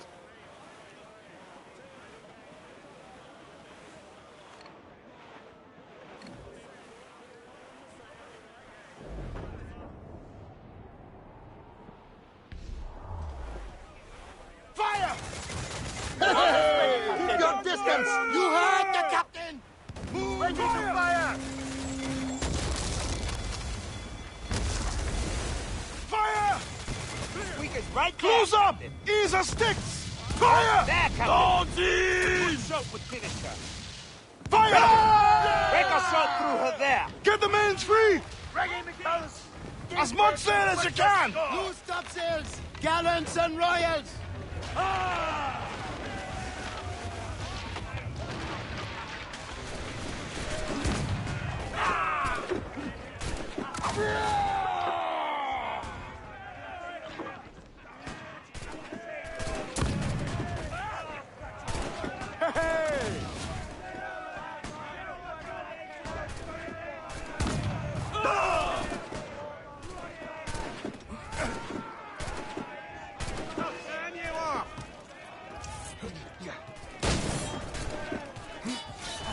Beat them back.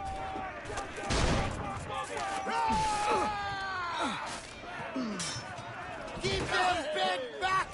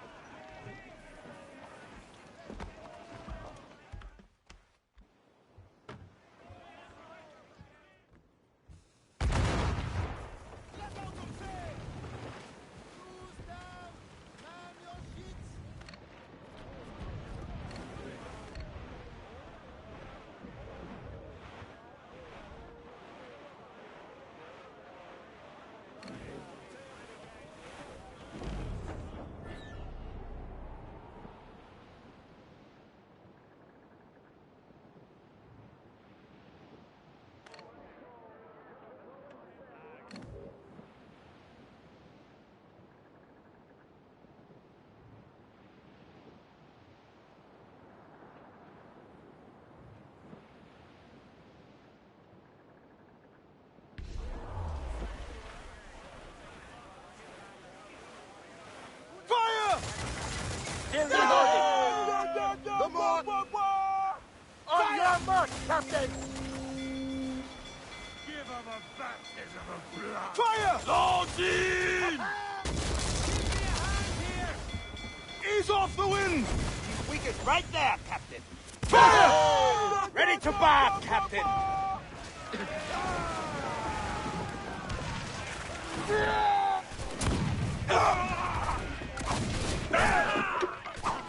Keep them back!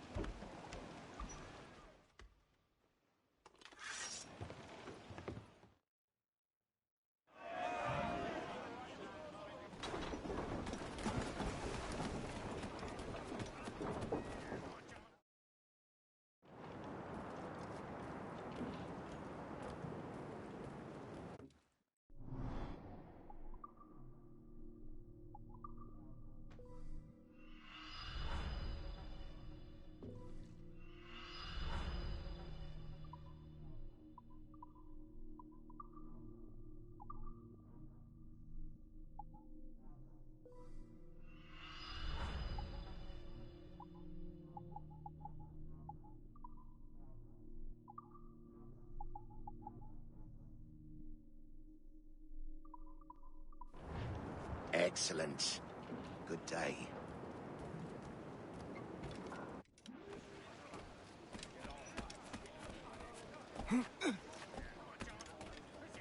Captain's helm! Get the mainsails into the wind!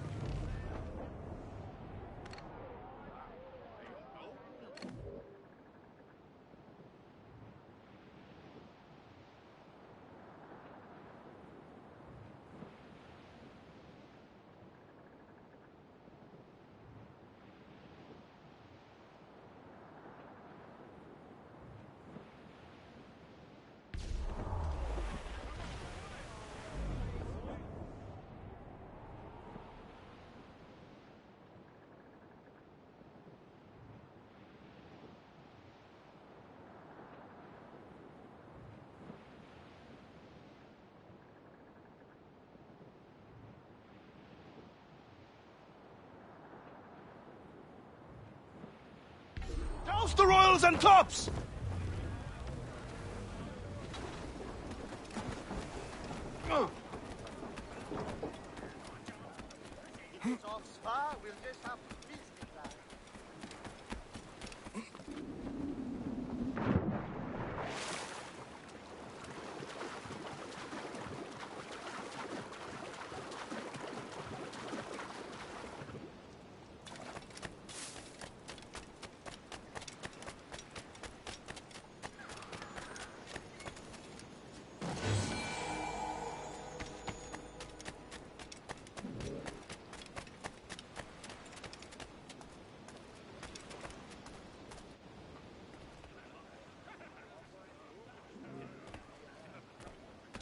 Captain has the helm! Give me some speed! Crowd it all on!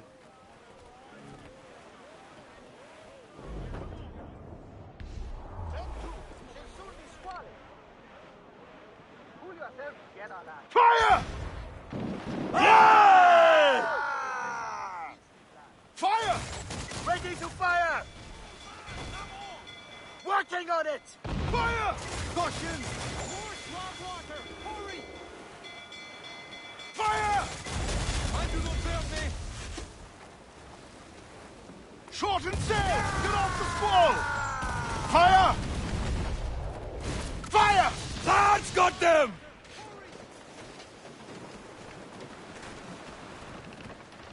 Close down! Catch some wind! Come on!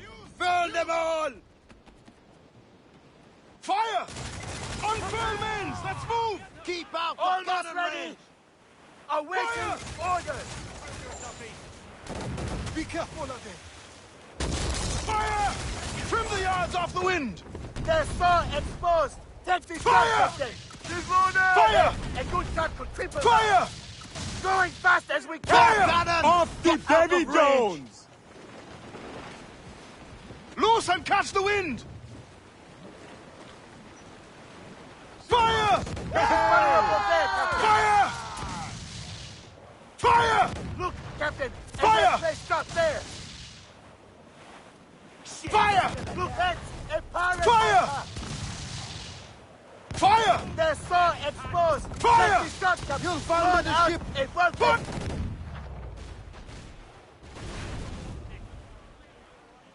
Douse the gallants and royals! Loose and trim too!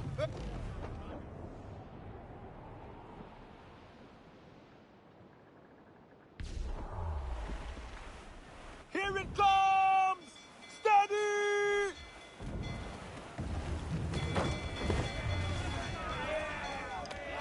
I haven't yet, Afro, no. I'd like to, though. They're definitely games that I want to play at some point.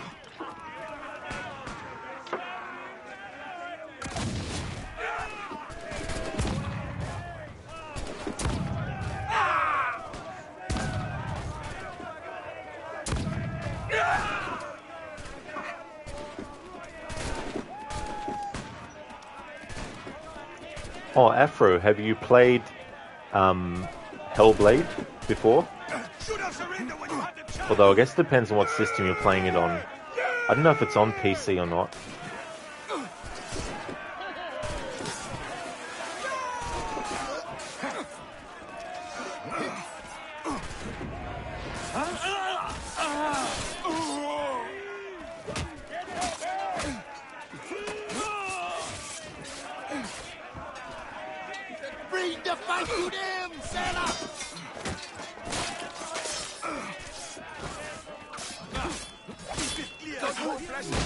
sir.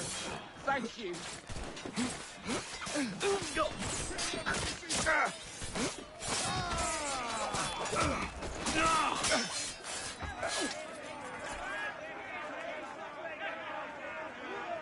Afro, no, but I think you've seen me play it. Yeah. You don't need to worry anymore. It's, you know, a game you could probably knock over relatively shortly, depending on what you want to do with it. Like, if you want to find all the rune stones which have stories about Norse mythology, if you want to find all those, it might take a bit of extra time, because some of those can be easily missed. Yeah, Fro, yeah, you play as a Pict warrior named Senua, and it also has Northmen, you know, aka Vikings, as like villains in it as well. But it definitely deals with that, but it also deals with a lot of mental health issues that people, you know, have today, but back in her time period were considered to be curses, or, you know, you were possessed or something like that as well.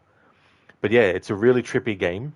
Definitely best played with headphones on as well, because of the sound design is just amazing in that.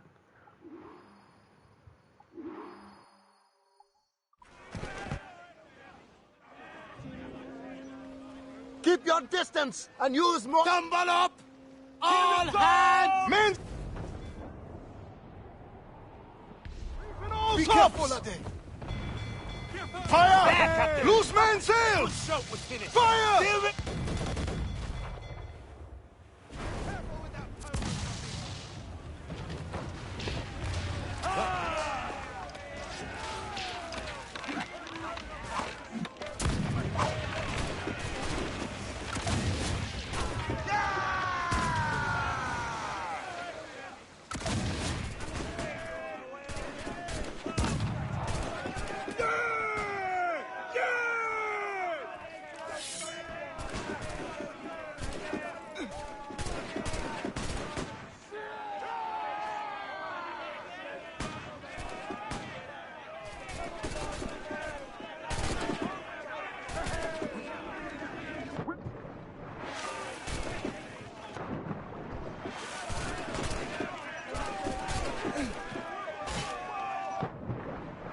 I've always hated when you're climbing ships, is that the timing is changed as to how quickly your character climbs up, in order to make sure that the enemies have enough time to get into position to then attack you without you being able to defend yourself, and so you get knocked off. Also, you can land on the ship and an enemy can be in the midst of about to attack you, and the icon can appear for you to press the counter button, but it won't work because your character hasn't planted their feet on the ship deck yet, so they get a free hit on you.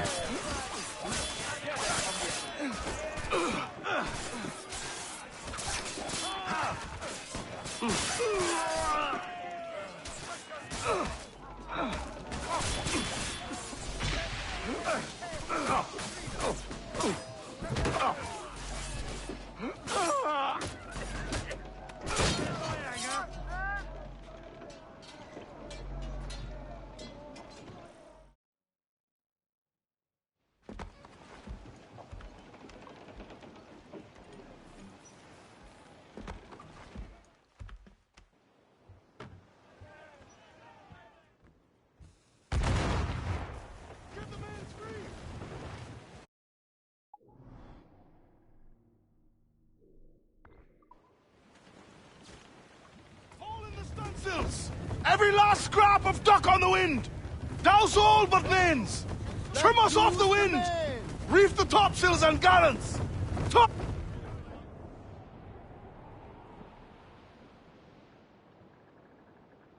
Hey there, Snakes. Good morning. How's things been?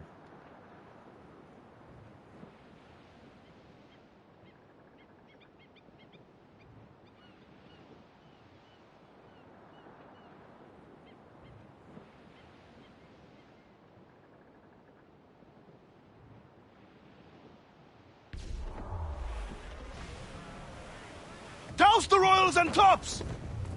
Loose all! Let's move! Trim the yards off the wind! Clew up! Clew up! We're out, Tade. Douse the gallants and royals!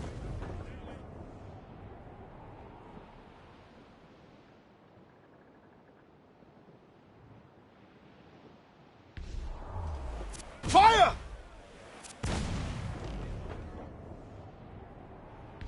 Snakes has been amazing for the most part. What about you? Oh, that's cool. Reefing all tops! That's good to hear, Snakes.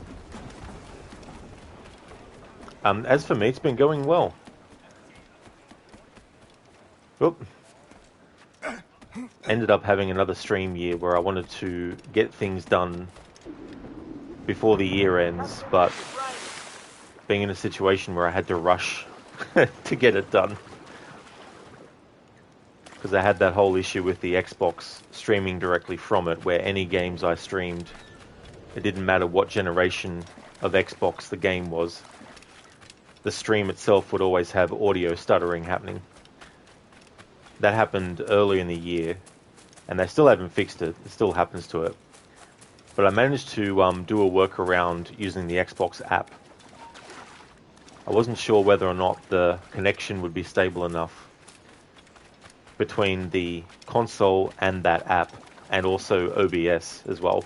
But after doing some tests, it ended up being stable enough, so I was able to fit in some games that I didn't think I was going to, like the Splinter Cell games, for example. So I got them finished, and Deus Ex Human Revolution as well. I got that finished for my annual runs of those. And this phase, the final one, to celebrate Black Flag's anniversary and doing the Freedom Cry DLC. So after this is done, that's all the celebration streams done. Serás pasto de los gusanos. No, no, no.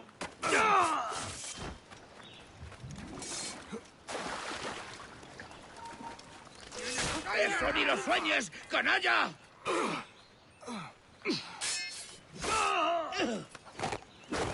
Looking forward to the start of the new year. I'm going to be taking Assassin's Creed and Tomb Raider games off the schedule in terms of being designated days each week throughout the year.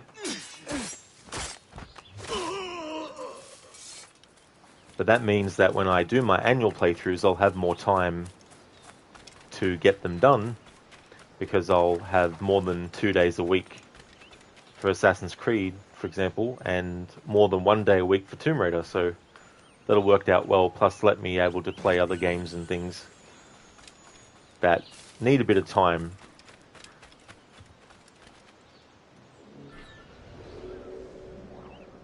Snakes, to be honest, you didn't understand half of the OBS stuff, but it's awesome you worked it out, lol. Oh, that's fair enough, Snakes. It is very complex.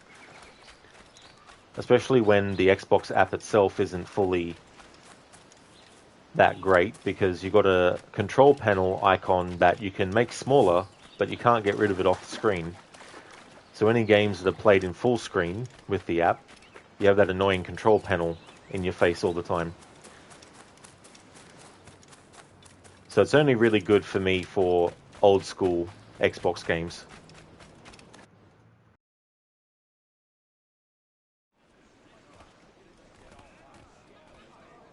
Captain's at the helm. So finished up Black Flag, the main game at least, Snakes, for this phase. And so now we're doing Freedom Cry. Loose and catch the wind! Ease off the wind! Snakes, you wait, remember that happened years ago when you had an Xbox? Yeah, you would think that they would make it so that you could get that control panel off the application window completely.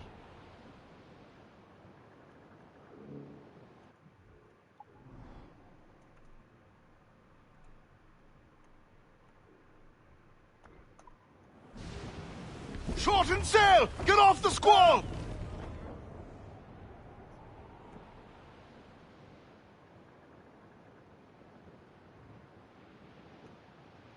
That's why PlayStation is better. Yeah, I mean, it definitely is better as a streamer. Although there is one thing that the Xbox has over the PlayStation in terms of streaming, and that's when you're streaming and your game crashes on the Xbox, your stream keeps going. It just throws up the idle screen on the stream until you get your game reloaded up. On the PlayStation, though, as soon as your game crashes, your stream crashes at the same time as well. Turning off your game or crashing, or the game crashing when you still have your stream running on the PlayStation, it also stops the stream as well, which is annoying because I hate it when it happens when you're like 8 hours into a stream and you're almost done a game, so you then have to do a 10-minute stream just to finish it off. So it messes up with the VODs, because then you have a 7-hour VOD and a 10-minute VOD that are separate. But it's a small price to pay for being able to actually stream the games from the PlayStation directly without having to worry about any audio issues happening. So that really helped for a lot of games. And then there was that other audio issue which was separate, which was the crackling sound on the audio. Being able to play games like Assassin's Creed Origins and stream it without that crackling, like had happened with the Xbox version, it was so good to be able to do it on the PlayStation version and stream it without that happening. This is a damn friggin' pain.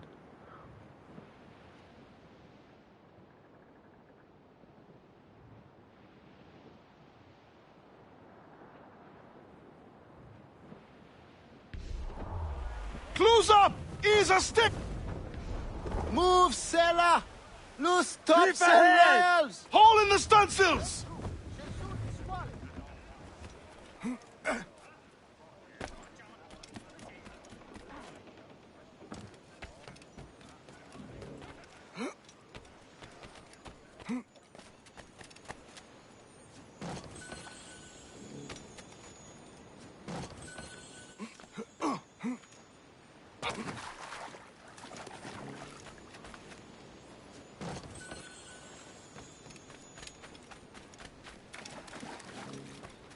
Here we go. The machete that I want. The golden machete.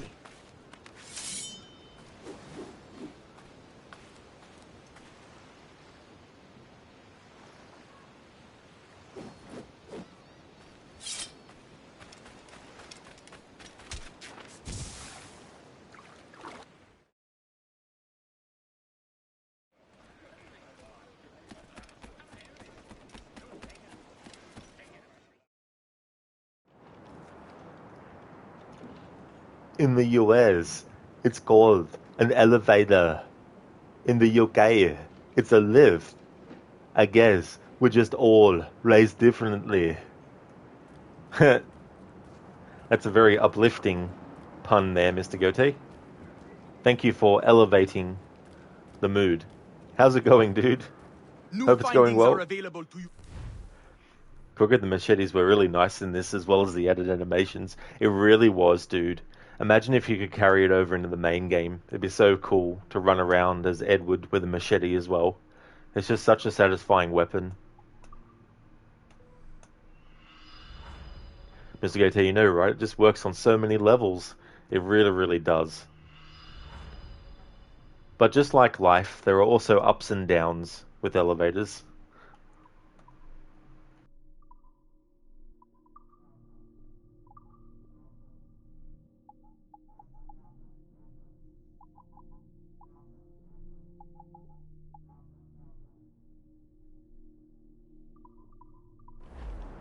Well concluded. I have a few new Mr. Gote, all you have to do is press the right buttons. Exactly.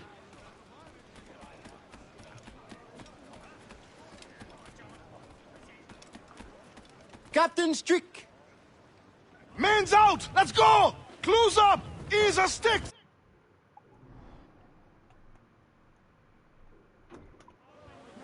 Unfurl men's! Let's move! Clue up tops! Down the men! Set Let up! Fire! Reloading! Ah! Fire! To your station! Ready to bust, Captain! Ready, Captain!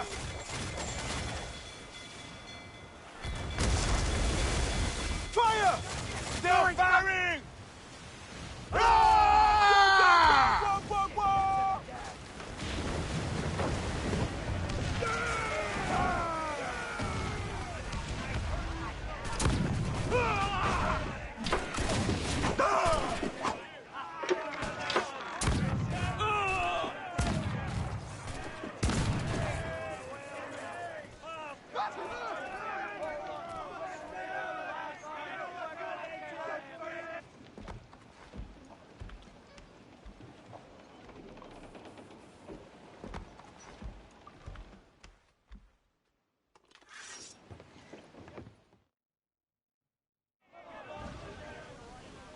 Get our dogs barking!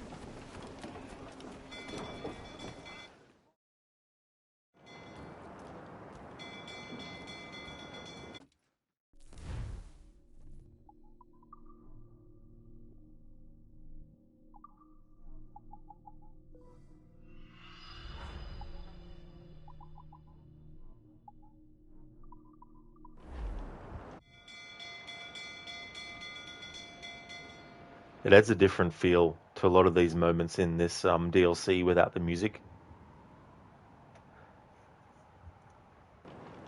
Excellent. Good day. In some ways, it makes it feel like it would in real life, especially with a game or games like the Assassin's Creed series, where there's a lot of stuff that takes place in time periods where music wouldn't necessarily be as readily playable at any point. You know what I mean? Like, it's not like Adewale has an iPod or anything and can listen to music. You know what I mean? So it can add an extra level of realism to games set in the past by not having certain sounds or music that would play if you're playing an instrument or near an instrument being played. However, it does feel weird in these games when you walk past someone playing a guitar and there's no music coming out of their guitar.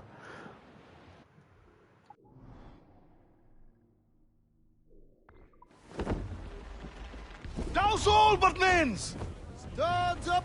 Hey there, Phantom. Drunken Sailor is an all-time tune. It really, really is. That's one of my favorite sea shanties. Another one is Running Down to Cuba. Spanish Ladies, that's another one that has a good ring to it. There's a few others, but they're probably my favorite ones.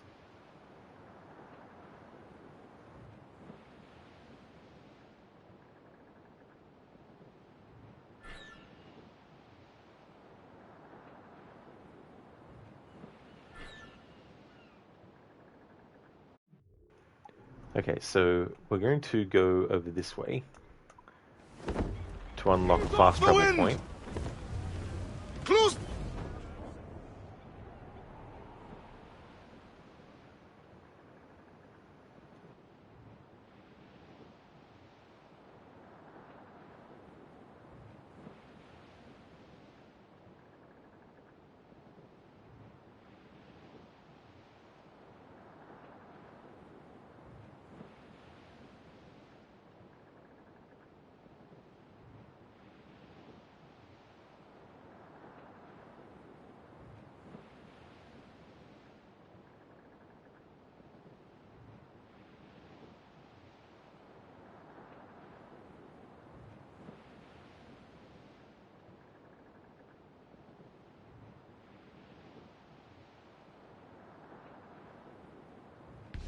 Topsails and gallants!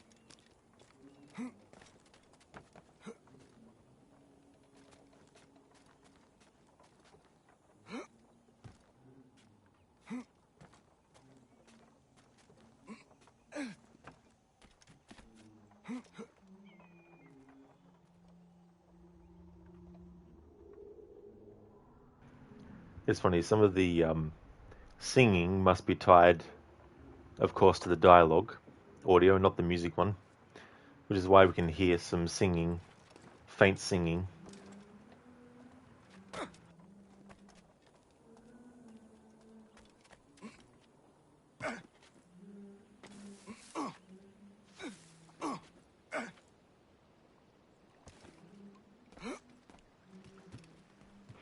Something I want to trigger is the dialogue about the jackdaw and about Edward, and also go and visit the jackdaw shipwreck underwater as part of this story focus playthrough.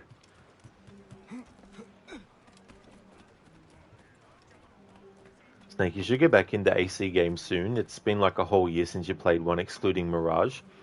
Oh, what did you think of Mirage as well? But yeah, that's totally fair too. Off the wind.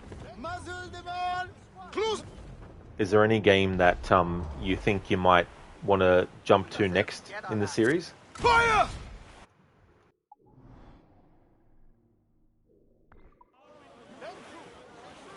Reefing all tops!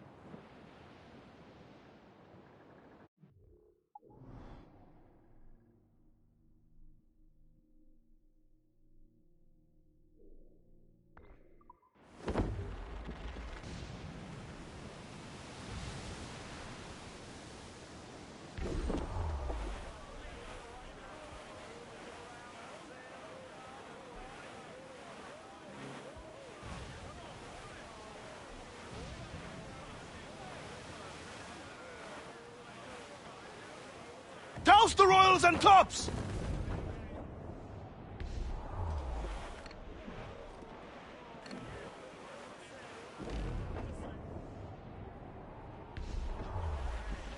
Fire! Still reloading. Keep your distance. Fire! Orders. Mortars are dead. Send them to hell, lads! Fire! Enemy fire! Keep out of their heavy shot range. Fire! Exposed. Shorten sail! Get off the squall! Fire! A good start for Fire! Caution! Reload! Fire! They're founded! They're firing a volley! Fire! Slam some heavy shot into them! Men's out! Let's go! Don't let her Fire! run us, Captain! Working on it! Fire! Damn these eyes! Fire! Fire! Douse the gallants and royals! Ready here! Here it comes! Steady! The more... Fire! Look, Captain! A well Fire! shot there! We are ready! Fire! Look, Captain! A well Fire! shot there! Then hit us! Fire! Fire!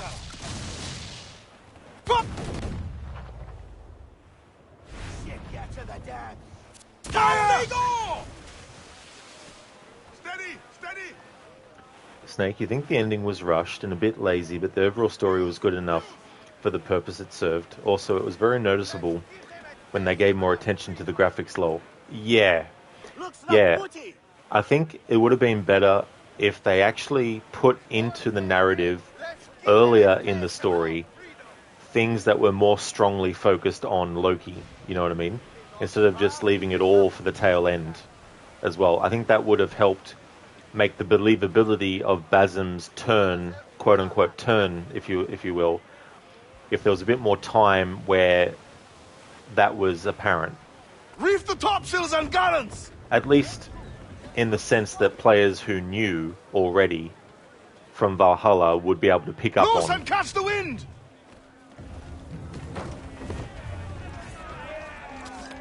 Hey there, Rosie. You played 5 hours of Conviction. You did? Oh, cool.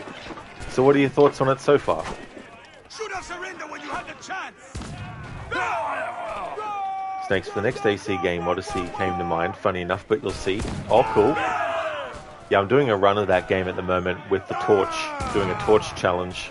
It's quite funny. There's definitely a lot of malakas being yelled. Yeah, Snakes. Yeah. I think the same team, if they're given a new game engine, they could either do a really good sequel to Mirage or just another Assassin's Creed game. But if they do a sequel, they should throw away any kind of trying to hide what players already know from Valhalla for the sake of people who might not have even played Mirage, you know what I mean? Like, have the next game, the sequel to Mirage, actually not hold anything back in that regard.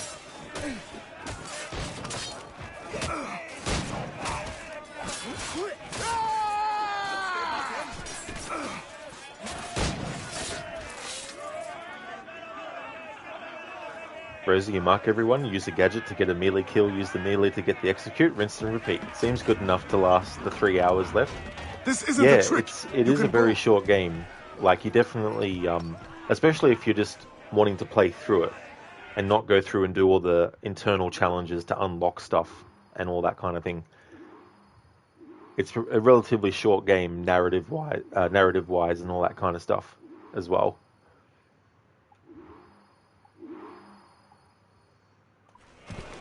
Now, I wonder if it automatically equipped Adewale's less powerful machete.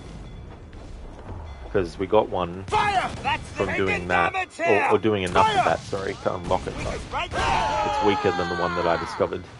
Reefing all tops! Yeah, Rose, that's a good way to put it, actually. You know what? If they took that game engine and did a John Wick game, I think that would be cool. I know there is a John Wick game already, but I think it's like a top-down perspective thing. Which isn't bad or anything, but I think the style of Splinter Cell Conviction could work as a John Wick game as well. Oh good, it didn't equip my lesser powerful machete. That's good. We've got a more powerful blunderbuss, I think. Or at least in terms of spread, or not that.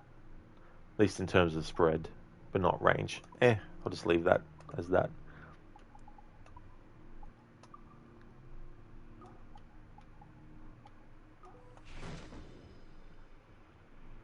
Snake, yeah, you think this engine wasn't made for the gameplay they wanted, but the whole game also felt as kind of a test. But you still have a lot of games to go through until the next AC one. Well and truly. I mean, the next AC game definitely won't be coming out in the first few months of the year, that's for sure. Shin, there is a John Wick game in development by IO Interactive. That's cool, because I know they're also doing a James Bond game as well. Good day, and fortune favor you.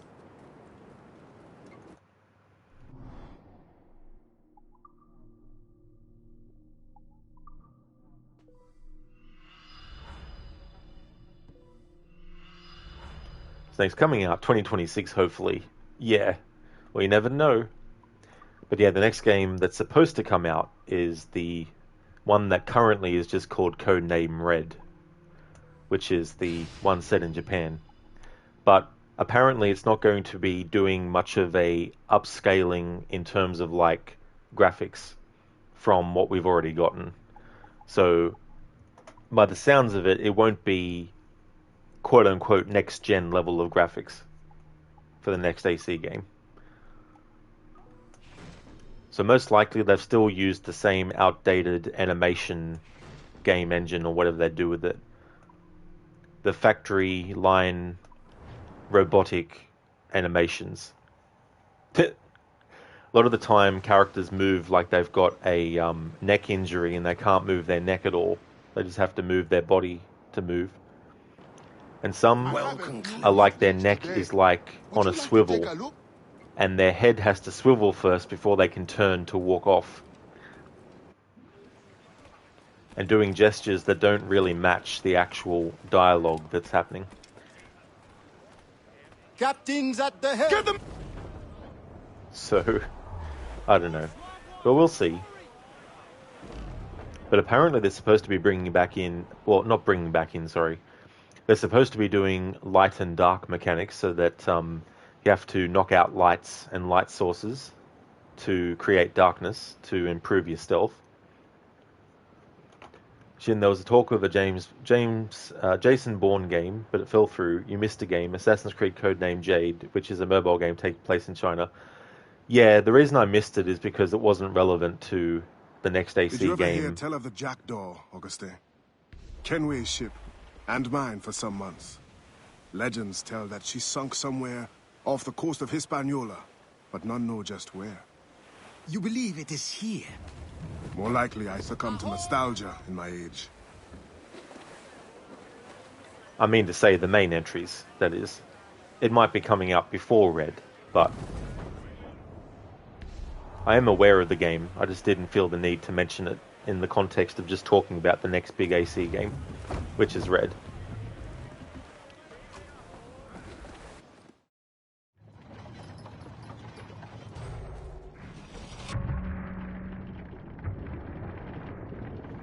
Snake, well, I doubt many people will want 2025 with GTA 6. Yeah, although there are some people who don't play the GTA series, so I think other games should still release that year.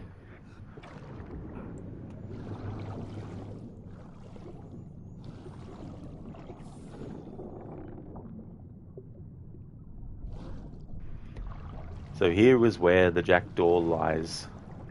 Rest in peace, Jackdaw.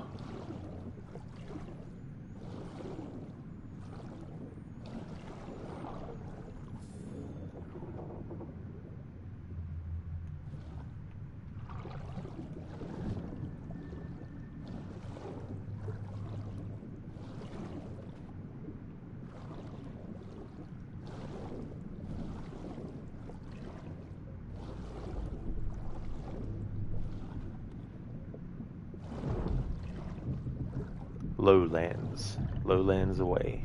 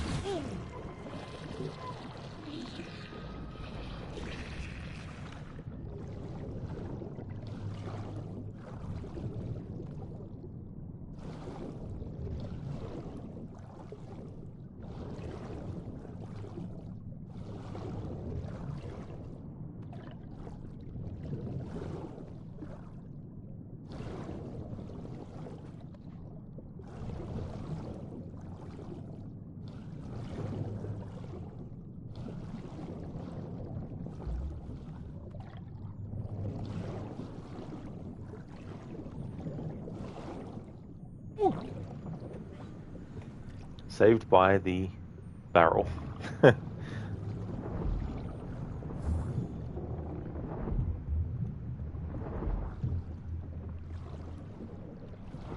Here we go.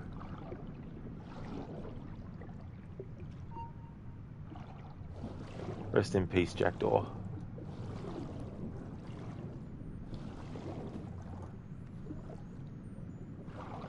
Here we found the figurehead for the Jackdaw.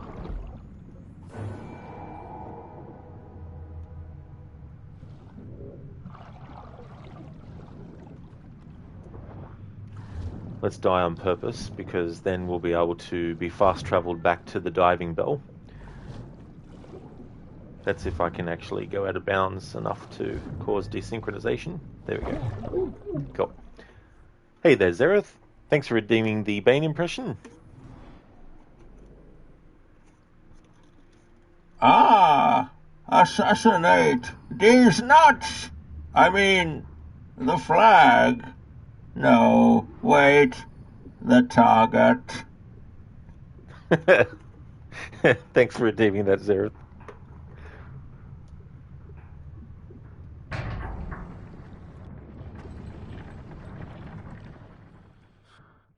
Extraordinary. The last time I laid eyes on the Jackdaw, I surrendered her back to Kenway and set my mind to leave piracy behind to fight for the assassin cause. She still holds you under her power. She was the first ship to accept me as her captain. I love that quote. She was the first ship to accept me as captain.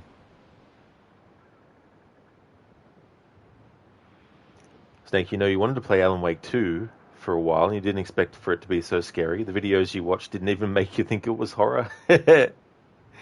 Well, that definitely worked in the game's favor then, to make you not realize that, so that when you actually did play it, it's like, boom! Aha!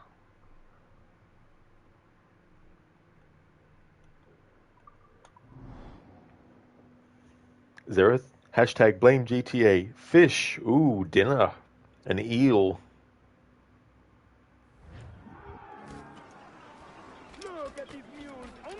This is a friendly reminder from Governor de Fayet in regards We've to done the a lot dual of plantation going around the game world, grinding for resources for the ship, and just doing that stuff now with the Jackdaw. That before I do the next memory, I want to check the database entries just to see if there's any database ones that I want to read. And then I'll recap what's happened in the story so far, and then do the next memory. To count any rumors that may have begun to spread, Governor de Fayet, slaves were apprehended engaging in trade yesterday. The stolen sugarcane was located and confiscated.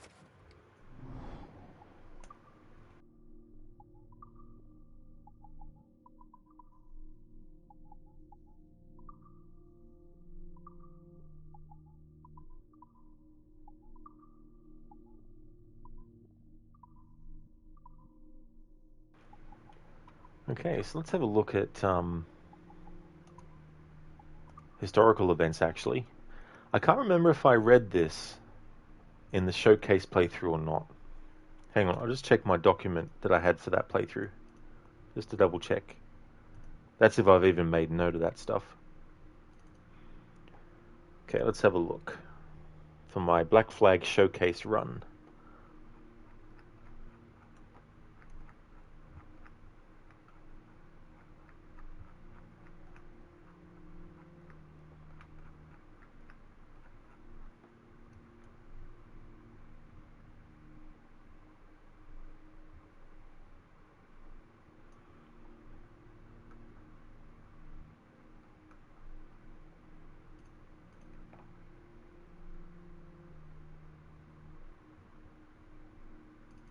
Ah, no wonder why. I had a separate document for the Freedom Cry DLC for that showcase playthrough. Alrighty then, so database entries. Okay, so the ones that I covered in that were locations and historical events. Alright, so I've already covered that in a previous phase, and under the people category I already covered the classes phase. And also already covered the general phase, the general and weapons and ship and all that kind of stuff. Alright, cool. So I'm only reading out character stuff for this playthrough for Freedom Cry. So there's no new character entries to cover for that. Okay, so to recap what's happened in the story so far. Memory 1, The Calm Before the Storm. Adewale embarks on what he believes will be a typical assassination mission on behalf of the Brotherhood. A common enemy. Adewale discovers the identity of the mysterious Bastien Joseph. Laying the first brick. Adewale must deliver a letter to Augustine Dufour. A ship of his own. Adewale must steal a ship to gain access to the sea and all its opportunities. And the one that we're currently on is Lifting the Veil. Adewale must learn why the governor has stopped supplying Bastien with information. Snake, especially Alan's reality with all the shadows whispering, you just want to get it done with at the moment. Oh yeah, that was quite well done, those moments as well. Like, how freaky would that be in real life, experiencing those things?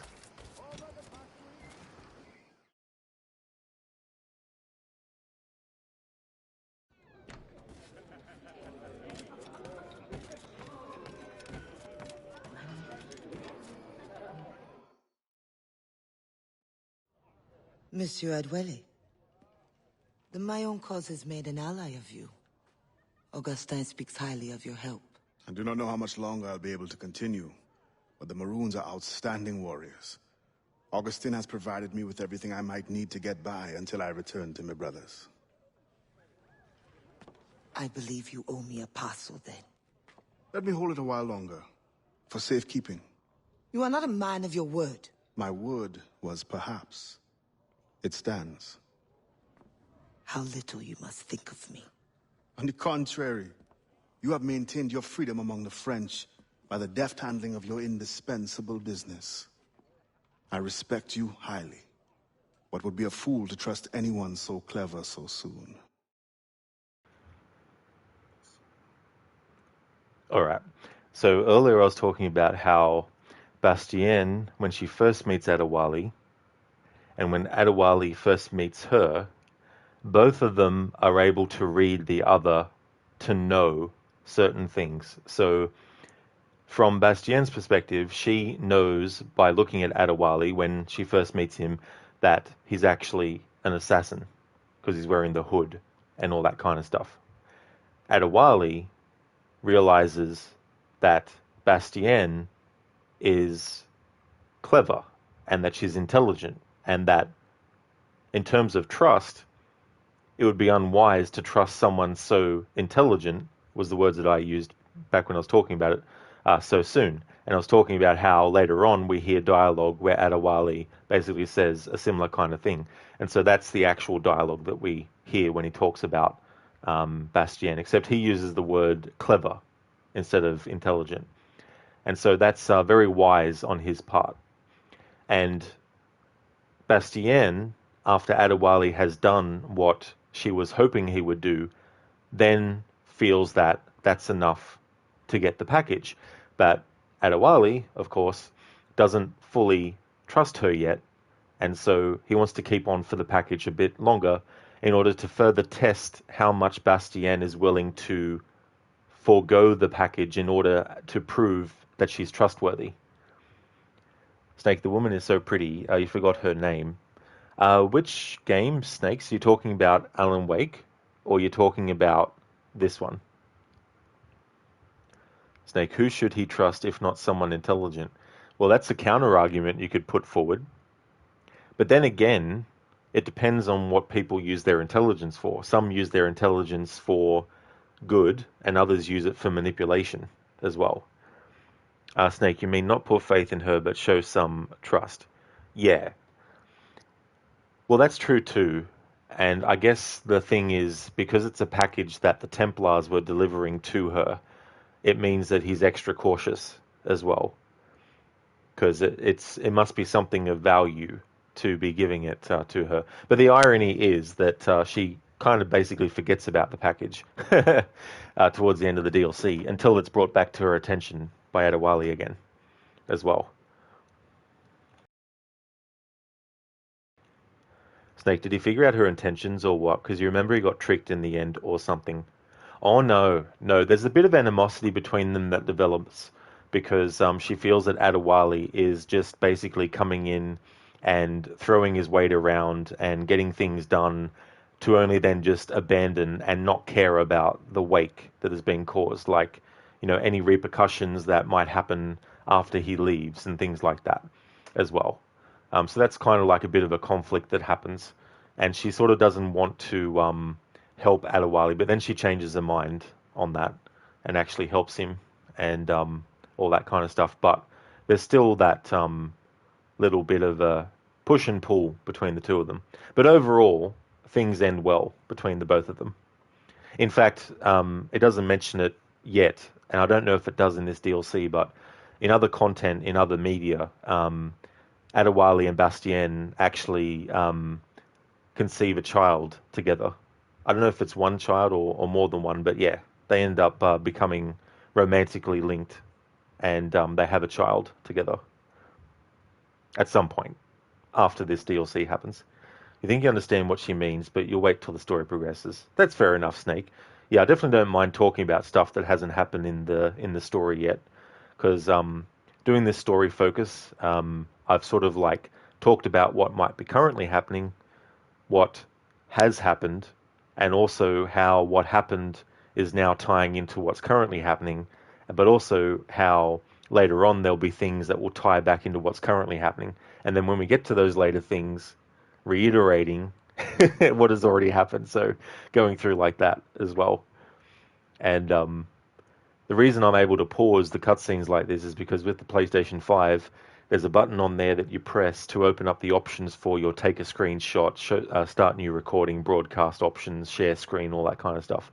And for this game at least, anything in the game in terms of like characters, movement, what they're saying, their dialogue, the audio of their dialogue, doesn't actually keep playing. So I can actually talk over the cutscene and having it frozen without it progressing further. But some things still move. Like if I do this when there's water in the background, you'll still see the movement of the water, even though the characters will be frozen still. So it also works for this DLC. I was doing it for the main game as well, and it comes in real handy. However, there's other games where you can do this, but it doesn't freeze it permanently. Because I did it for one other game to test it, and it looked like it was working, but then I started to see some things moving that if they kept on going, my character would probably end up... actually, no, it was dialogue. Dialogue might have ended up happening that would have been out of sync. Snake, they do have chemistry. You think she's telling him how with the slaves he frees, the settlers will be more brutal to the remaining enslaved. That's true, Snake, yeah. Like, she's tried to be a bit more strategic and all that kind of stuff, navigating that as well. And that's the tricky predicament, right? Because you think about it, it would be wonderful in one big fell swoop to save all these people. There's also repercussions of doing that too. And the more that Bastien wants things to be a bit, you know, sort of like plodding and more strategic, Adewale is kind of like, you know, this is the person I'm after. You know, this is the person I need to kill. And then he goes and does it, you know, but has to leave and all that kind of stuff. But yeah, the worries that Bastien has are definitely valid as well. That they will just treat the slaves even worse than what they already are. I mean, if you can go even worse than what they were treated like, you know.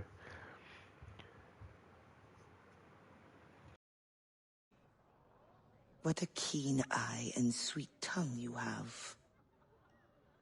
Since you cannot provide me with the one thing I truly desire, I hope to compel you to demonstrate some respect by some other means. I would consider it. I need a careful and observant man to investigate the gouverneur. I must know what distracts him, and why he enforces the Code Noir ever more strictly.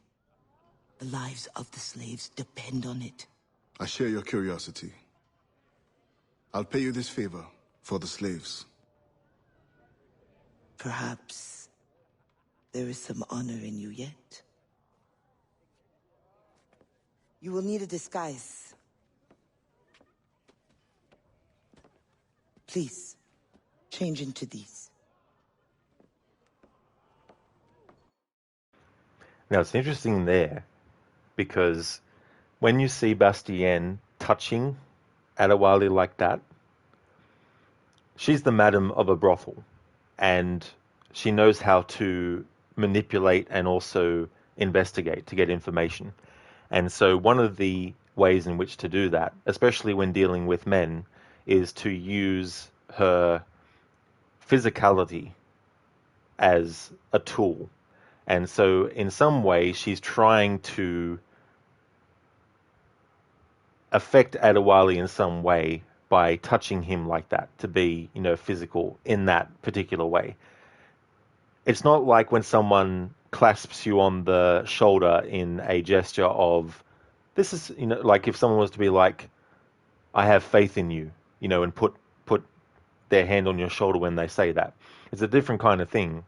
And it's subtle because you might not be really paying attention to the gestures that the characters are actually doing. But it's something that, when you do notice, it makes sense for Bastien to be trying those sorts of moves on Adewale. And I guess in some way, maybe she's testing Adewale as well to see what kind of reaction she would get from him by touching him in that particular way as well. This whole sort of like cutscene and all that kind of stuff, it makes me think of a very good point about the series and where we're at currently with animations for conversations in cutscenes with video games in the AC series specifically. These cutscenes in the older games, probably up until, I would say, Origins, because in Origins there's a lot of cinematic sequences, and the cinematics are done in such a way in which they feel a certain way, and they feel like they've been constructed in a certain way as well. In a lot of the other games, when they're building up the scene in the cutscene, they're treating it like they are a film set. You've got things in the location, you've got things on the set, you've got, the trappings, they're in like a brothel, so you've got all the tavern stuff, you've got the curtains, all that kind of stuff. But you've also got the placement of the characters within the scene. They're not just randomly placed. Hey, just put the character there and put the character there, done, say your dialogue, boom, finished. It feels crafted. It's more like, okay, so we'll have the character start off here. We'll have them move around the other character. We'll have the character look over this way, and we'll have the character touch the character in this way on that part of the body. And then we'll have the camera go from one shot on one angle to another and all that kind of stuff. Whereas in the newer games, it feels more like there's the background, there's the location, there's the two character models, simple setup, one character stands there, one character stands there, camera looks at one character, they talk, camera looks at the other, they talk, bounce back and forth, scene done. Some gestures done, like just put your hand out, scratch your eyebrow or, shrug your shoulders or something like that. It's very assembly line processed. It's very just robotic. It's very just there. There doesn't seem to be as much of a purposeful curation of what's going on in the scene and gestures and facial expressions and all that kind of stuff. Whereas there's presets now. There's preset facial animations. There's preset gestures. The dialogue that is said doesn't always match the gesture, and vice versa, because it's a preset of gestures that are programmed to happen in a certain pattern, and then they try and match that to the dialogue, but it doesn't necessarily fit that well because it's not curated directly to the actual dialogue and what action should be done. So a character shrugging is definitely a gesture that's valid, but it shouldn't be happening when the character's saying something that doesn't warrant a shrugging of the shoulders. You know what I mean? So more attention to detail like that and all that kind of stuff is what they need to start going back to. Odyssey has cinematics, yes, and Valhalla has cinematics. Mirage has cinematics, but they're not as crafted with care to all those details as they used to be before. And even if you look at a game like Red Dead Redemption 2, and you look at the way that the characters move within the scene, obviously that is all motion captured, and performance is going on. The character is moving at the same time that the actor is moving. You know, all that kind of stuff. It's not necessarily preset animations. When Arthur is standing talking to a character, for example, he doesn't stand there with his feet planted and sometimes cross his arms and then scratch his eyebrow and then put his hand on his chin during a conversation. You know, he's moving around, he's, you know, kneeling down, he's like getting some food, you know, he's drinking something, he's glancing over somewhere else, he's, you know, clasping someone on the shoulder and then pointing to someone else. You know, he's doing all these sorts of things in the scene. And that's what they have kind of stopped doing to an extent in the Assassin's Creed series, which I wish they would actually bring that back and stop the roboticness, stop the preset animation kind of approach with things. It probably makes sense in terms of like how much time it takes you to get the scenes put together and all that kind of stuff, but you're losing some kind of like quote unquote realism in that as well.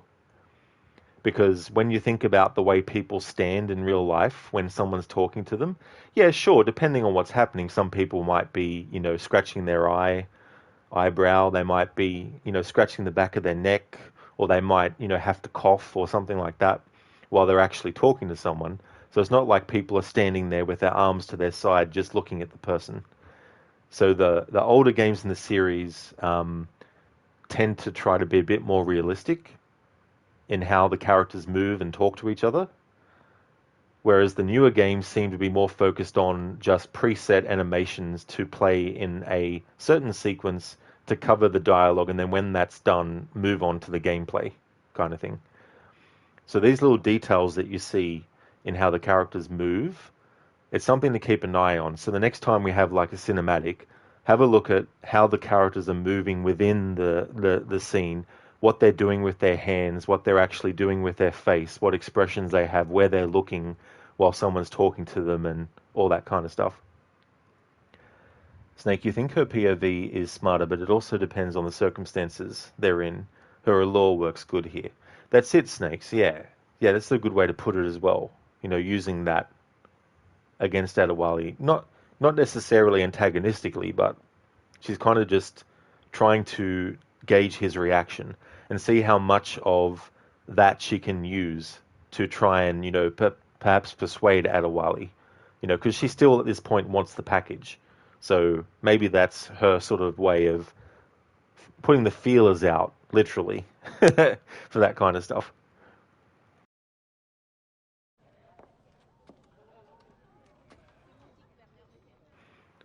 And in that moment, you can see that Adewale is contemplating something. A slave's rags. What do you mean by this indignity? Do you mean to see me recaptured? Indignity? Do you hold your enslaved brothers in such low esteem? Do you hold any man in high esteem? Or are we all pawns to you? You should be so lucky. There is no trick. It is only that, well, the Gouverneur de Fayette will host a soirée soon. And imagine, I am not invited. The excess of the occasion calls for... With your crate, you... I hate when games do this on me. Reload checkpoint, because the dialogue for some reason decided to cut off and then the next set of dialogue happened. A slave's rags. What do you mean by this indignity? Do you mean to see me recaptured? Indignity? Do you hold your enslaved brothers in such low esteem? Do you hold any man in high esteem? Or are we all pawns to you? You should be so lucky. There is no trick. It is only that, well, the Gouverneur de Fayette will host a soirée soon. And imagine, I am not invited. The excess of the occasion calls for an abundance of supplies to be delivered to his mansion. That's where you come in. With your crate, you will blend in with the men delivering the goods. Once on the grounds, you can spy on the good Gouverneur. Will the overseers not notice one man extra? Or are you simply unconcerned for my well-being? I've never met an overseer who could tell two slaves apart. Nevertheless, be careful. I sense you are as bright as you are strong. You will figure it out. Yes, ma'am. It's a very tricky thing that Adewale has to do here. And at the end of that cutscene, when you see him looking down at the outfit, the clothes that Bastien has given him, you can tell that he's thinking about something. And then when the next bit of gameplay starts up, he's talking about how by wearing these, he feels that like it's not the way to go. Like he shouldn't be having to wear these clothes. But Bastien, understandably points out that, do you hold, the slaves in that low esteem if you feel that way about what they have to wear and stuff like that. So when you know that and you think about what Adewale was thinking, then you look at the cutscene where Adewale was looking down at the clothes, you then get some dialogue to confirm what he was actually thinking about in that moment when he was looking down at the clothes. He was probably thinking, so she wants me to wear these clothes for this, endeavor. This could be, this could compromise things.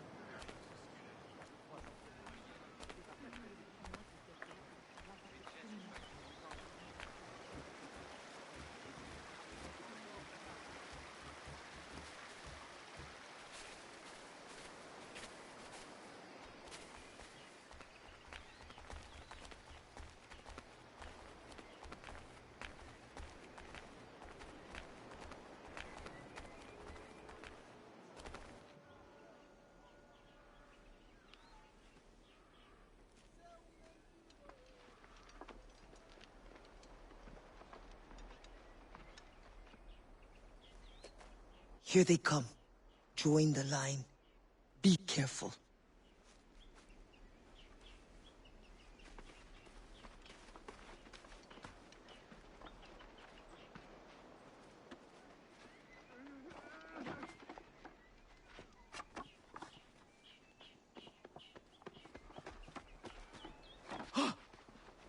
What's going on back there? Fall in line!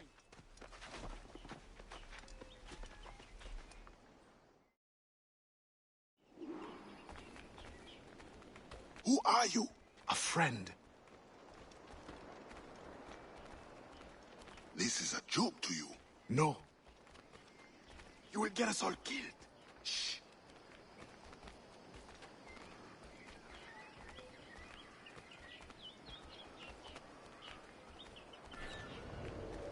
Another fete for the pig? Shh. You are too complacent.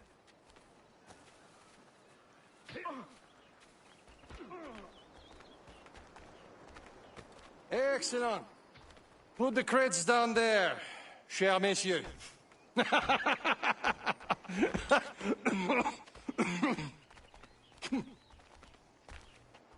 All right, enough socializing. Get back to work. The grounds must be fit for a king when my guests arrive. Lazy bastards. A lot of them should be whipped. I'm a prince, you realize? I'm a prince for putting up with it. I can't wait to kill that Defiant.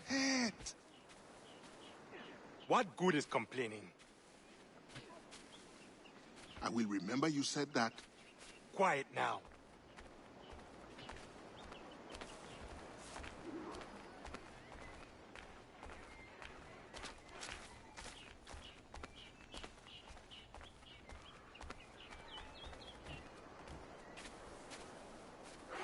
Friend, does the guard change often? As often as night moves today. Thank you. If you are a friend, prove it, Blanc.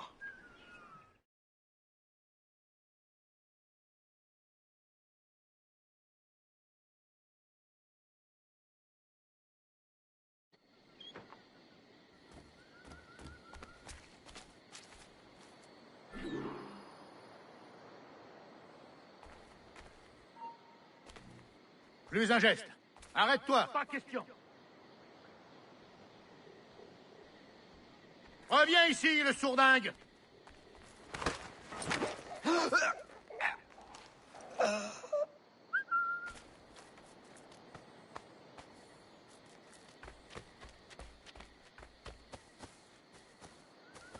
I hate the night shift.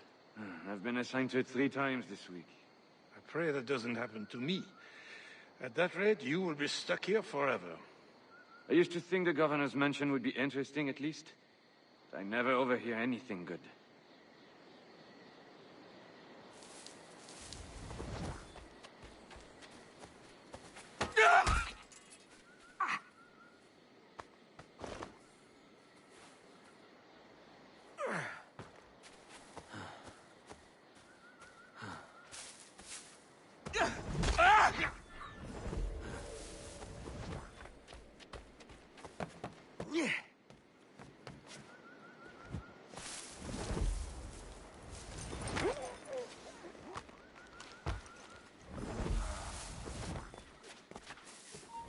Il n'a aucune chance!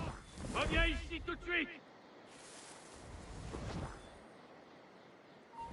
Reviens ici, espèce de crétin! Halte!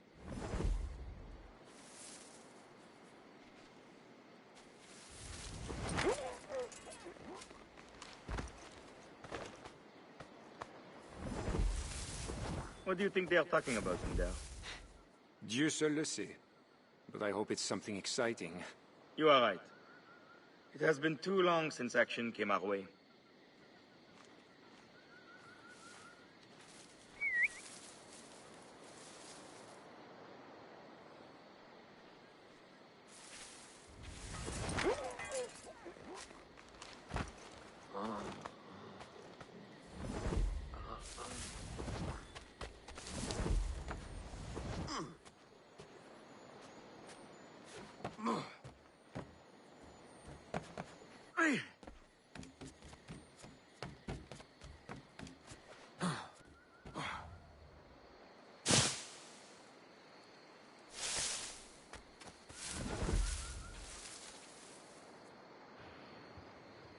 Alright, so there's no other dialogue from the guards. Alright, time to use Eagle Vision to locate where the governor is.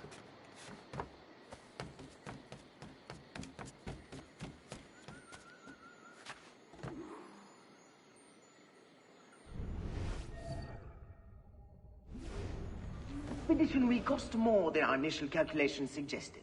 I heard you gave back. Does this account for... Bloody hell. I thought I had enough leeway vertically to still be in range of the dialogue. Expedition will cost more than our initial calculations suggested. I heard you gave Bastian's girl a jewel worth more than half the fleet. Does this account for the missing funds? What I do with my purse is my own business. What happened to the funds I released last month?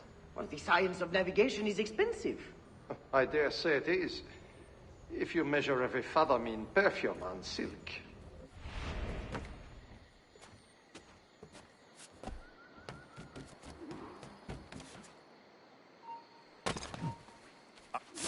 Tu as déjà un pied dans la tombe.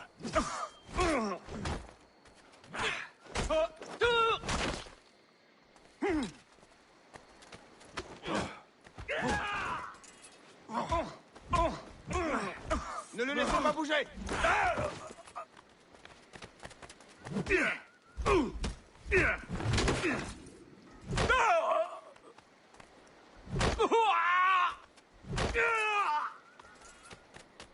If no suitable Spanish vessel is available, could we not use a French ship? Are you trying to start a war? Now I can't remember if that dialogue is, if there was any dialogue skipped.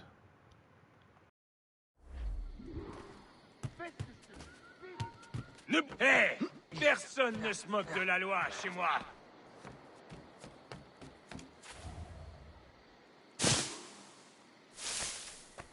If no suitable Spanish vessel is available, could we not use a French ship? Are you trying to start a war? The treaty between our nations is fragile. We cannot afford any suspicion of smuggling. Your name will go down in history with mine if you supply the funds and the ship. Thank you for the offer, but I have an expensive colony to govern. With the volume of slaves you import, I'd have thought you'd have gold to spare. Even free labor is not free, my friend. Slaves are expensive to replace. The poor beasts expire before they can reproduce. Even your slave ships would benefit from improved navigation. Fewer accidents. Now that is interesting.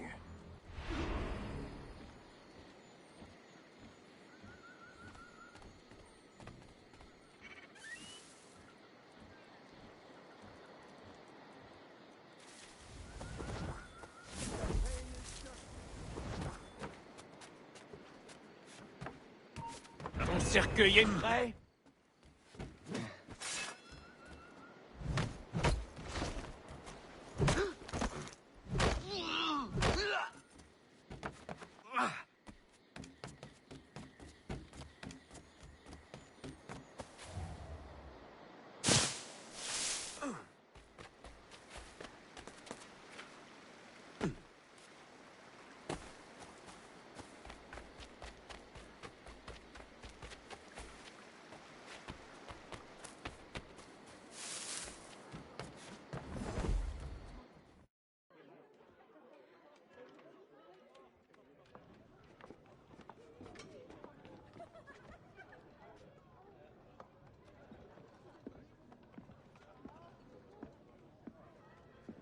Alors, what have you learned? The governor's overconfident. Despite his guard, I could have ended him with my bare hands. He would have deserved it. What makes you believe you need him? I keep my friends close, and my enemies closer. Which camp are you in? Will you tell me what you have learned? Who distracts him? A bold-faced scientist, Godin, hounds the governor for funds. Something about an expedition, navigational secrets. Why is this the first time I hear of him? Is my whole network turned against me? Does the harbor master think I give him my best girls out of kindness? Do you wish me to investigate further? I admit, as a man of the sea, the science of navigation intrigues me. No. Yes. I don't know. As you wish, but leave me, I must think.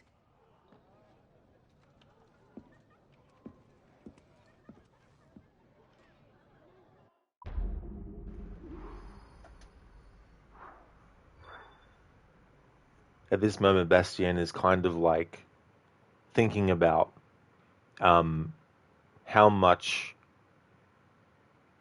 does she actually not know, despite being someone who generally has been able to get information about what's going on, and that this kind of thing has been kept from her and all that kind of stuff. And when she's asked by Adewale if he should investigate further, how she's like, yes, no, I don't know. Which is why she needs time to think about what's been going on and all that kind of stuff.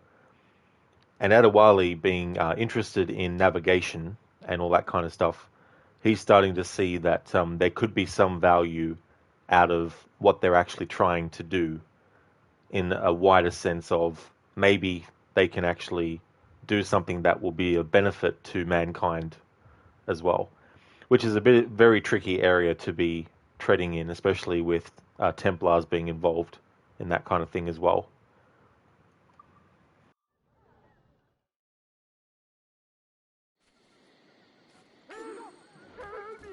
Emparez-vous de cet esclave! Hey, stop!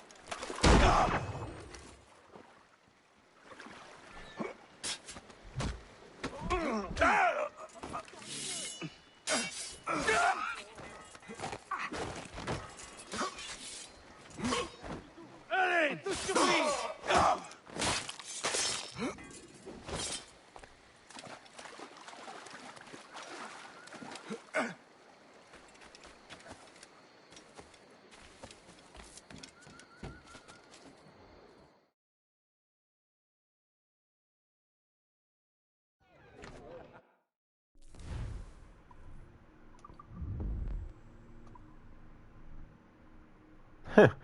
It's funny, it didn't throw up this information until I got to a point where I was between memories. Okay.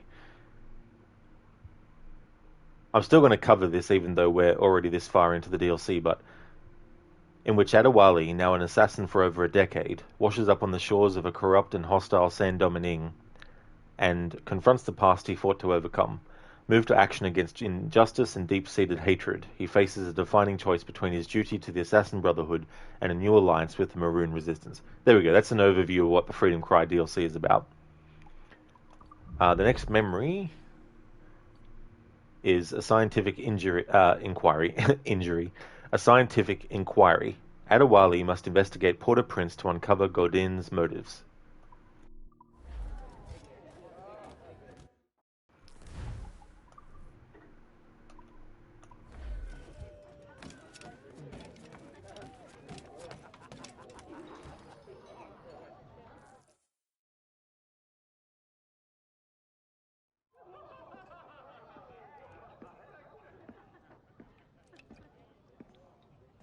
Bastien, I fear we lost you to the bitterness of depression.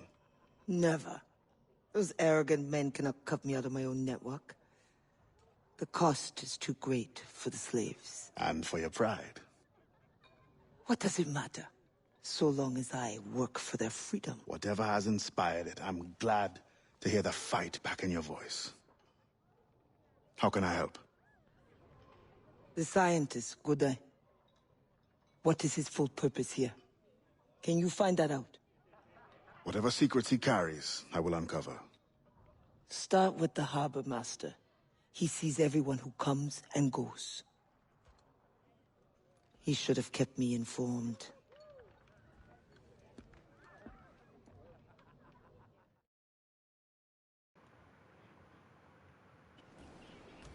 And having thought about it for a while, Bastien is able to decide that she wants Adewale to investigate. But also she has a newfound kind of like composure about the whole thing. She's still bitter about the fact that the Harbour Master wasn't being her eyes and ears, but she's definitely wanting Adewale to go forward with the investigation and find out what the Harbour Master knows, because she wants to regain the kind of control over the filtering of it, of, you know, information and all that kind of stuff.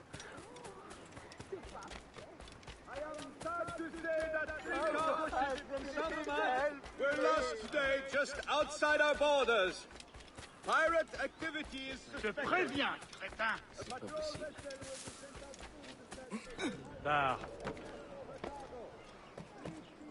Voyons le contenu. Attends là. L'idiot du village est en liberté. Reviens ici, espèce de crétin. Tu ne nous fileras pas entre les doigts. Où est-ce que tu crois aller comme ça? The governor de Fayette requests that Monsieur Godin's geodesic expedition be equipped with every resource it demands. The first need is rather unusual. Monsieur Godin requires, for reasons of scientific record-keeping, 3 literate slaves. Who would have taught them? The Code Noir prohibits... Perhaps among your house slaves, such a worker exists? You may communicate it privately. There is a reward. But what will they do? Take notes, I suppose? Can none of the French scientists take notes? Not if they are to carry equipment at the same time.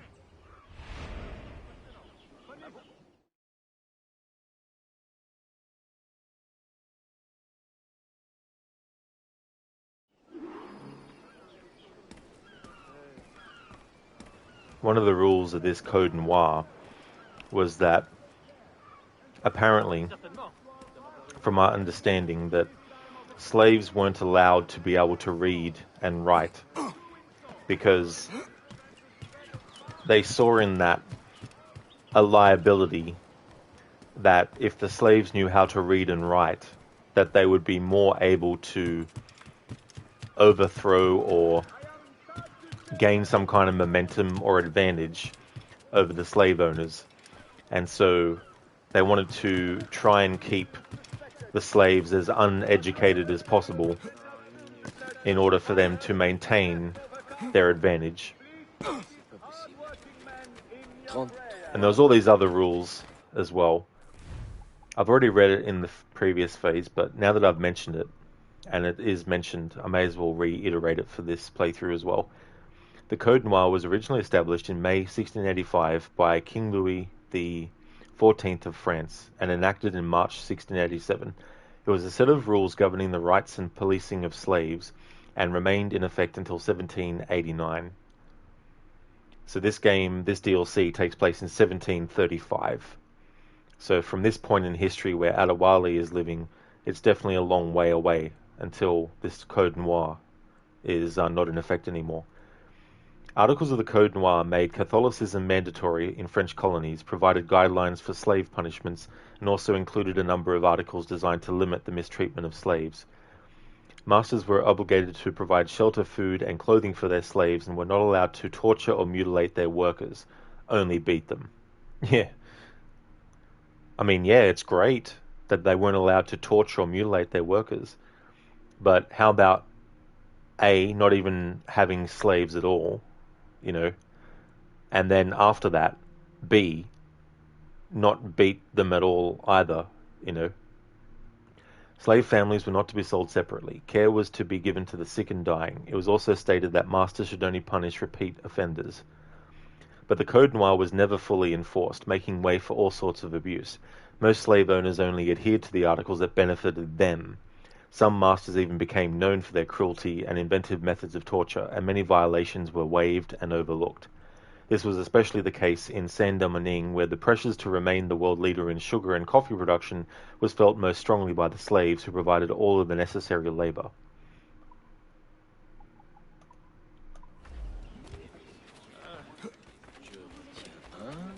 For the purposes of this story playthrough, I'm going to be doing all 5 investigations because there's dialogue that gets said about those ones.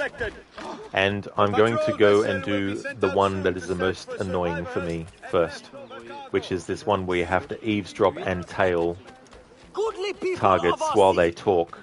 And they don't just stand there the whole time either, you have to actually track them through the pathway that they go.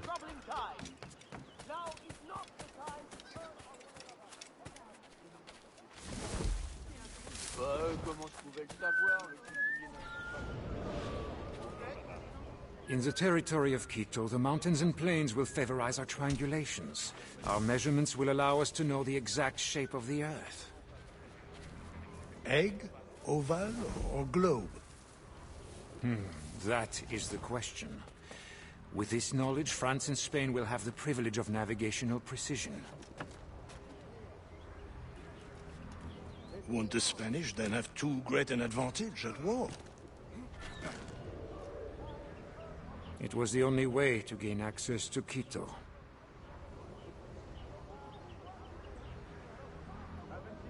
They're always one step ahead. Now that we are allies, perhaps we will walk together.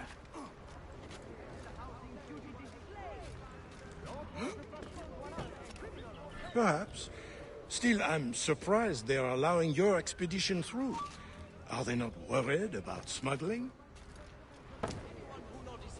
Oh, probably, but for all their military might, they're not as strong as we are in the sciences. They need you, then.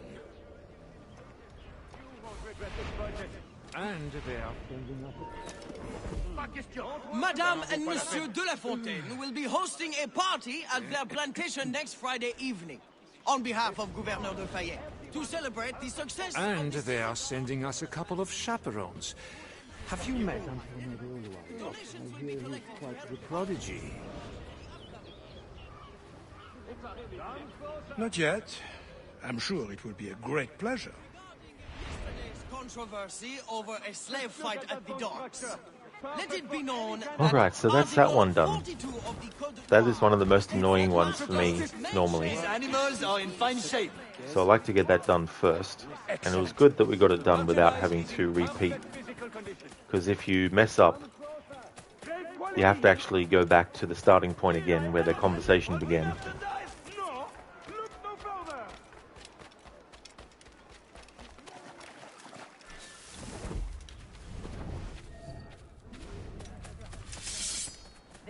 Regardez, il essaie d'attirer l'attention. C'est un vrai trompe-la-mort.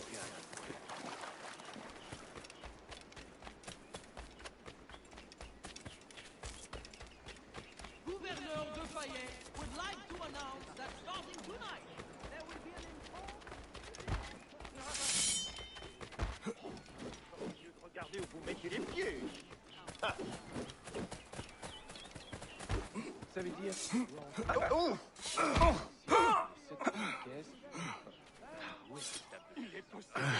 What do you want? Strange time to be delivering a message. Does it by any chance concern the expedition that's leaving shortly? Who are you to care? Tell me what you know, or I will wring it out of you. No! Very well. The governor wanted me to tell the harbor master to allow a French ship to be sent, rather than a Spanish one, on the condition that certain goods be transported as a special favor. The expedition will also be used for smuggling. Well, I wouldn't say it so plainly, but... Thank you. Good night. J'y comprends rien. 1563. Alors d'où sortent-ils son 38 et demi? Oh, j'y comprends rien. 4 pour les centièmes. Et on ajoute 2 à la tonne.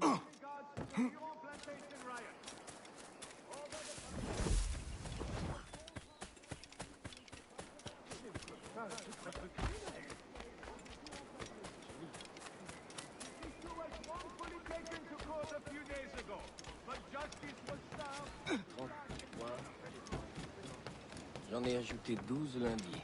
Non. Allez, il y a un autre chargement qui attend. That pouch must be important.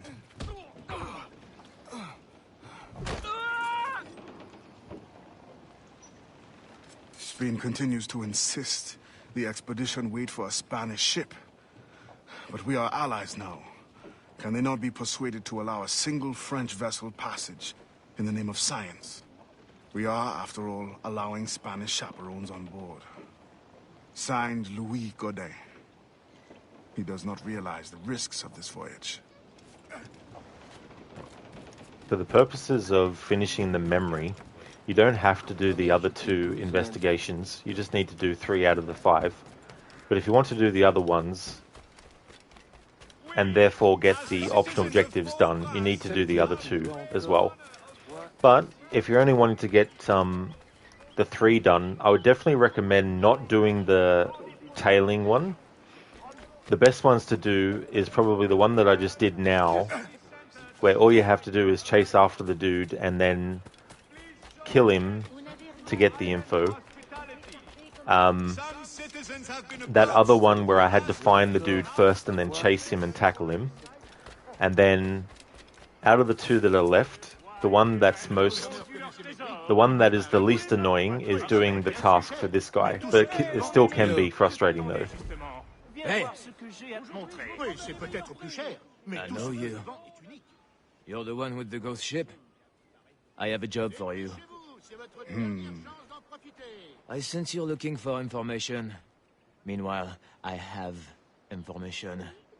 And I'm sure you have some condition for giving it. Yeah. My rival uses slaves to fish 3 times my haul. If they were freed, the slave that is, I would be so relieved. For their health, of course. Of course. Consider it done. Oh yes, I'm sure that he really would be.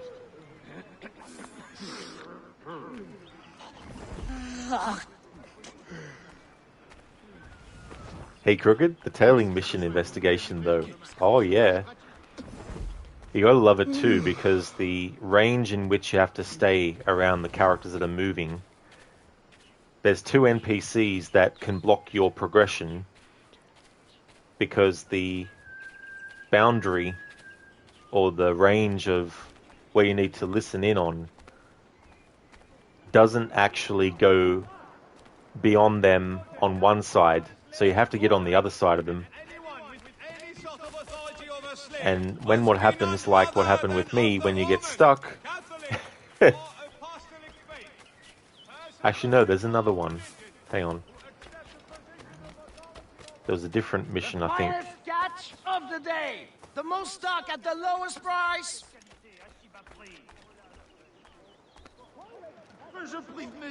Yeah, it's actually another one that is easier. So yeah, the easiest ones to do is probably the one where you just have to find the target first and then run and tackle him. The one that's on the ship that you have to chase and then kill. And then there's this other dude that you need to just loot the, or steal the letter off. They're the easiest ones.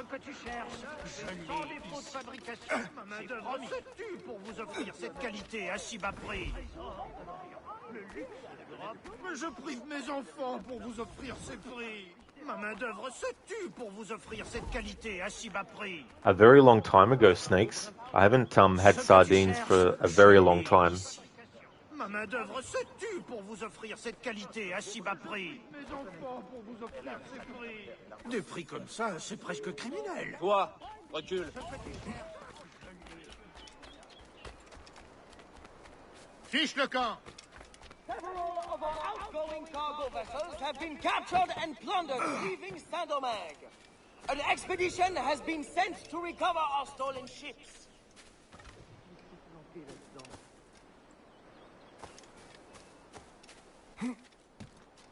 Mais qu'a-t-il bu, celui-là? Some citizens of Port-au-Prince have been cited aiding illegal slave activities. Hé, là-bas, hors de mon chemin. Une de ces bêtes est en fuite, rattrapez-le! Please report this immediately and you will be rewarded handsomely. Vous m'approchez pas de moi. C'est prêt, hein? Par ici!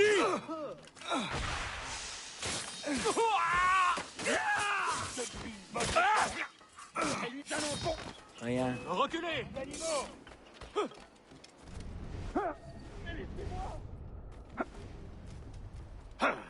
The next slave ship is expected to dock in our city next Tuesday. Slaves will Once the circumference of the Earth is known, we may navigate more precisely and better anticipate the position of the enemy. We will require fewer ships because we will lose fewer ships. Our cannons will aim true, and commercially, well, you know how it is with pirates and slave ships. We can put an end to nonsense by supporting this expedition. Signed, Gouverneur de Fayet. There is much at stake here. J'aurais mieux fait de I think I'm going to be sick. Oh, when I catch you, you will be sorry! On le tenait. Tu n'échapperas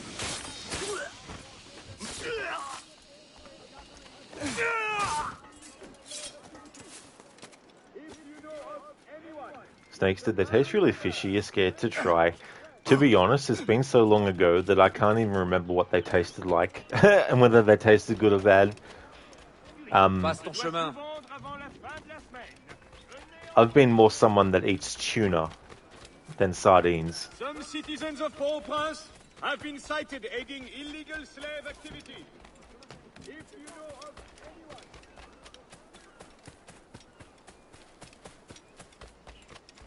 Dernier avertissement. Tout ce que je vends est neuf et sans défaut de fabrication. Thank you kindly. I did not do it for kindness. The information now, out with it. Ah, yes. The Harbour Master is stockpiling too much cargo for a simple expedition. Too much cargo, not enough cannons to protect it. Can only mean one thing. Smuggling. Thank you. C'est presque criminel.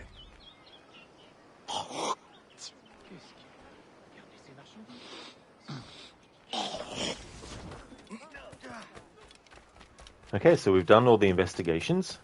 Because this is a story-focused playthrough, and the information that you hear about relates to the story, I wanted to make sure to do all of those. So it's good that it all went smoothly.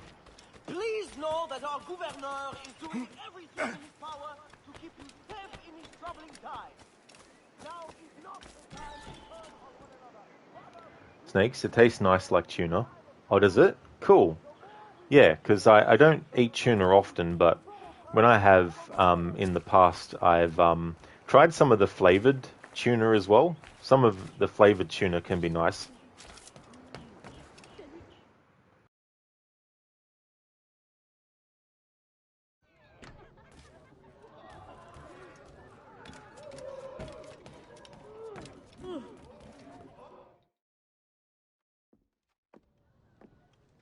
Alors, what did you find? An opportunity beyond imagination.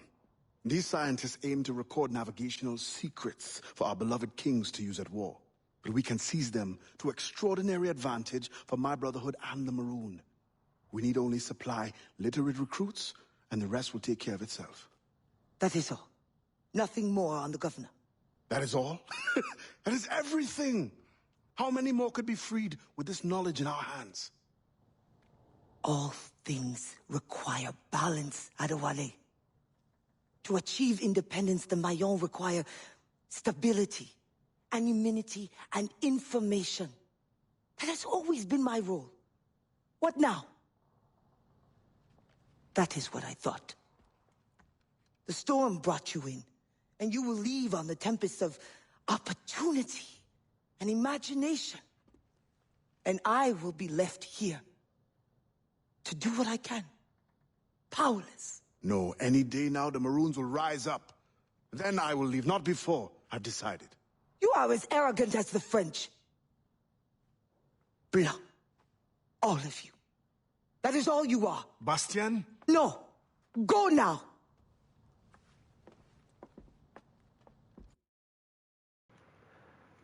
Okay, so here we have a situation where Adewale and Bastien have some conflict going on here, and from Bastien's side, she knows that the plight is not over. If Adewale gets done what he wants to get done and then leaves, that doesn't solve the overall problem of what's going on, and that there will be more problems, and that there will also be retaliations and all that kind of stuff against that. Adewale, in this point in the story, is kind of getting a bit blinded by the allure of having an advancement in technology, in terms of like having the maps and all that kind of stuff, and the geometry and all that kind of stuff, everything that's related to navigation and all that kind of thing. So he's seeing the potential in that kind of stuff, and even though he's saying, you know, I've decided I'm going to stay here, you know, and keep fighting for the Maroons until the fight's over, not, you know, I've decided that and you know, I'm going to stay here until that's done, kind of thing.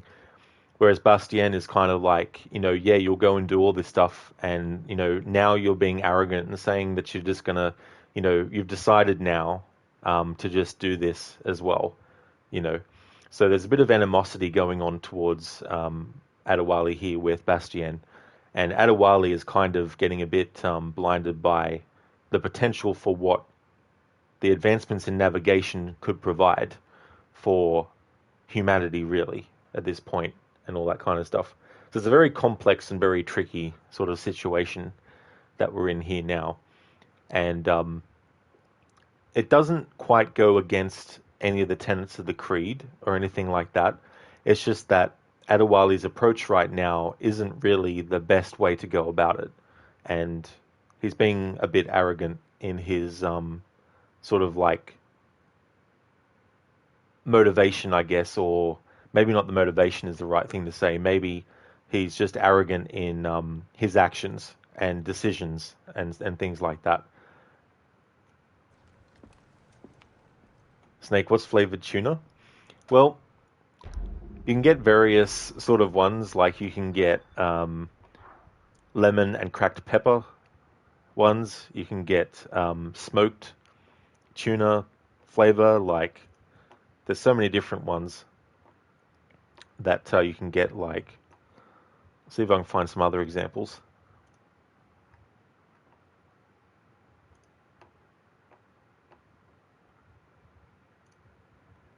You got Moroccan style, rosemary and sun-dried tomato flavor, Mexican style, herb and garlic, Japanese style, Thai red curry style, sweet chili style, sweet seeded mustard style, Spanish style, mild Indian curry style. There's a few different ones.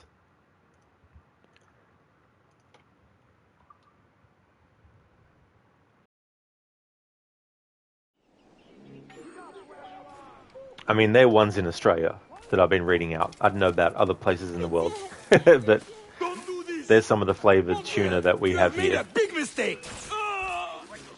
You will be thanked greatly in time. The sweet chili one's nice. Quite like that one.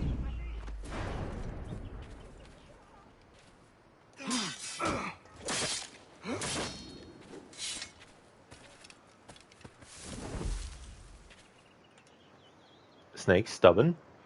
Yeah, I guess that could work too. Being a bit stubborn. I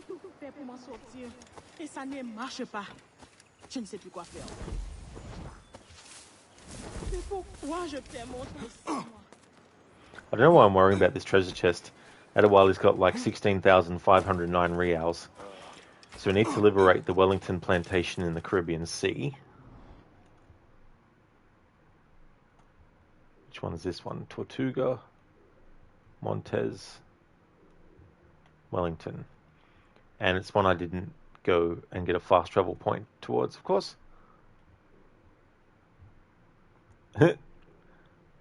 Experto Crede. Alright, let's find a boat fast travel. Snake. Oh, I thought you meant like how they have strawberry and banana flavors for ice cream. Oh, I see, yeah. Could you imagine though, banana flavored tuna? I guess if you took tuna and mashed banana and mixed it together. You had Mexican tuna with beans and peppers once. It's really nice. Oh, that's cool. Yeah, I definitely would try that.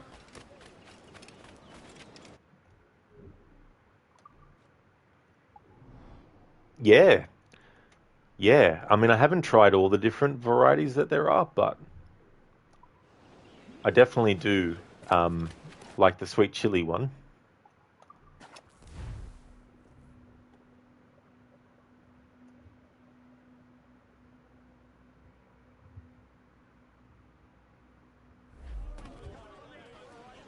Give me some speed! Speed.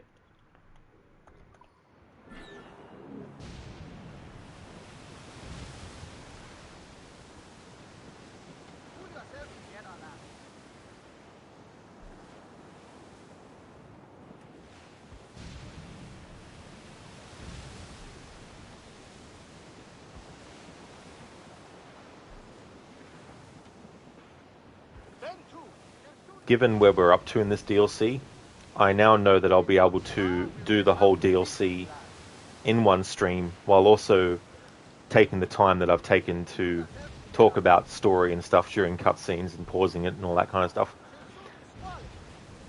We've basically got 3 memories left of the DLC. They're firing!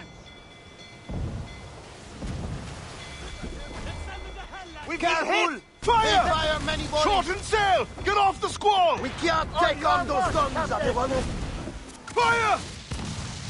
Shit, ya to the dead! Loose!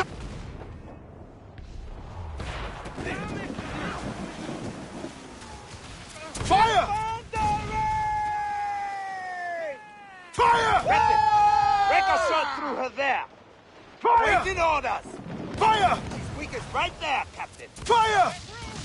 Fire! That's their weak spot. Fire! Take the shot. Fire! Fire! There, Captain. Fire! Fire! Hey Barnes, good evening to you as well, dude. How's things going?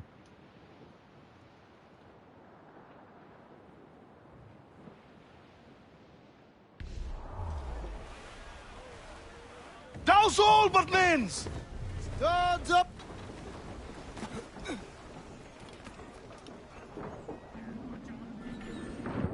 fucking taking the salt.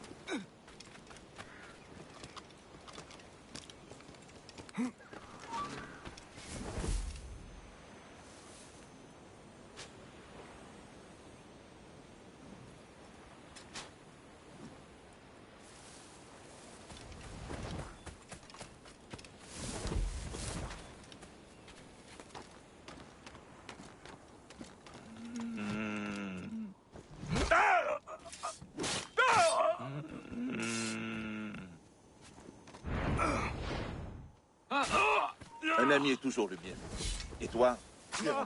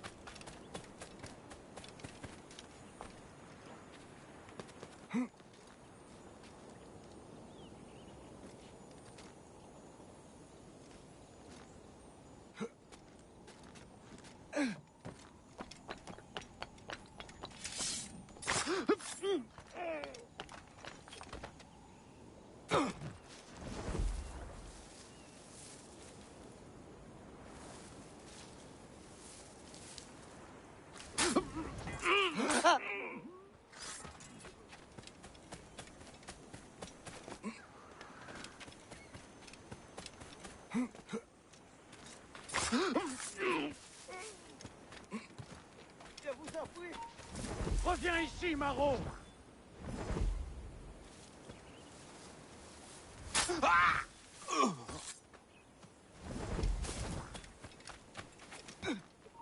Arrête-toi. Approche.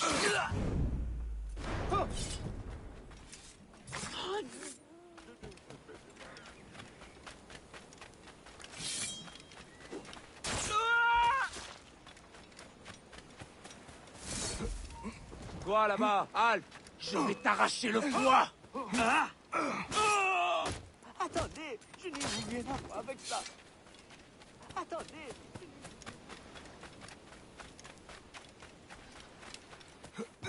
Arrête-toi.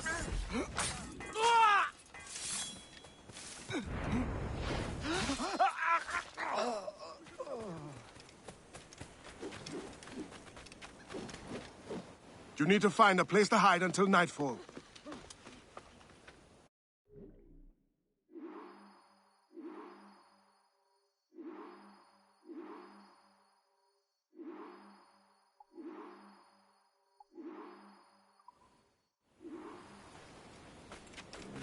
Alright, we've got the new blunderbuss. Or a new one.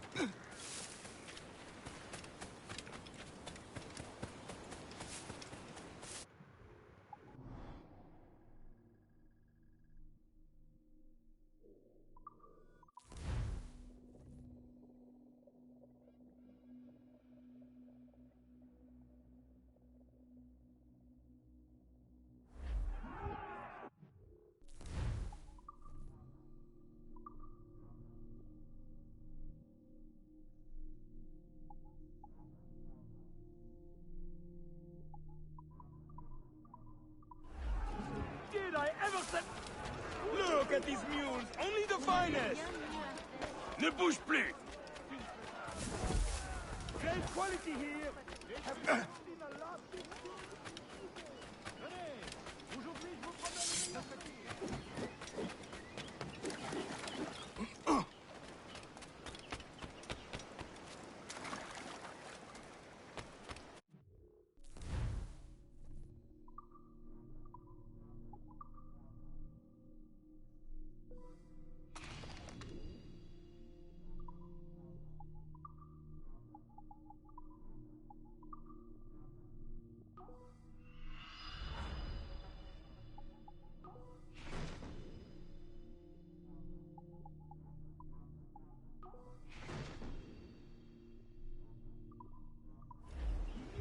You are wise. My thanks and good luck.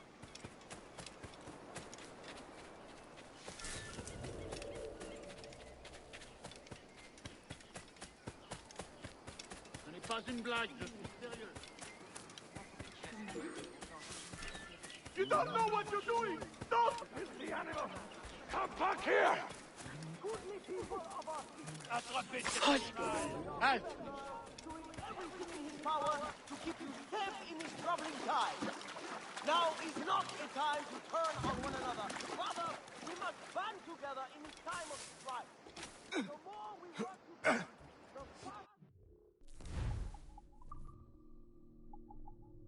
the No new entries for people.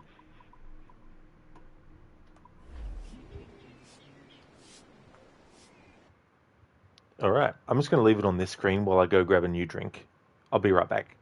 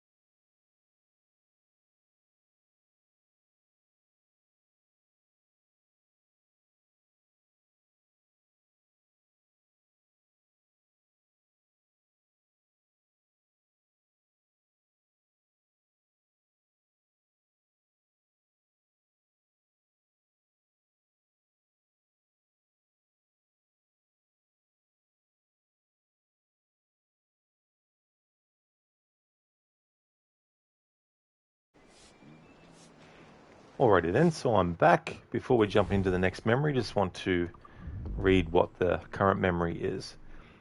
And the game won't let me. I'll just have to do that when we get into it.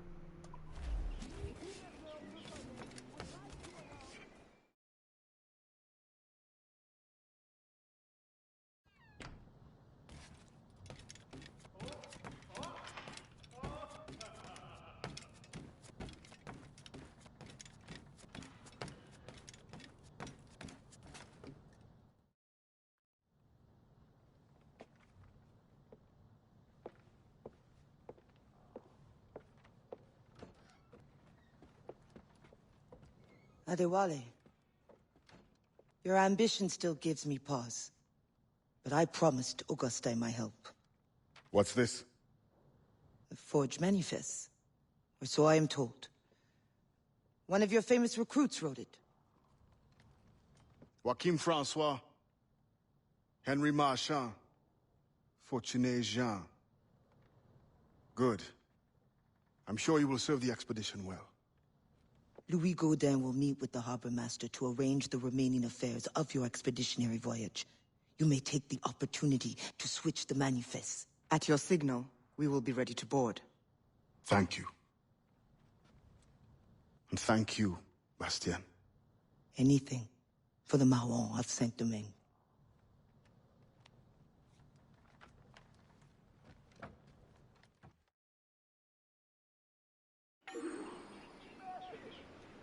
It's interesting to note there you have Adewale being the one who touches Bastien, whereas before Bastien was the one who was touching Adewale on the chest in one cutscene, but also on the shoulder as well, and her reciprocating that as well. And that's just a little bit of a hint towards where the relationship of them will actually go towards. I can't remember. I know the information, but I can't remember if it's actually in the database entry for this DLC or whether it's simply because I've read that it's in other forms of media. But Adewale and Bastien actually end up having a child together. So they end up becoming a thing. And I guess that could be taken as a little bit of a foreshadowing of the feelings that they might have for one another.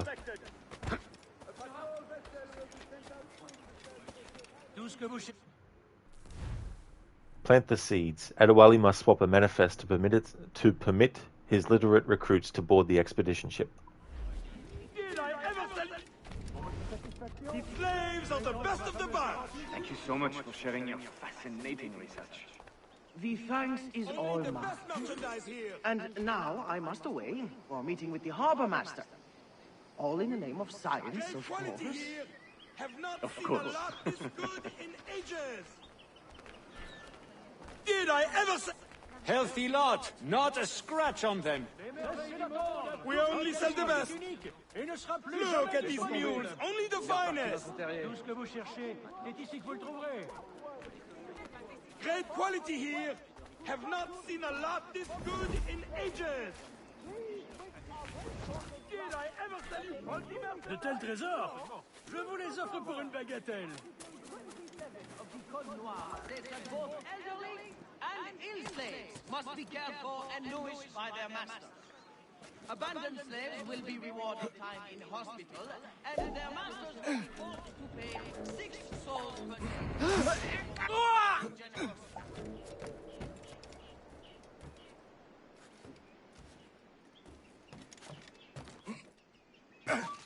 I am sad to say that 3 cargo ships from Saint-Domingue were lost today just outside our borders.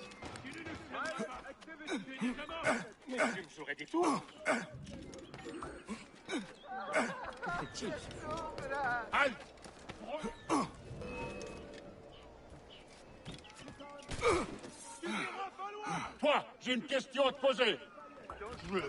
Ramenez-moi cet esclave.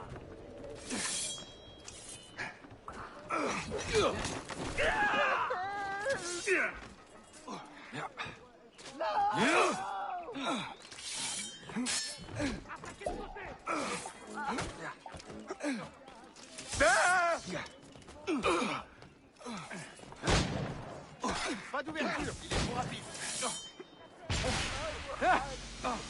This has become a comedy of errors. Attaquez des deux côtés. Là, là.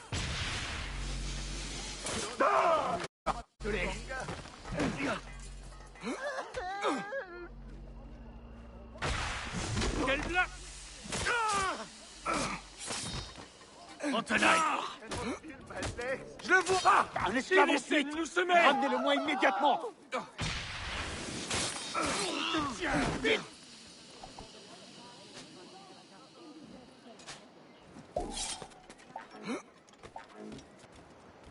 After all that, haven't been synchronized.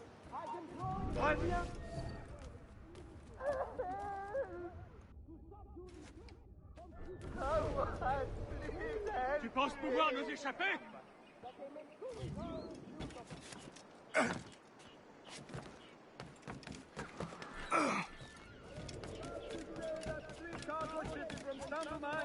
We're lost today just outside our borders.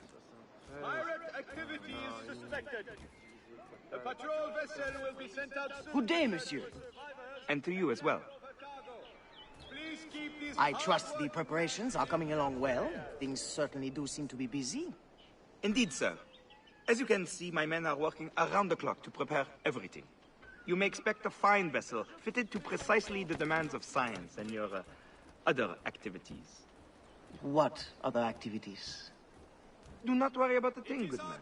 All will be attended to. There is only the outstanding matter of your slave. Do you have the name for the manifest?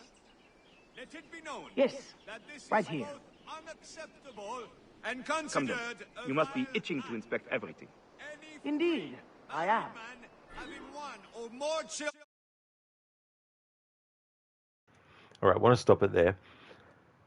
I want to get the dialogue from Louis Godin if you don't do what you need to do straight away.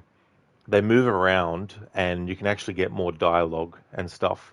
So I'm going to do that until such time as there's no more, and then go and swap the manifest. Children with a female slave shall be fined 2,000 pounds of sugar. If the master or the children, in addition to the fine, the slave and his children... What's all this?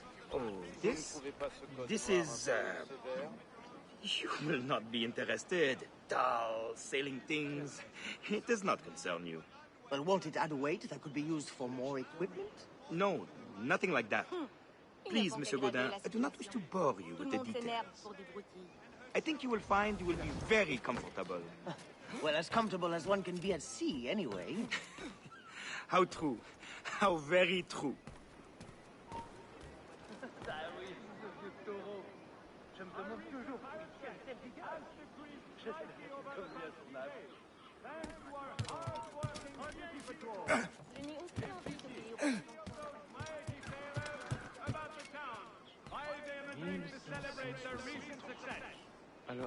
Alors d'où sortent-ils ce ennemi?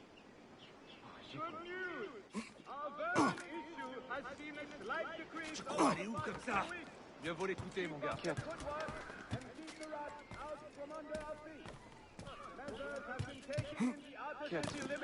Control the situation.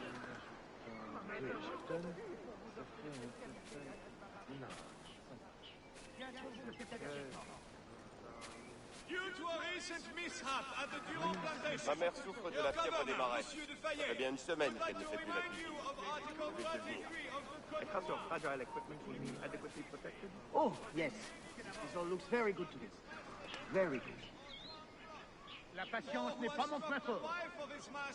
His mistress or his children Tiens compte de cet avertissement. to death.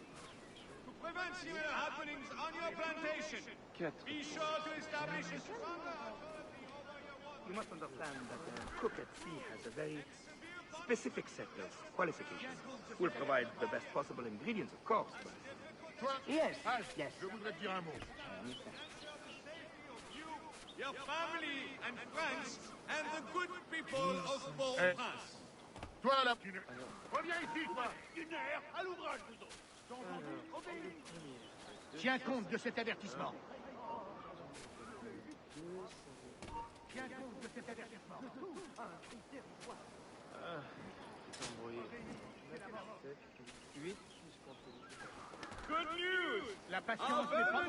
Hello, Hitsuit. Welcome on in. Hope things are going good. Just currently waiting for dialogue from this dude and his helper. Obéis ou c'est la mort.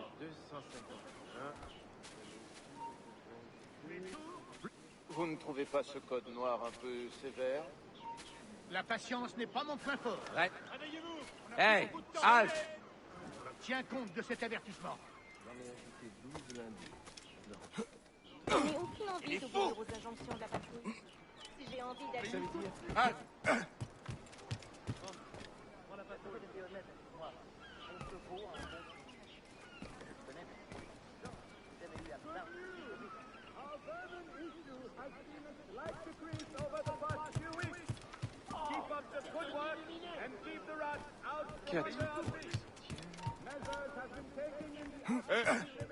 Halte!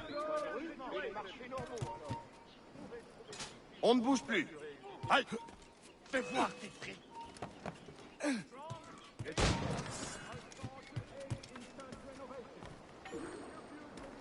Trop facile. Okay, so I don't think there's any more dialogue from Louis. Non.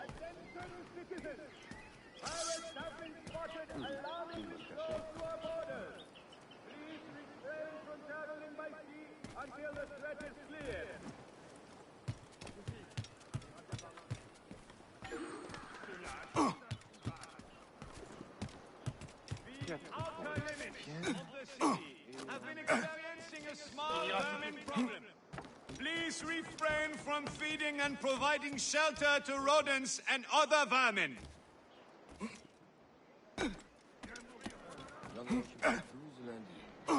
Ne le perdez pas, compris?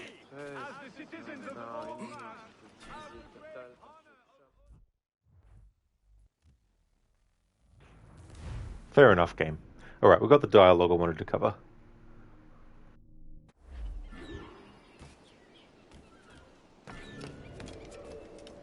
Gouverneur de Fayet would like to announce that starting tonight, there will be an enforced citywide... Oh, this is, You will not be interested. Dolls, selling things. It does not concern you. Well, won't it add weight that could be used for more equipment? No, nothing like that. Please, Monsieur Gaudin, I do not wish to bore you with the details. Hey! I think you will find you will be very...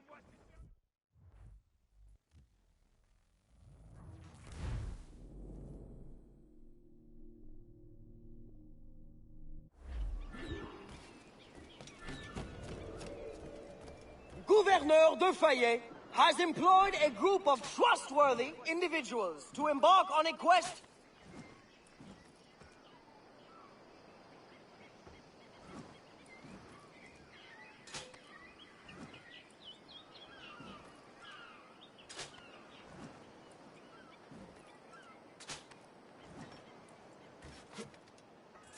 Please, Mr. Gaudin, I do not wish to bore you with the details. Hey, halt! I think you will find you will be... Well, as comfortable as one can be at sea, anyway.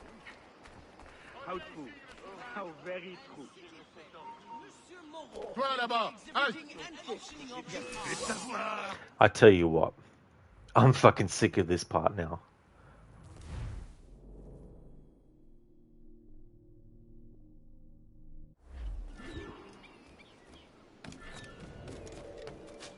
Goodly people of our city, please... Tu essaies de filer, cafard? Tes dernières paroles.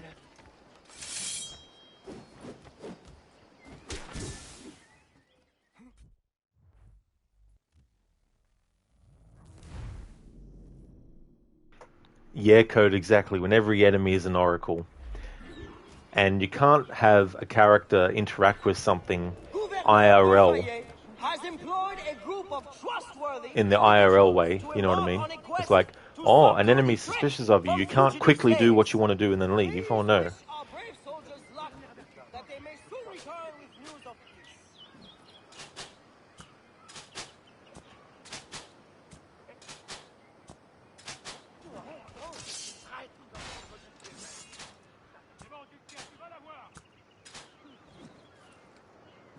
C'est ça, vas-y, achève-le.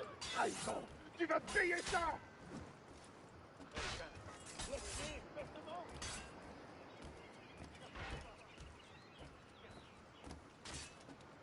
C'est bon, tu l'as. Il a ce qu'il mérite. N'approchez pas. Et dire que j'espérais échapper à ça dans les îles. Et dire que j'espérais échapper à ça.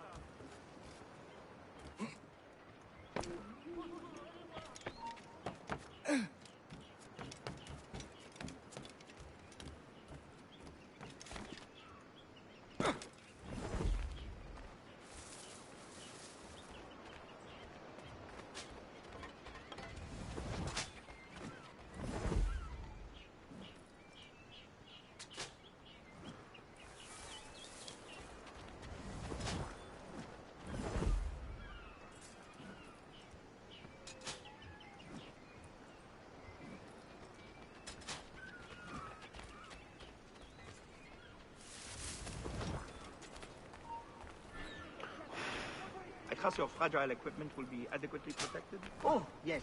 Yes, this all looks very good to me. Very good.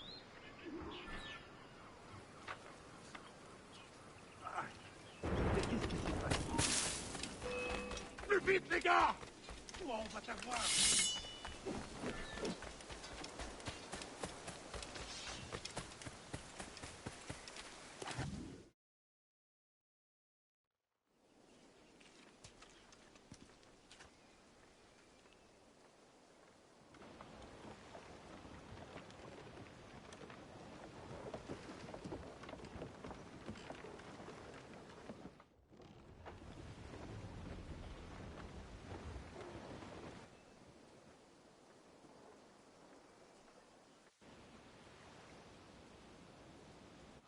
The Black Flag. They'll be picked to the bone.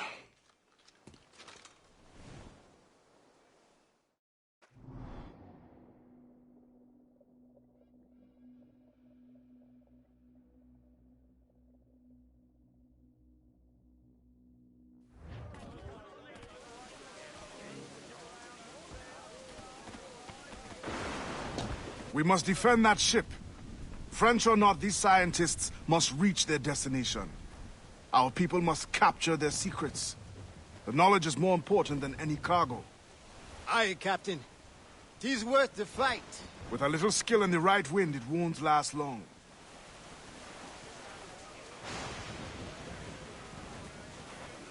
Starboard! Loot floating by here, Captain.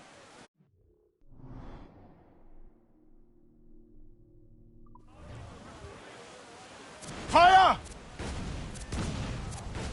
Fire!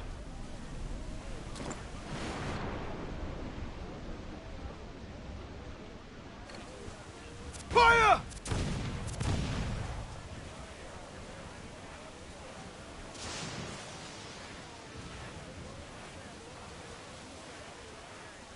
Fire! Fire!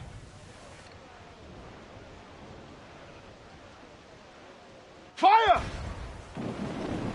Fire! Down, me, Clint! Do your Straight stand to the down! deep. Ready to fire, Captain! Fire! She's butter up her face, Captain! Juices broke the weather there! Fire! Miss! Damn it!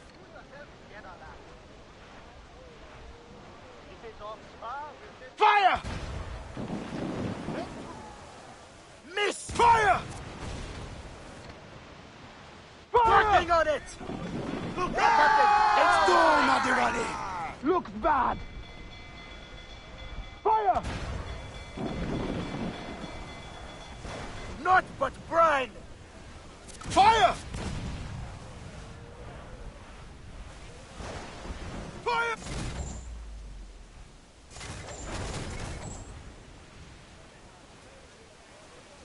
On your mark, Captain! Fire! Damn me, Glint! Straight to the deep! Fire! Almost ready! Fire! Fire! Waste of good shot! A good shot could triple! Fire! Station! Fire! Down to it! Going fast as we fire!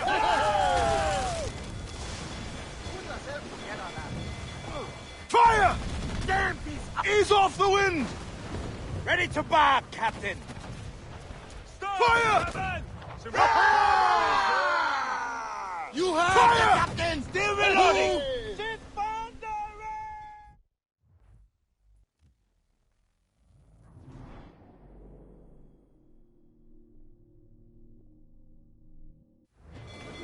As much sail as you can! Trim to!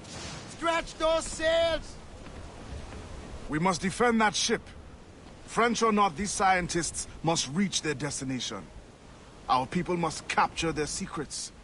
The knowledge is more important than any cargo. Aye, Captain.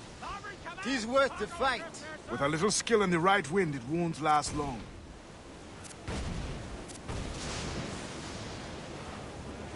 Fire! Fire!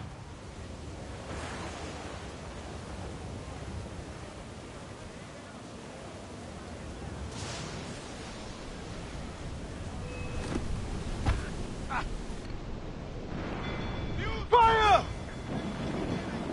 Fire!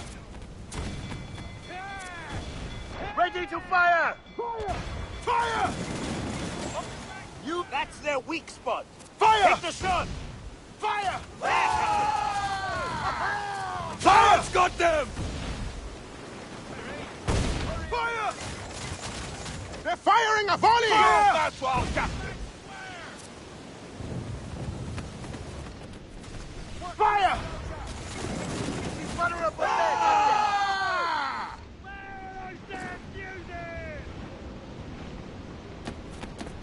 Fire! Working on it! No! Fire! Captain, break a shot through her Fire! there! Under the ship, Adewale! That storm straight from hell! Ready to bark, Captain! To larboard, sir! Fire! There's loot floating here! Fire! Going fast as we can, Captain! Waste of good shot! Loads in! Fire! Look, Captain! A red place out there! Drink! Fire!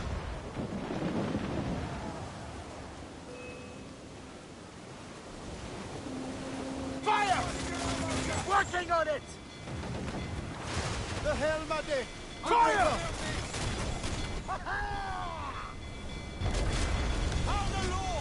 Trim the yards off the wind! That's their weak spot! Take the shot! Almost there! Away Fire! there! Brought the weather there! Let out some sail! Crowd on every inch of sail! Ease off the wind! Haul in all sail! Get the mainsails into the wind! Haul in the stunsails! Haul down! Haul down! Douse all but mains! Loose all and trim sharp to the wind! Fire! Reload vulnerable there, Captain! Fire! Down to the drink! Tops, gallants, royal studs!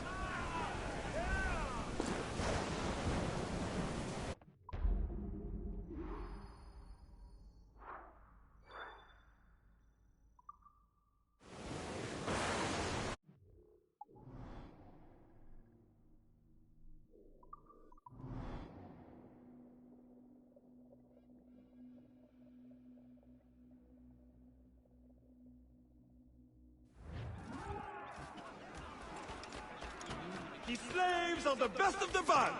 You will want to bet on these one, messieurs. Good-looking bunch. Hear that? Des prix comme ça, c'est presque unique. Viens ici, regarde ce que j'ai spécialement choisi.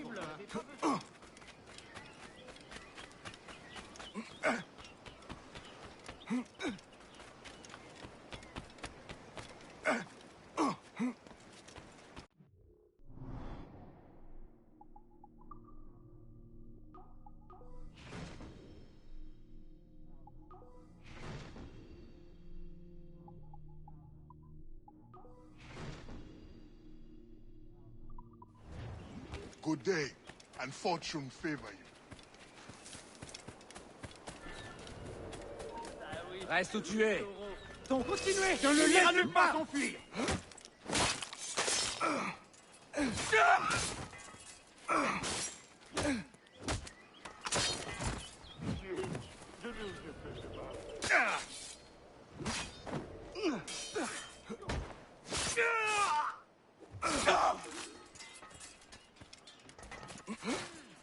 Ne le laissez pas respirer. Est en fuite, rattrapez-le!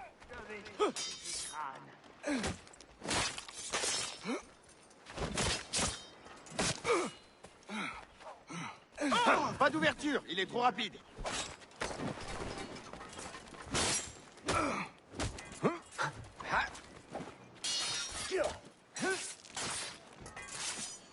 Bloquez-le!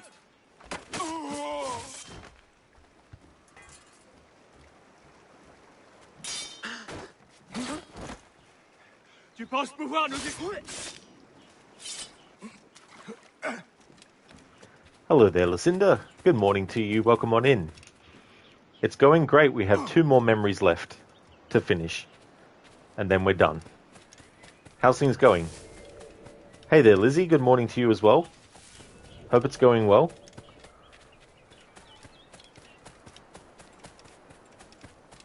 Il n'y a rien ici pour toi, l'ami. J'espère que tu as de quoi le prouver.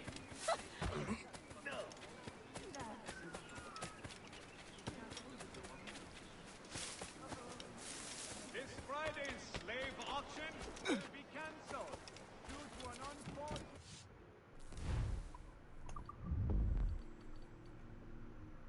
Oh, we can't read the current memory yet. It's so funny with this game. Sometimes the game lets you actually read the current memory that you're up to before you even initiate it. Sometimes you can't read the current memory that you're up to. You have to wait until you're actually in the memory before you can actually read it. It's like, make up your fucking mind, programmers. Which is it going to be?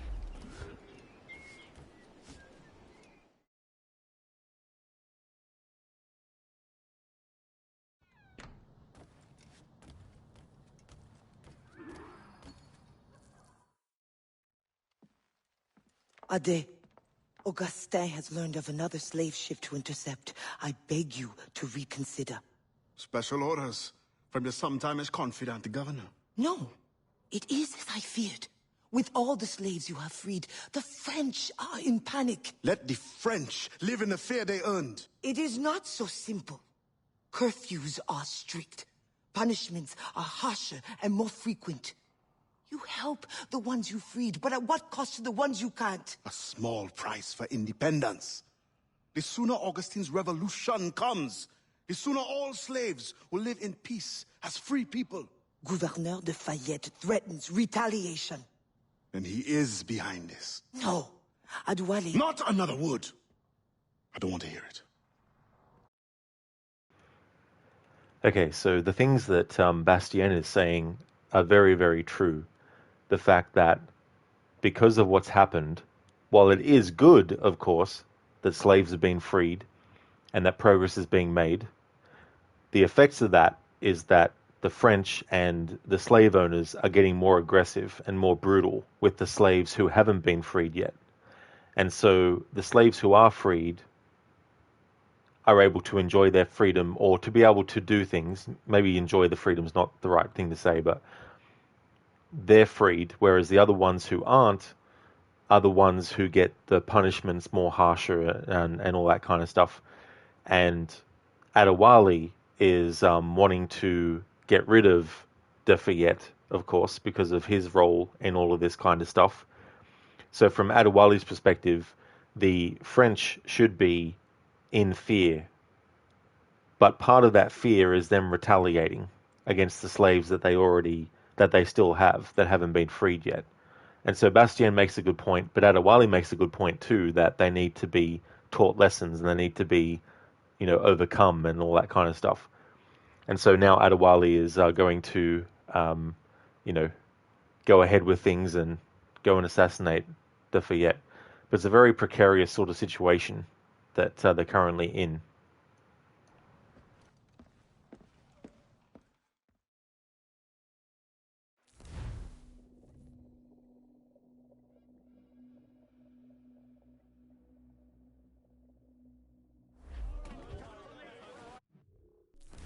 Now we can read about it. Down with the ship. Adewale must intercept the slave ship. Your pirate days, did you cross many slave ships? More than a few. But when I sailed with Kenway, plunder was the only prize. Plunder or information leading to more plunder. Did you never wish to intervene? It is wise for a quartermaster to keep his wishes to himself, if he also wishes to remain as quartermaster. But yes, the thought did cross my mind. When the assassins offered me the opportunity to pursue more serious aims, I left the plundering behind. But the slave ships also? No, for I am still an assassin, and I have found them again. I would not trade my years as a pirate for anything. You enjoyed your freedom. They hardened me for the work we do today. And when I am done, you will also have pirates to thank for your training. Yes, Captain.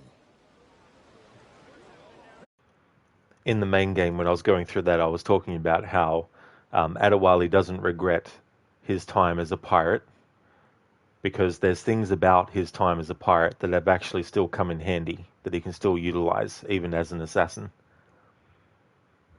Lucinda, things are going okay. You were exhausted last night and basically went to wind down at 7:30, started nodding off at 8, and then ended up sleeping 10 hours. You didn't wake up sick, though, so you're ready for the day. Oh, that's really good, to get that amount of hours, but also not to wake up sick as well. That worked out really, really well. Definitely seemed like you needed the sleep then, especially if you're exhausted. Loose and catch the wind! And Adewale talking about how, he did want to, speak more openly to Edward about the things that they were doing and all that, but he knew that if he wanted to stay quartermaster, that there were some things that he had to keep to himself. But it's something that he tells Edward anyway. It's not a secret that he's kept from Edward and that he is talking about him behind his back. He actually does tell Edward in the main story about the fact that there's been some things that Edward has been doing, and that's why, he can't be quartermaster anymore and wants to be an assassin instead. Listen, you worried that you would be sick because your throat was feeling a bit strange all day. Yeah, there's definitely things we can tell. Sail! Get off the squall! If we're going to feel a certain way, you know what I mean? Like, certain sensations maybe. Like for me, if I get a tingling in the bottom 2 front teeth, that sometimes has been an indicator that I'm not going to be feeling well soon, or something like that, Close!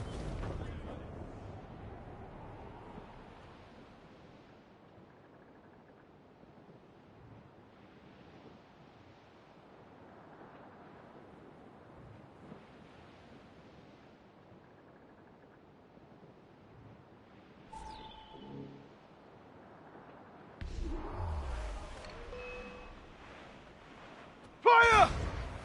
Fire! Going fast as... Ready to fire! Powder law! Monkey! Fire! They'll sink us! Shot it! Fire! There's their weak spot! Take the shot! Reef in all tops! Fire! Fire! Fire! We get right there, Captain! Fire! Unfurl mains! Let's move!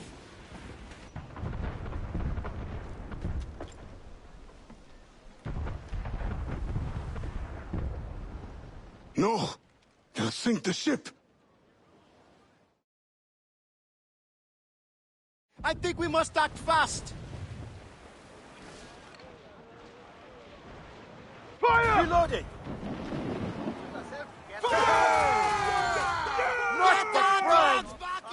Ready, Captain! Fire! Launching!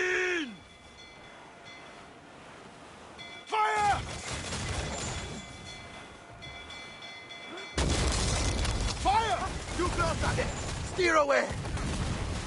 Douse the gallants and royals! Captain Ade, I think we must act fast. Get the men free! Fire! Hold down and clue up! Men's out! Let's go! Trim to! Stretch those sails!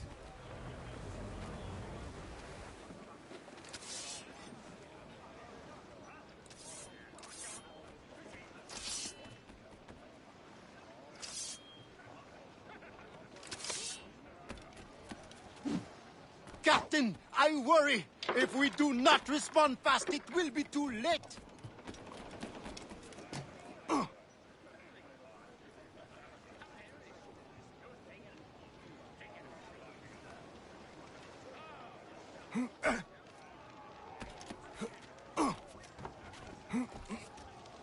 I'll go below.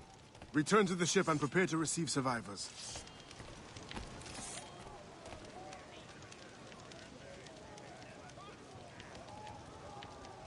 Where did you store those engines? Captain Ade! Tech, gotta love the sheer amount of smoke. That's true, yeah, there's a lot of it. Sometimes it can be annoying because it gets in the way of visibility, but in terms of like the atmosphere of it and the realism, definitely adds to that. Listen, they're interesting. Yeah, I don't know what about being sick after feeling that sensation makes the connection or whatnot, but it is very weird feeling as well. It's not really like an itch kind of feeling, like when you're itchy and no matter where you're itchy, you try to scratch, but it still feels like you're not actually getting at the itch. It's not that kind of thing, but it's sort of like in between the teeth. You think you realize what else Odyssey's ship mechanics were missing? All the yelling when firing. There's just not much hype on the Odyssey ship, no explosions or yelling. Yeah, you hear them doing the cheering or you hear them like stomping their feet before going across, but the spectacle is not there. Like in this game, you've got the whole smoke, explosions, gunfire, yelling. You're throwing ropes to the other ship and then pulling across and then swinging across and then the fighting and the clashing of weapons and all that kind of stuff. Whereas in Odyssey, it's more like go beside the ship, step across, you're on the ship already, fight, done, jump back over, you know. I think we must act fast.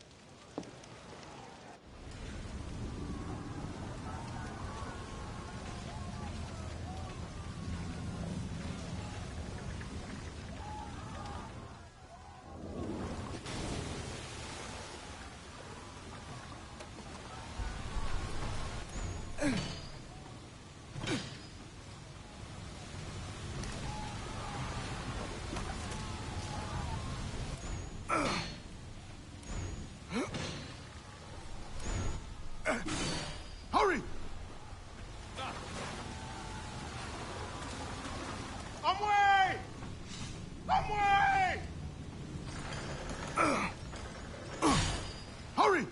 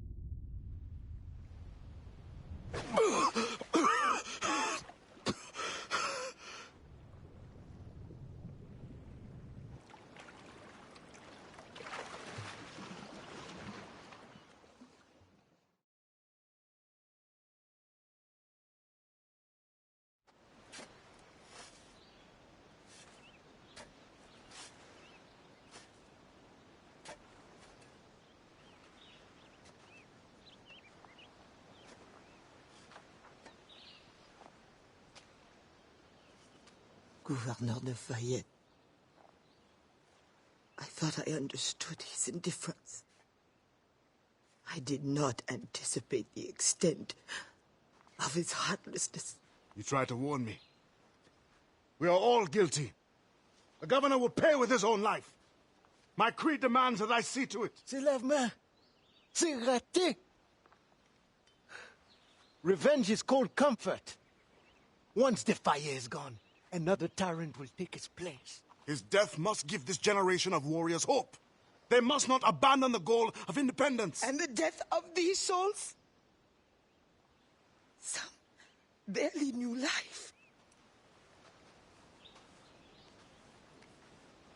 We will always mourn them.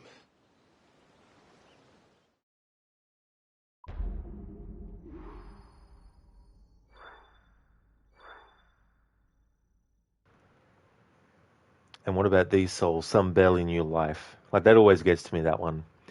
Because it's like, you know, imagine that there's so many things that you could have experienced, so many things that you could have done, but you were born into a period of time where, from a very early age, you were taught that you have no autonomy of your own. You have to serve a master, and they're allowed to do whatever they want to you, but you're not allowed to retaliate, because if you do, you know that you or your family or friends or others that are also slaves will also be dealt with and punished.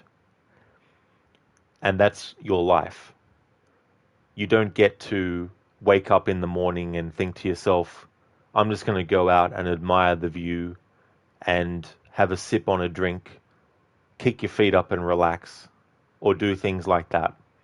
Because if you were to do that, you would be punished for it.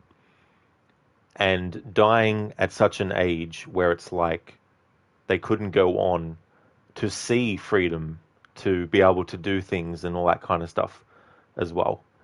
And the predicament that they're in, where they're on a ship out at sea, and it's not like they had helicopters that could fly in and perform rescues, you know, or anything like that.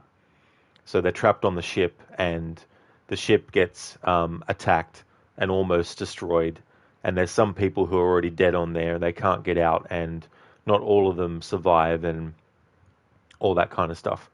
So yeah, that line Bastien says, where she says, and what about these poor souls? Some barely knew life. Always hits hard as well. And it's understandable that Adewale is angry because he wants to get revenge on Dafayette. And the thing about revenge is that in Adewale's case, it just so happens that it does line up with what would be demanded of him as an assassin. And he can't just let Dafayette live on. He just can't let him get away with this. And so Dafayette is now, of course, the target that Adewale must take out because his creed demands it. But it also is something that he feels very, very passionate about doing as well. And we'll see that there's a difference in how he assassinates this target and how he treats the target in death than what other assassins do. And especially when you think about Ezio and when Mario tells him when he's killing or he's killed Vieri, how he curses his name and yells at his dead body and shakes his body, and Mario is like, we need to give them respect. And then Ezio's like, would they have given us that respect? And then Mario's like, you are not Vieri, do not become him. And instills in Adewale, instills in Ezio this sense of, still giving respect to the Templar targets, even though that they're, despicable people.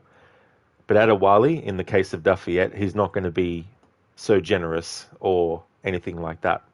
But I think it's very, very warranted, and it's very, very fitting as well. It's like when you watch a movie, like a revenge story, and you really get behind the character who wants to get revenge on what the villain has done to their family or their friends. That feeling of, yeah, go get him, that kind of stuff. So I definitely feel that Adewale is in the right to feel this way.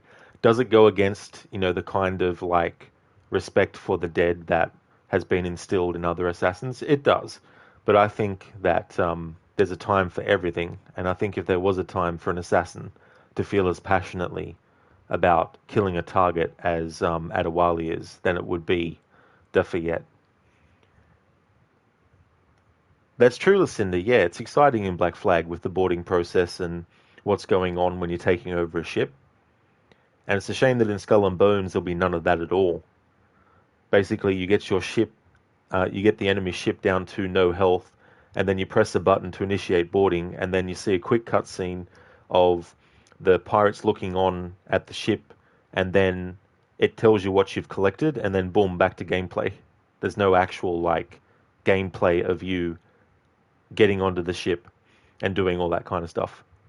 Like, you can get off your ship, but it's only for hub areas where you go around and talk to characters to get missions, and also where you, go and get your ship upgraded and all that kind of stuff. There's no actual, how about I go and explore this island?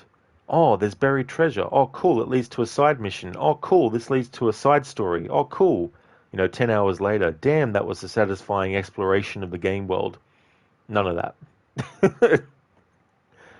I mean, if you like games that are just basically ship combat, then it seems like that'll be, But if you're wanting a really immersive pirate experience with Skull and Bones, you're not going to get that, unfortunately. Tech, you don't know, burning javelins are a spectacle to you. Well, that's fair, Tech, as well, to think of that. The javelins being thrown, the shooting of arrows and the flame arrows and all that kind of stuff. That machete is fucked, let me tell you. Oh, but this machete is a golden one, Tech. It's a golden machete. It's like the golden gun in GoldenEye. Whoever has the golden gun in GoldenEye is guaranteed a one-hit kill on any enemy. Listen to poor slaves. And that's the thing. It's like so many atrocities and all that kind of stuff that have happened, and still happen, and all that kind of stuff.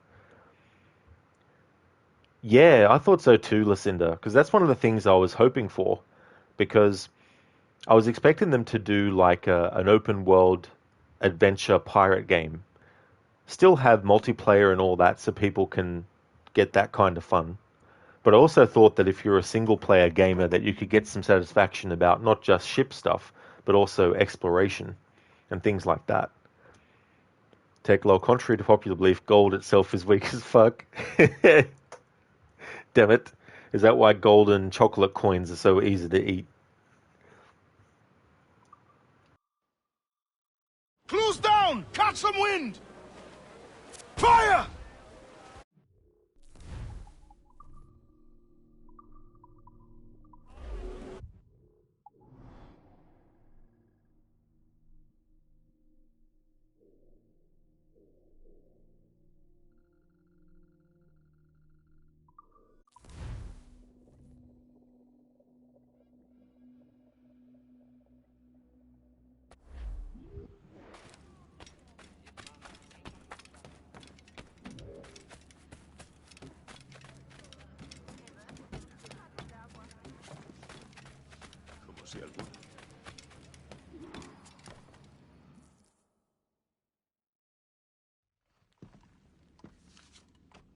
I believe it is time.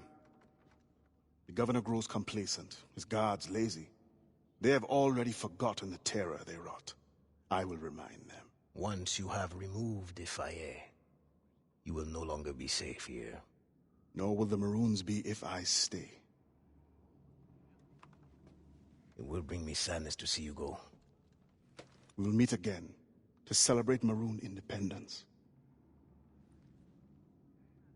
You know well the grounds of the governor's residence. Choose your moment. Do not get caught.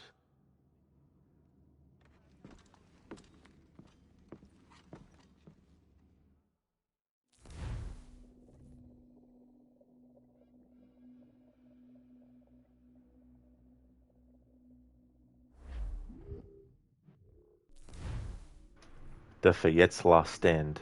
Adewale must bring Governor Defayette to justice. Shelley, you still can't believe that they transformed Black Flag into something like Skull and Bones. They just wanted to do Skull and Bones because of Black Flag's popularity, and now it has nothing to do with it. I remember when they actually posted a sort of like questionnaire, and they were asking people if they wanted a pirate game. You know, it was around the time when Black Flag came out. They were asking people for their opinions on if they would like a pirate game. And it started out as DLC for Black Flag, but then they decided to maybe it could be its own thing, and then for a time it seems like they were going for the same game engine and everything like that.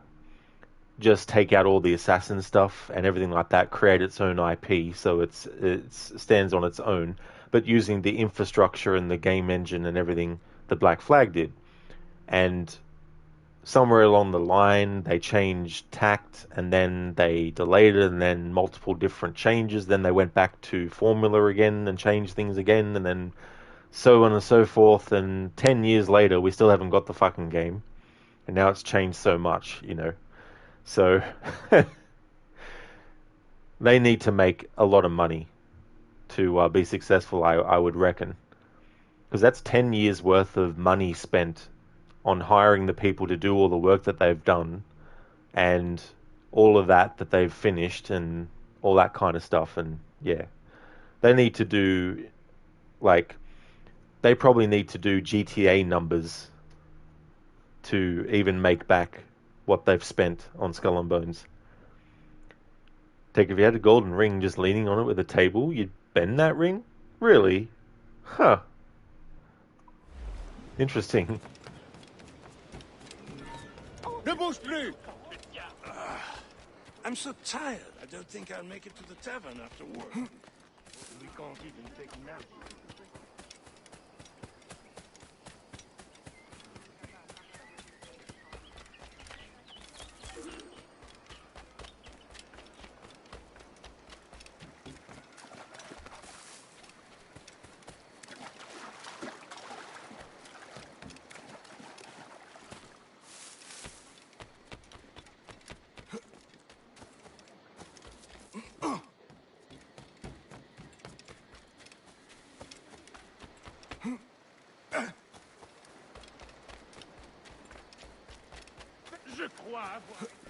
Where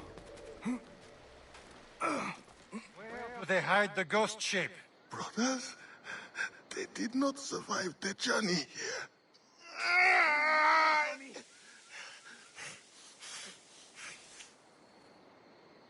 I will personally find and kill every last one of you until I find my answer. Where is the hideout of the Maroons?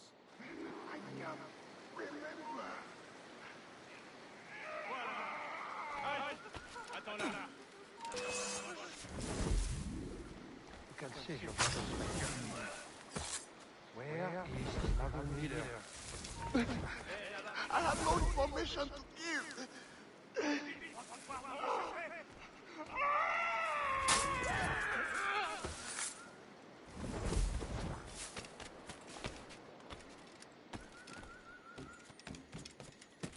Very well. Since you will not talk, this one will die. Sacrifice me if you must. The Maroon will prevail.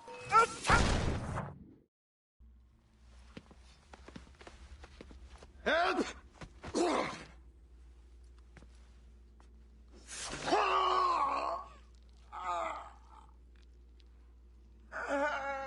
Who will come to your rescue? Your slaves? The overseers who follow your orders? Pathetic. What kind of man does not fight for himself? Why? I have killed many men on principle, but never have I wanted one to suffer as much as you. To understand what it is to gasp and beg for your life, like the innocents you drowned. You mean those slaves? That ship? But they're not even human. Without the discipline and guidance of their masters, they turn to rebellion. Murder. Like you. I only wish that were true.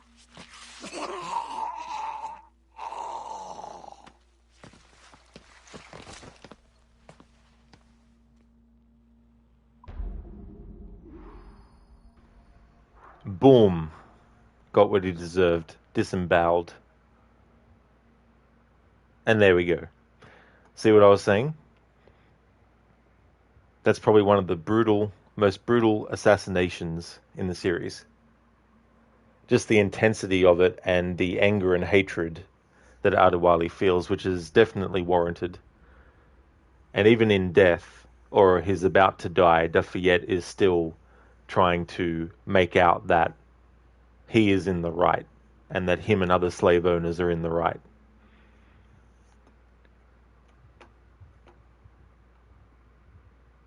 I doubt so too, Schiller. Absolutely. See, the thing is, I'm sure that they will still find some success with that game, because if you're looking for a ship-based combat game that isn't about exploration, just get in there, get on your ship, and start blasting away at other ships.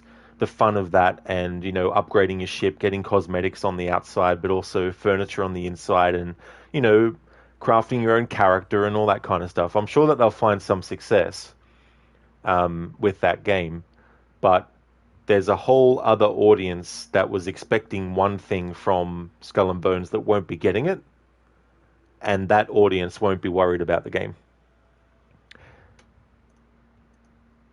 If the game does actually come out, I'm going to stream Black Flag instead, because I have a feeling that there'll be more,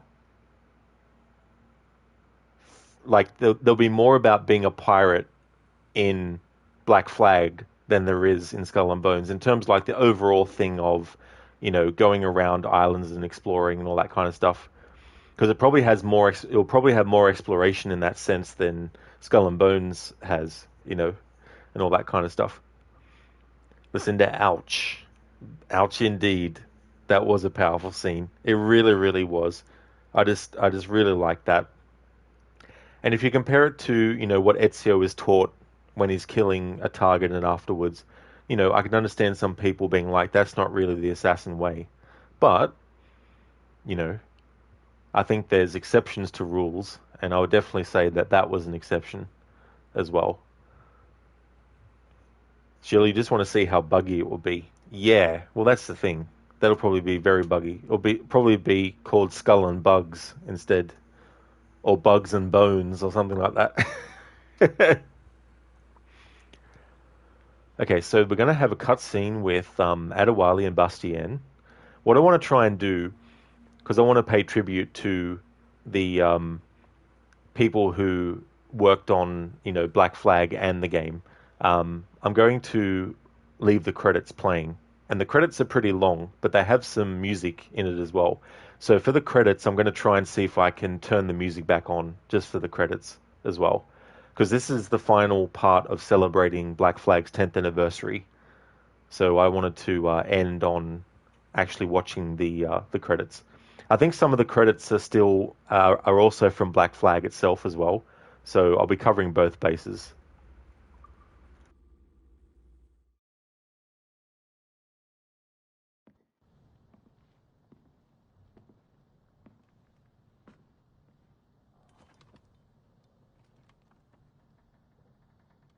It is done. He suffered badly. I made sure of it. Have you come to say goodbye? For now. But not without giving you this. Oh. After all this time, you lost interest. You're not worried it will fall into Templar's hands? I fear worse things now. No Templar plot can equal your wrath. You tried to make light at a time like this? Only to lighten my sorrow at leaving. You will return to your Brotherhood of Assassins, and whatever duty they assign you. I will return, yes. But I feel a tide changing within me. I'm no longer young. I must devote my energy to those who struggle for freedom. I will use my conviction in my creed to defend them alongside anyone who will help me. I have no one left to sell this to. I will keep it for memory.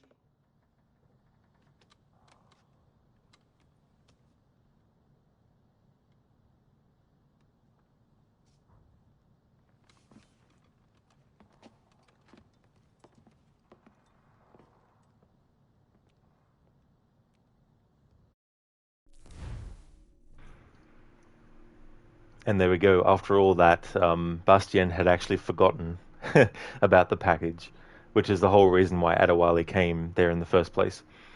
And that moment between them may seem bittersweet. Apparently, they do end up getting together later on, and they have a child together. I want to catch it now so I can actually change in the options the music for the credits, but also I want to check these database entries first. So we have an update on Pierre Marquis de Fayette, Gouverneur.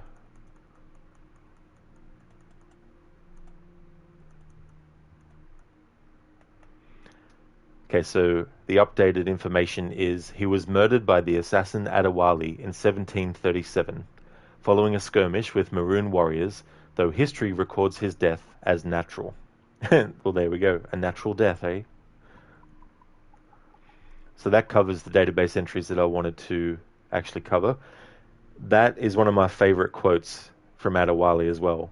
I will return, yes, but I feel a tide changing within me. I am no longer young. I must divert my energy to those who struggle for freedom. I will use my conviction in my creed to defend them, alongside anyone who will help me.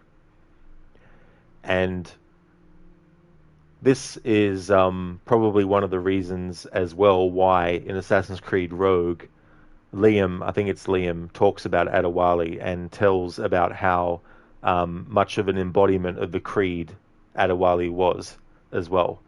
So I wouldn't be surprised if a lot of that became a thing about him from the perspective of other assassins after these events in Freedom Cry, taking into consideration what he actually says here as well.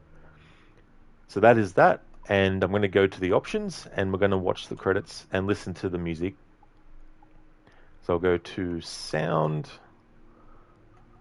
turn the music back on.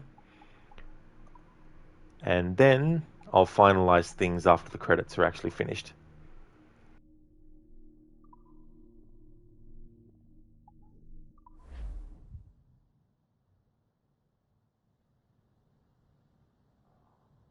Marcher dans nuit tôt, m'pa gen chance. Marcher à de la sirène, malheur rive moins. Marcher dans nuit tôt, m'pa gen chance. Marcher à de la sirène, malheur rive moins. Yon sel ti petit moi gen mambo la sirène oh. Yon sel ti diamant moi gen mambo la sirène oh. Ma perele la sirène oh. Ma perele la baleine oh. Kade marcher moins you know, malheur rive moins. Agoe. Marcher dans nuit tôt, pas gen chance. Marcher à de la sirène, malheur rive moins. Oh, agoe. Marcher dans nuit tôt, pas gen chance. Marcher à de la sirène, malheur rive moins. Yon seul c'est petit moi gen mambo la sirène oh. Yon seul petit diamant moi gen mambo la sirène oh. Ma perele la sirène oh. Ma perele la baleine oh. Kade marcher moi you know, malheur rive moins. Marcher dans nuit tôt, m'pa gen chance. Marcher à de la baleine, malheur rive moins. Marcher moins you know, m'pa gen chance. Marcher à de la sirène, malheur rive moins. Yon sel ti petit moi gen mambo la sirène oh. Yon sel ti diamant moi gen mambo la sirène oh. Ma perele la sirène oh. Ma perele la baleine oh. Gade marcher moi you know, malheur rive moins. Jazz. Marcher dans nuit tôt, pas gen chance. Oh. Marcher à de la sirène, malheur rive moins. Ago, ago, prends. Marcher dans nuit tôt, pas gen chance. Moi marcher à de la sirène, malheur rive moins. Yon seul c'est petit moi gen mambo la sirène oh. Yon seul petit diamant moi gen mambo la sirène oh. Ma perele la sirène oh. Ma perele la baleine oh.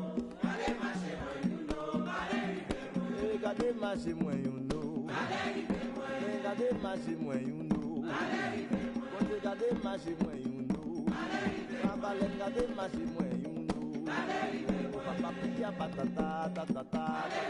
Papa pia patata sa ta ta ta. Kade marcher moi you know, malheur rive moins. Kade marcher moi you know, malheur rive moins. Morgan kade marcher moi you know, malheur rive moins. Kade marcher moi you know, malheur rive moins. Aussi kade marcher moi you know, malheur rive moins. Tia papa patata malheur rive moins. Dosu masae, marasakala dogwe, anasia dogwe. Dosu masae, marasakala dogwe, anasia dogwe, dokoli dogwe agoe. Dokoli dogwe agoe, marasakala dogwe, anasia dogwe. Jazz.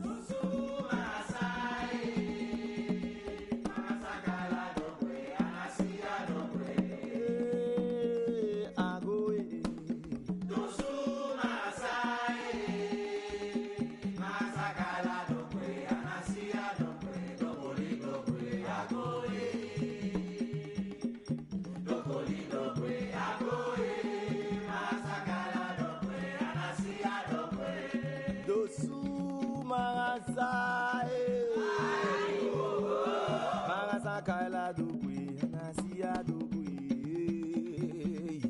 Dosu marasa, marasakala dogwe, anasia dogwe. Dokoli dogwe agoe. Dokoli dogwe agoe. Marasakala dogwe, anasia dogwe agoe. Dosu marasai.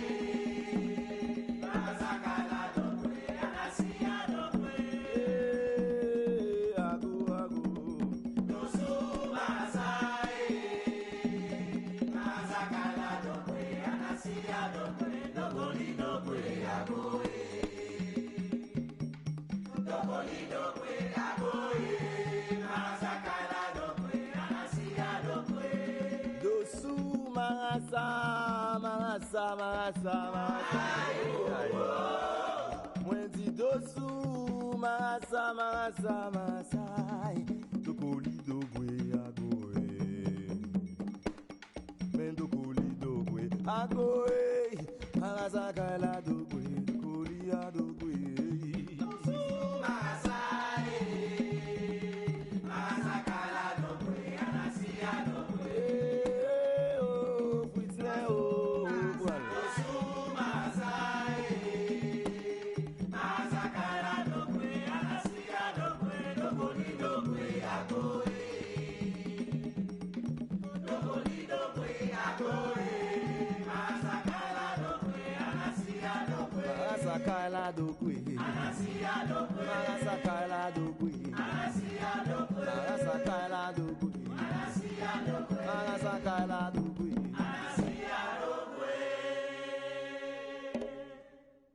crier bordé oh, de la imede n'a pas bordé. Crier bordé oh, de la imede n'a pas bordé. Aussi là de quoi sans bordé oh, aussi là de quoi sans bordé oh, de la imede n'a pas bordé. Agoye crier bordé oh.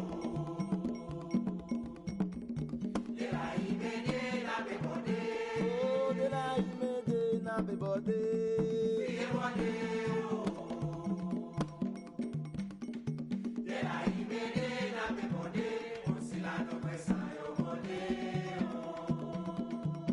oscilando presa yo bode, de la imede na me bode, crier bode, de la imede na me bode, crier bode. La imede n'a pas bordé, aussi là de bruit sans bordé, aussi là de bruit sans bordé, de la imede n'a pas bordé, voilà. Crier bordé, de la imede n'a pas bordé, agoé, crier bordé,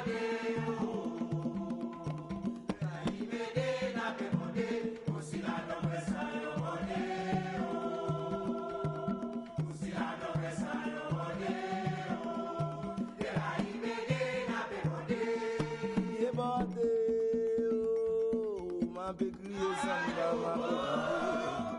Crier Fritzner n'a pas crié, de la imede n'a pas bordé. Aussi là de quoi ça m'en bordé, aussi là de quoi ça m'en bordé, de la imede n'a pas bordé. Prends-le. Crier bordé,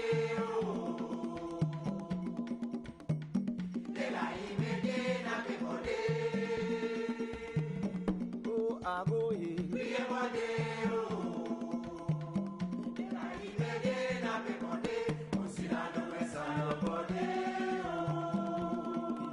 aussi là de presa yo bordé, de la imede n'a pas bordé, de la imede n'a pas bordé, de la imede n'a pas bordé, Jacmel de la imede n'a pas bordé, Morgan de la imede n'a pas bordé, Sandra de la imede, Martini de la imede, Louis de la imede, André de la imede.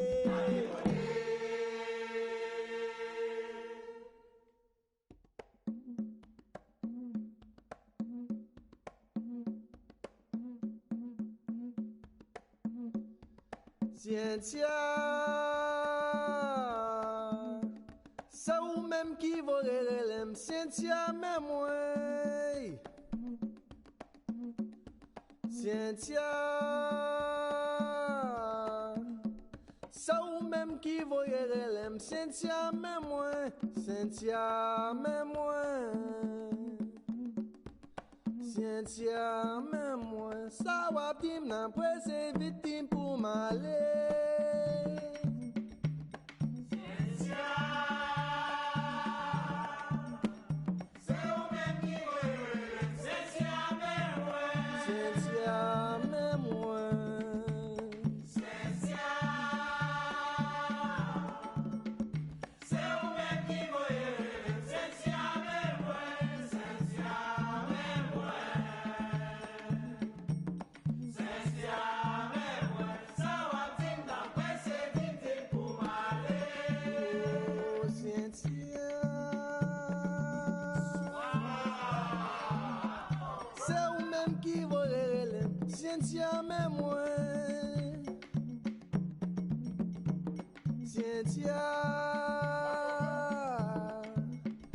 c'est ou même qui voyait Cynthia mais moi, Cynthia mais moi. Cynthia mais moi, ça va bim nan presse victime pour m'aller oh.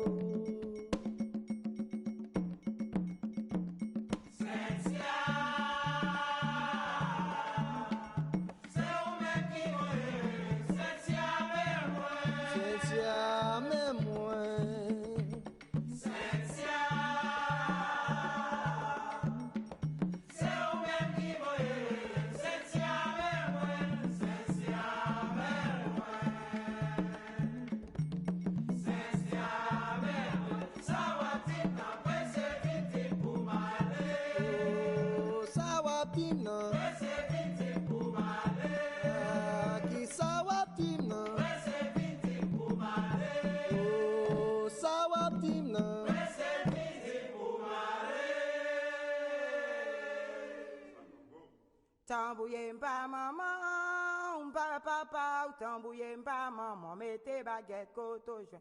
Tambouye pa maman, tambouye pa papa, mettez baguette côte au joint. Tambouye pa maman, pa papa, tambouye pa maman, mettez baguette côte au joint. Tambouye pa maman, tambouye pa papa, mettez baguette côte au joint. Tambouye pa maman.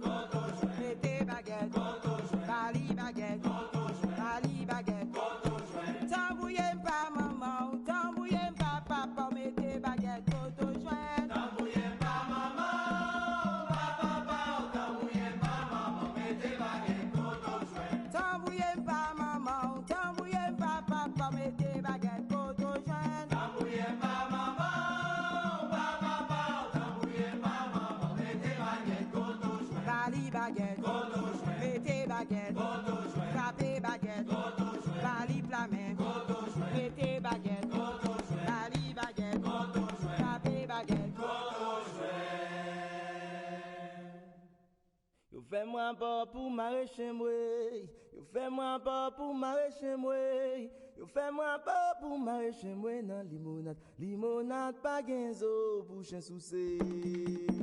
Fais-moi pas pour m'arracher moi, fais-moi pas pour m'arracher moi, fais-moi pas pour m'arracher moi dans limonade, limonade pas genzo bouche souci. Fais-moi pas pour m'arracher moi. Fais-moi pas pour m'arracher moi, fais-moi pas pour m'arracher moi dans limonade, limonade pas genzo bouche souci.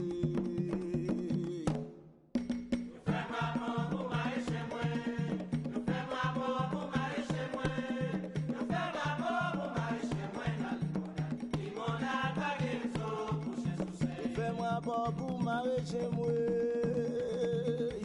fais-moi pas pour m'arracher moi.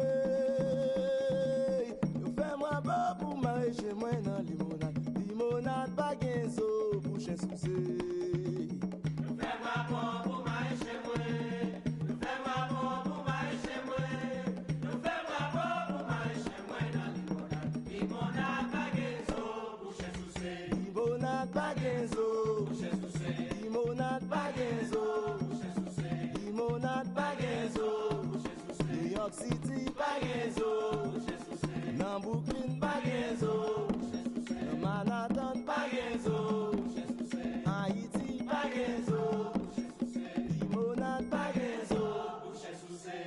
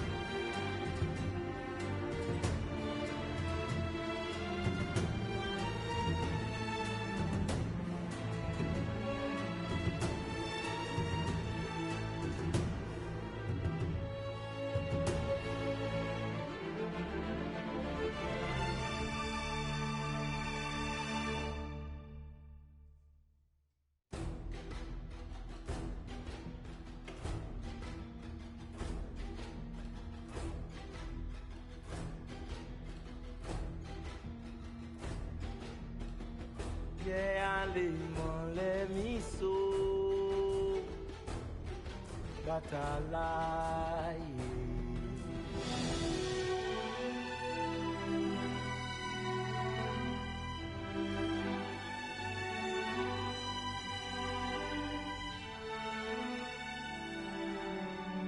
Viens aller mon les miso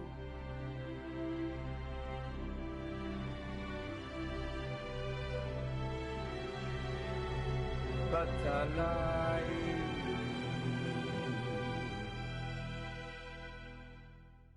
Ogu se loi di feye Verai se loi la guerre Ye allemand les miso Ye allemand les miso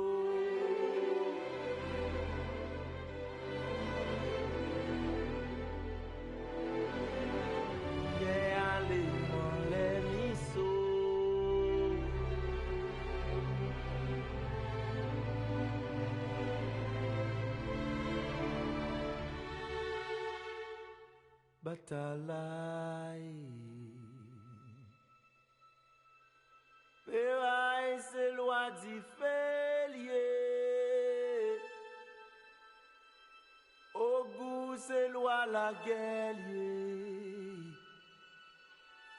Pierre allemand les miso Pierre allemand les miso Au Batalai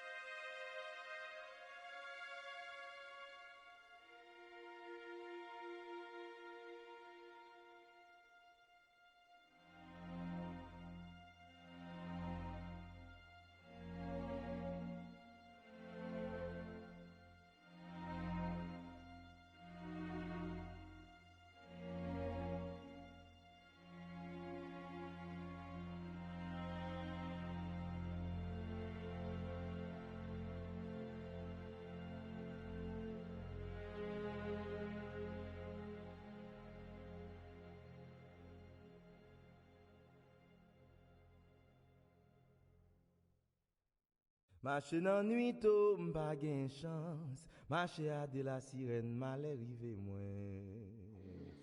Marcher I like that. No real pirates were harmed during the making of this game. Billy D4R, thank you so much for that follow from earlier. Drake, those were such good times. If you remember correctly, the AC game you bought was Brotherhood, then Revelations, then 3, next is Black Flag and Rogue after.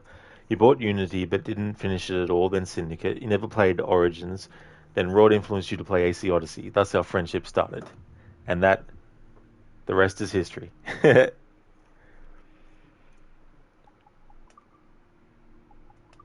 we have an update with some character databases. Maybe it was with Adewale. I'll just have a look.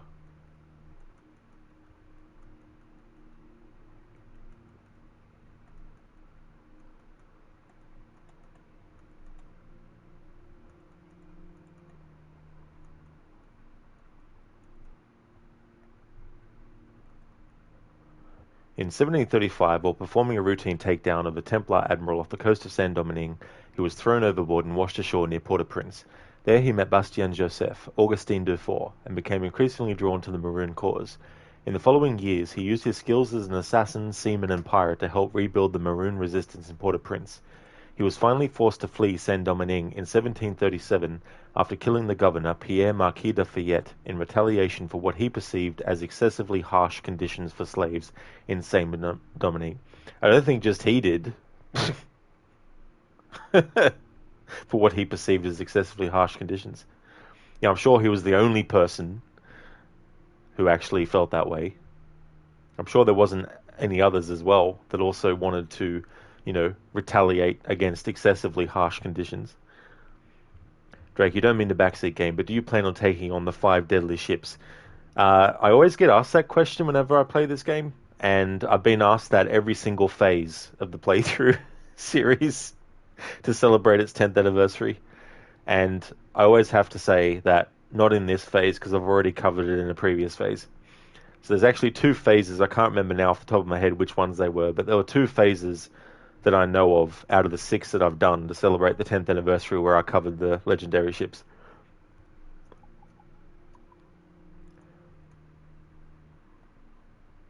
Okay, there's no updates to Bastien or Louis Godin. Oh, okay, so that is that all taken care of.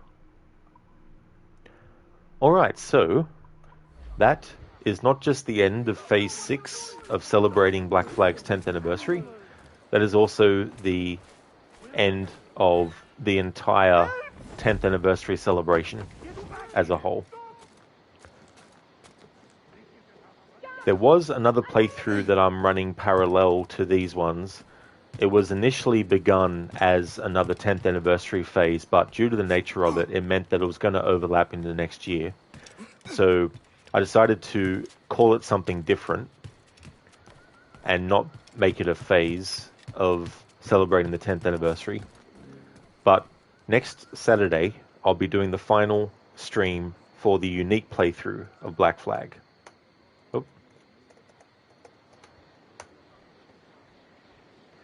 So the next stream for that playthrough will be next Saturday, the 6th of January, which will make it 4 months since the time when when we actually resume the playthrough, Edward will have been for 4 months in a gibbet or in the prison before he gets rescued by Artabai. And that means that it'll be 4 months of real time that I've waited until to do the next stream. Lucinda, GG's big undertaking hype. Thank you so much for the GG's and the hype. It really was. I wanted to do something really special for this game since it was my second top favorite out of the series. And I need to organize playlists for the other phases, but what I want to do is actually provide links to the first part of each phase.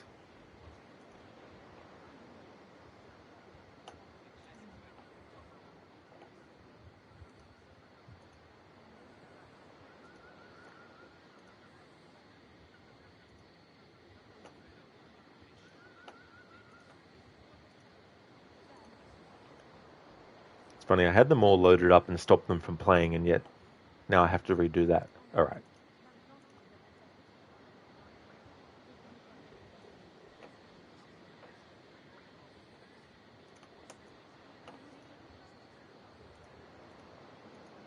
Thanks for the GGs, Drake.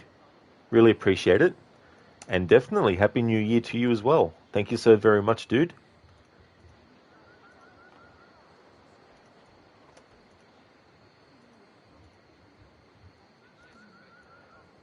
Okay, so Phase 1 was basically just playing through the main story and Freedom Cry DLC.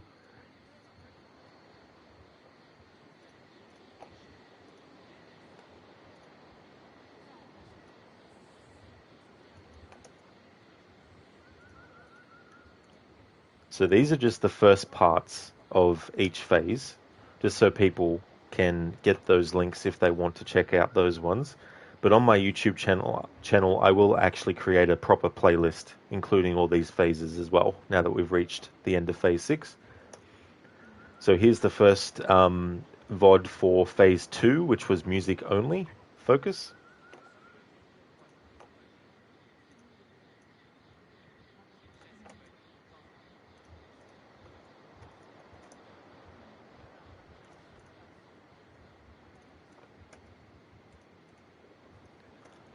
Phase 3 was a pirate-focused playthrough, where I focused on more of the aspects related to pirates and the ship and all that kind of stuff.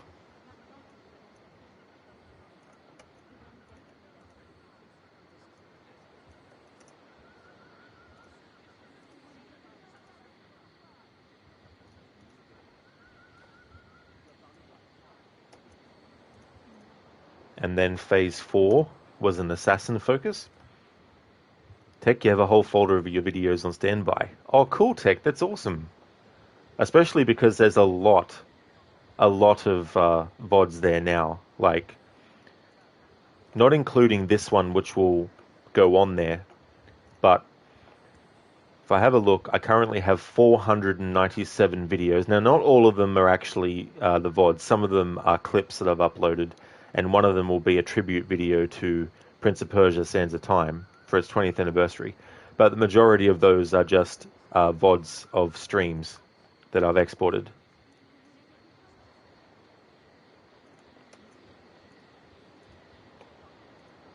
Hey there, Grace. Welcome on in. You can focus? Where do I learn to do that?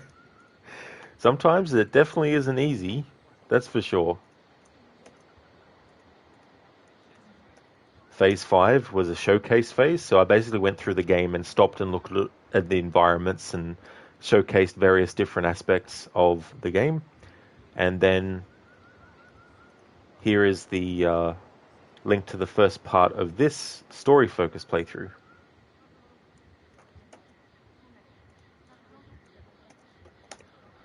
But yeah, I'll get a playlist sorted that's proper, that will actually have all of these sorted. Might be best to create an individual playlist for each phase instead of just putting all the phases in the one playlist. There we go. So that's the first VOD for this phase 6. So I'll put those links there, and here's a link to the actual YouTube channel as a whole. Next year I do plan to do more than just export VODs and some clips to that. I do plan to do some other kinds of videos and content for that channel. But for now, they're the links to all the other phases of celebrating Black Flag's 10th anniversary. So the next stream of this will be next Saturday to finish off my unique playthrough. The next stream that you'll see from me, though, will be Assassin's Creed Odyssey to continue my Torch Challenge playthrough. And I also have an extra bonus stream of something else Assassin's Creed that I want to do as well after the stream of Assassin's Creed Odyssey. So if you see me streaming Assassin's Creed Odyssey, or you see me streaming something else Assassin's Creed, then you know it's become Sunday for me here in Australia. I just want to thank everyone so much for watching this stream. Really do appreciate it. I'm going to go and raid out to Crocodiles, who's playing through the game The Crew. Before I do that, though, just want to give some shout-outs.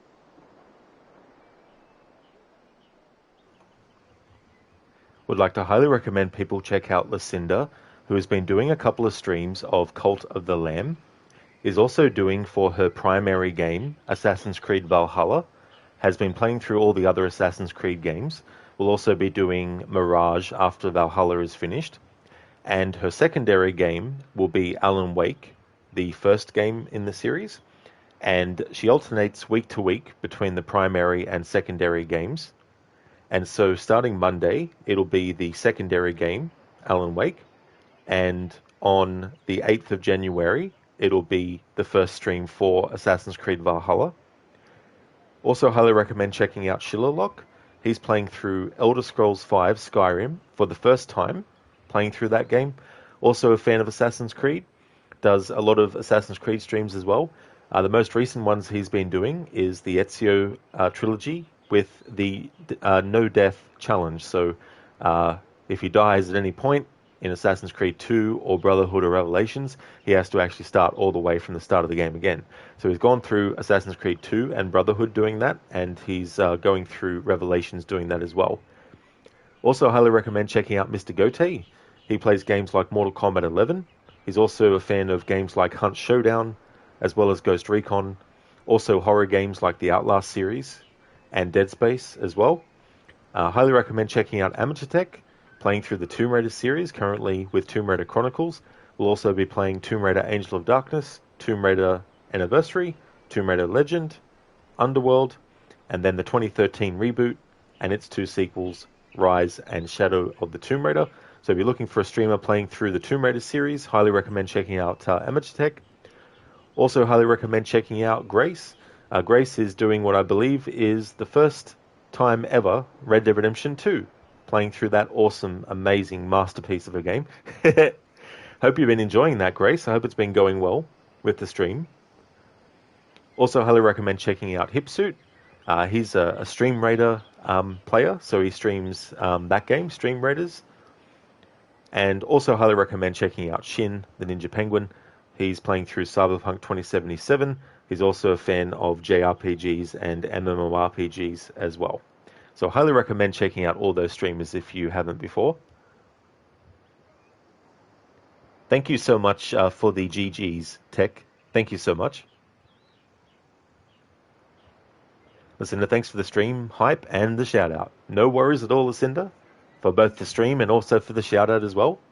More than happy to give you one too.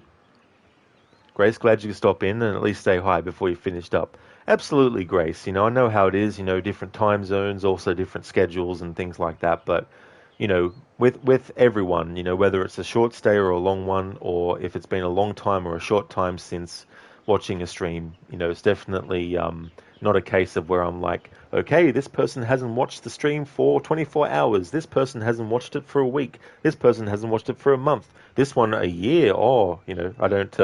I don't keep tabs or anything like that. So, you know, I don't want anyone to ever feel like they need to be sorry or anything for missing a stream or not being able to watch certain streams or, you know, the timing and all that kind of stuff. No worries at all for the shout out either, Tech. Absolutely no trouble at all. Same to you as well, Schiller, for the shout out, and you, Hipsuit, as well. Absolutely no trouble at all. So it is your first playthrough, Grace. Excellent. That's really cool. Yeah, I can't wait to replay that game again. I just absolutely really enjoy it a lot as well. it'd be so good to replay it again for the first time ever. You know what I mean? Like not having the memory of it and just experiencing it all over again for the first time. There's so many games and stuff that I'm like that with. As much as I love replaying games, there's some games where I'm like, it'd be so good to not have played it yet and experience it for the first time. No worries, Hipsuit. Thanks everyone for watching. I really appreciate it. We're going to go and raid 2 crocodiles. Here's a raid message, a general one that people can feel free to use. Here's also one that has some free follower emotes included. I'm still going to keep those ones active, at least until I finish the unique playthrough of Black Flag, because technically it is still part of celebrating the game's 10th anniversary. So those free follower emotes related to Edward and Adewale and the 10th anniversary of Black Flag, I'll still have them active during next Saturday's stream as well. And I'm also going to put one in chat for people who are subscribers. And I'm looking at doing some more emotes and stuff for the channel, because there's certain emotes that are sort of like, you know, like GG's, or like a rage emote, or like, you know, a sad face or something like that. So I'm actually thinking about different ones that I can have based on different games and stuff. So I'll definitely be looking into that for next year. I'll just put some of the subscriber emotes in to a chat message. I just can't wait till Twitch actually adds more slots for free follower emotes as well, because at the moment it's only 5, unfortunately. Wish I could have more, because then I wouldn't have to swap out as many all the time. So there's a stream raid message with some subscriber emotes in there as well. And let's kick off the raid. It was so good to celebrate the game in this way. Next year, Assassin's Creed Unity, among other games across different franchises, will be celebrating anniversary playthroughs. So I'll be covering as many of those that relate to games that I am a fan of, or series that I am a fan of, or games that have, you know, a certain meaning for me, or a special connection, and all that kind of stuff. And I'll be doing something for Assassin's Creed Unity as well. But yeah, I just want to wish everyone a happy new year as well, in case the next time you see a stream of mine is in the new year. I hope that New Year's Eve goes well, that everyone has a great time and stays safe, and that the start of your 2024, and also the rest of it too, not just the start of it, is going to be a great 2024. Grace, if you need any help with or ideas for emotes, hit you up on Discord. You've started redesigning yours. Oh, cool, Grace. Thank you so much for the offer. Yeah, it's good to have some, you know, people that you can bounce ideas off and that kind of stuff too, as well. Same to you as well, Tech. Happy New Year to you also. And happy 10th anniversary to Assassin's Creed Black Flag for 2023. The next stream of this will be on Saturday to do the rest of my unique playthrough. Thanks, GGs, for the thanks for the GG, Sten.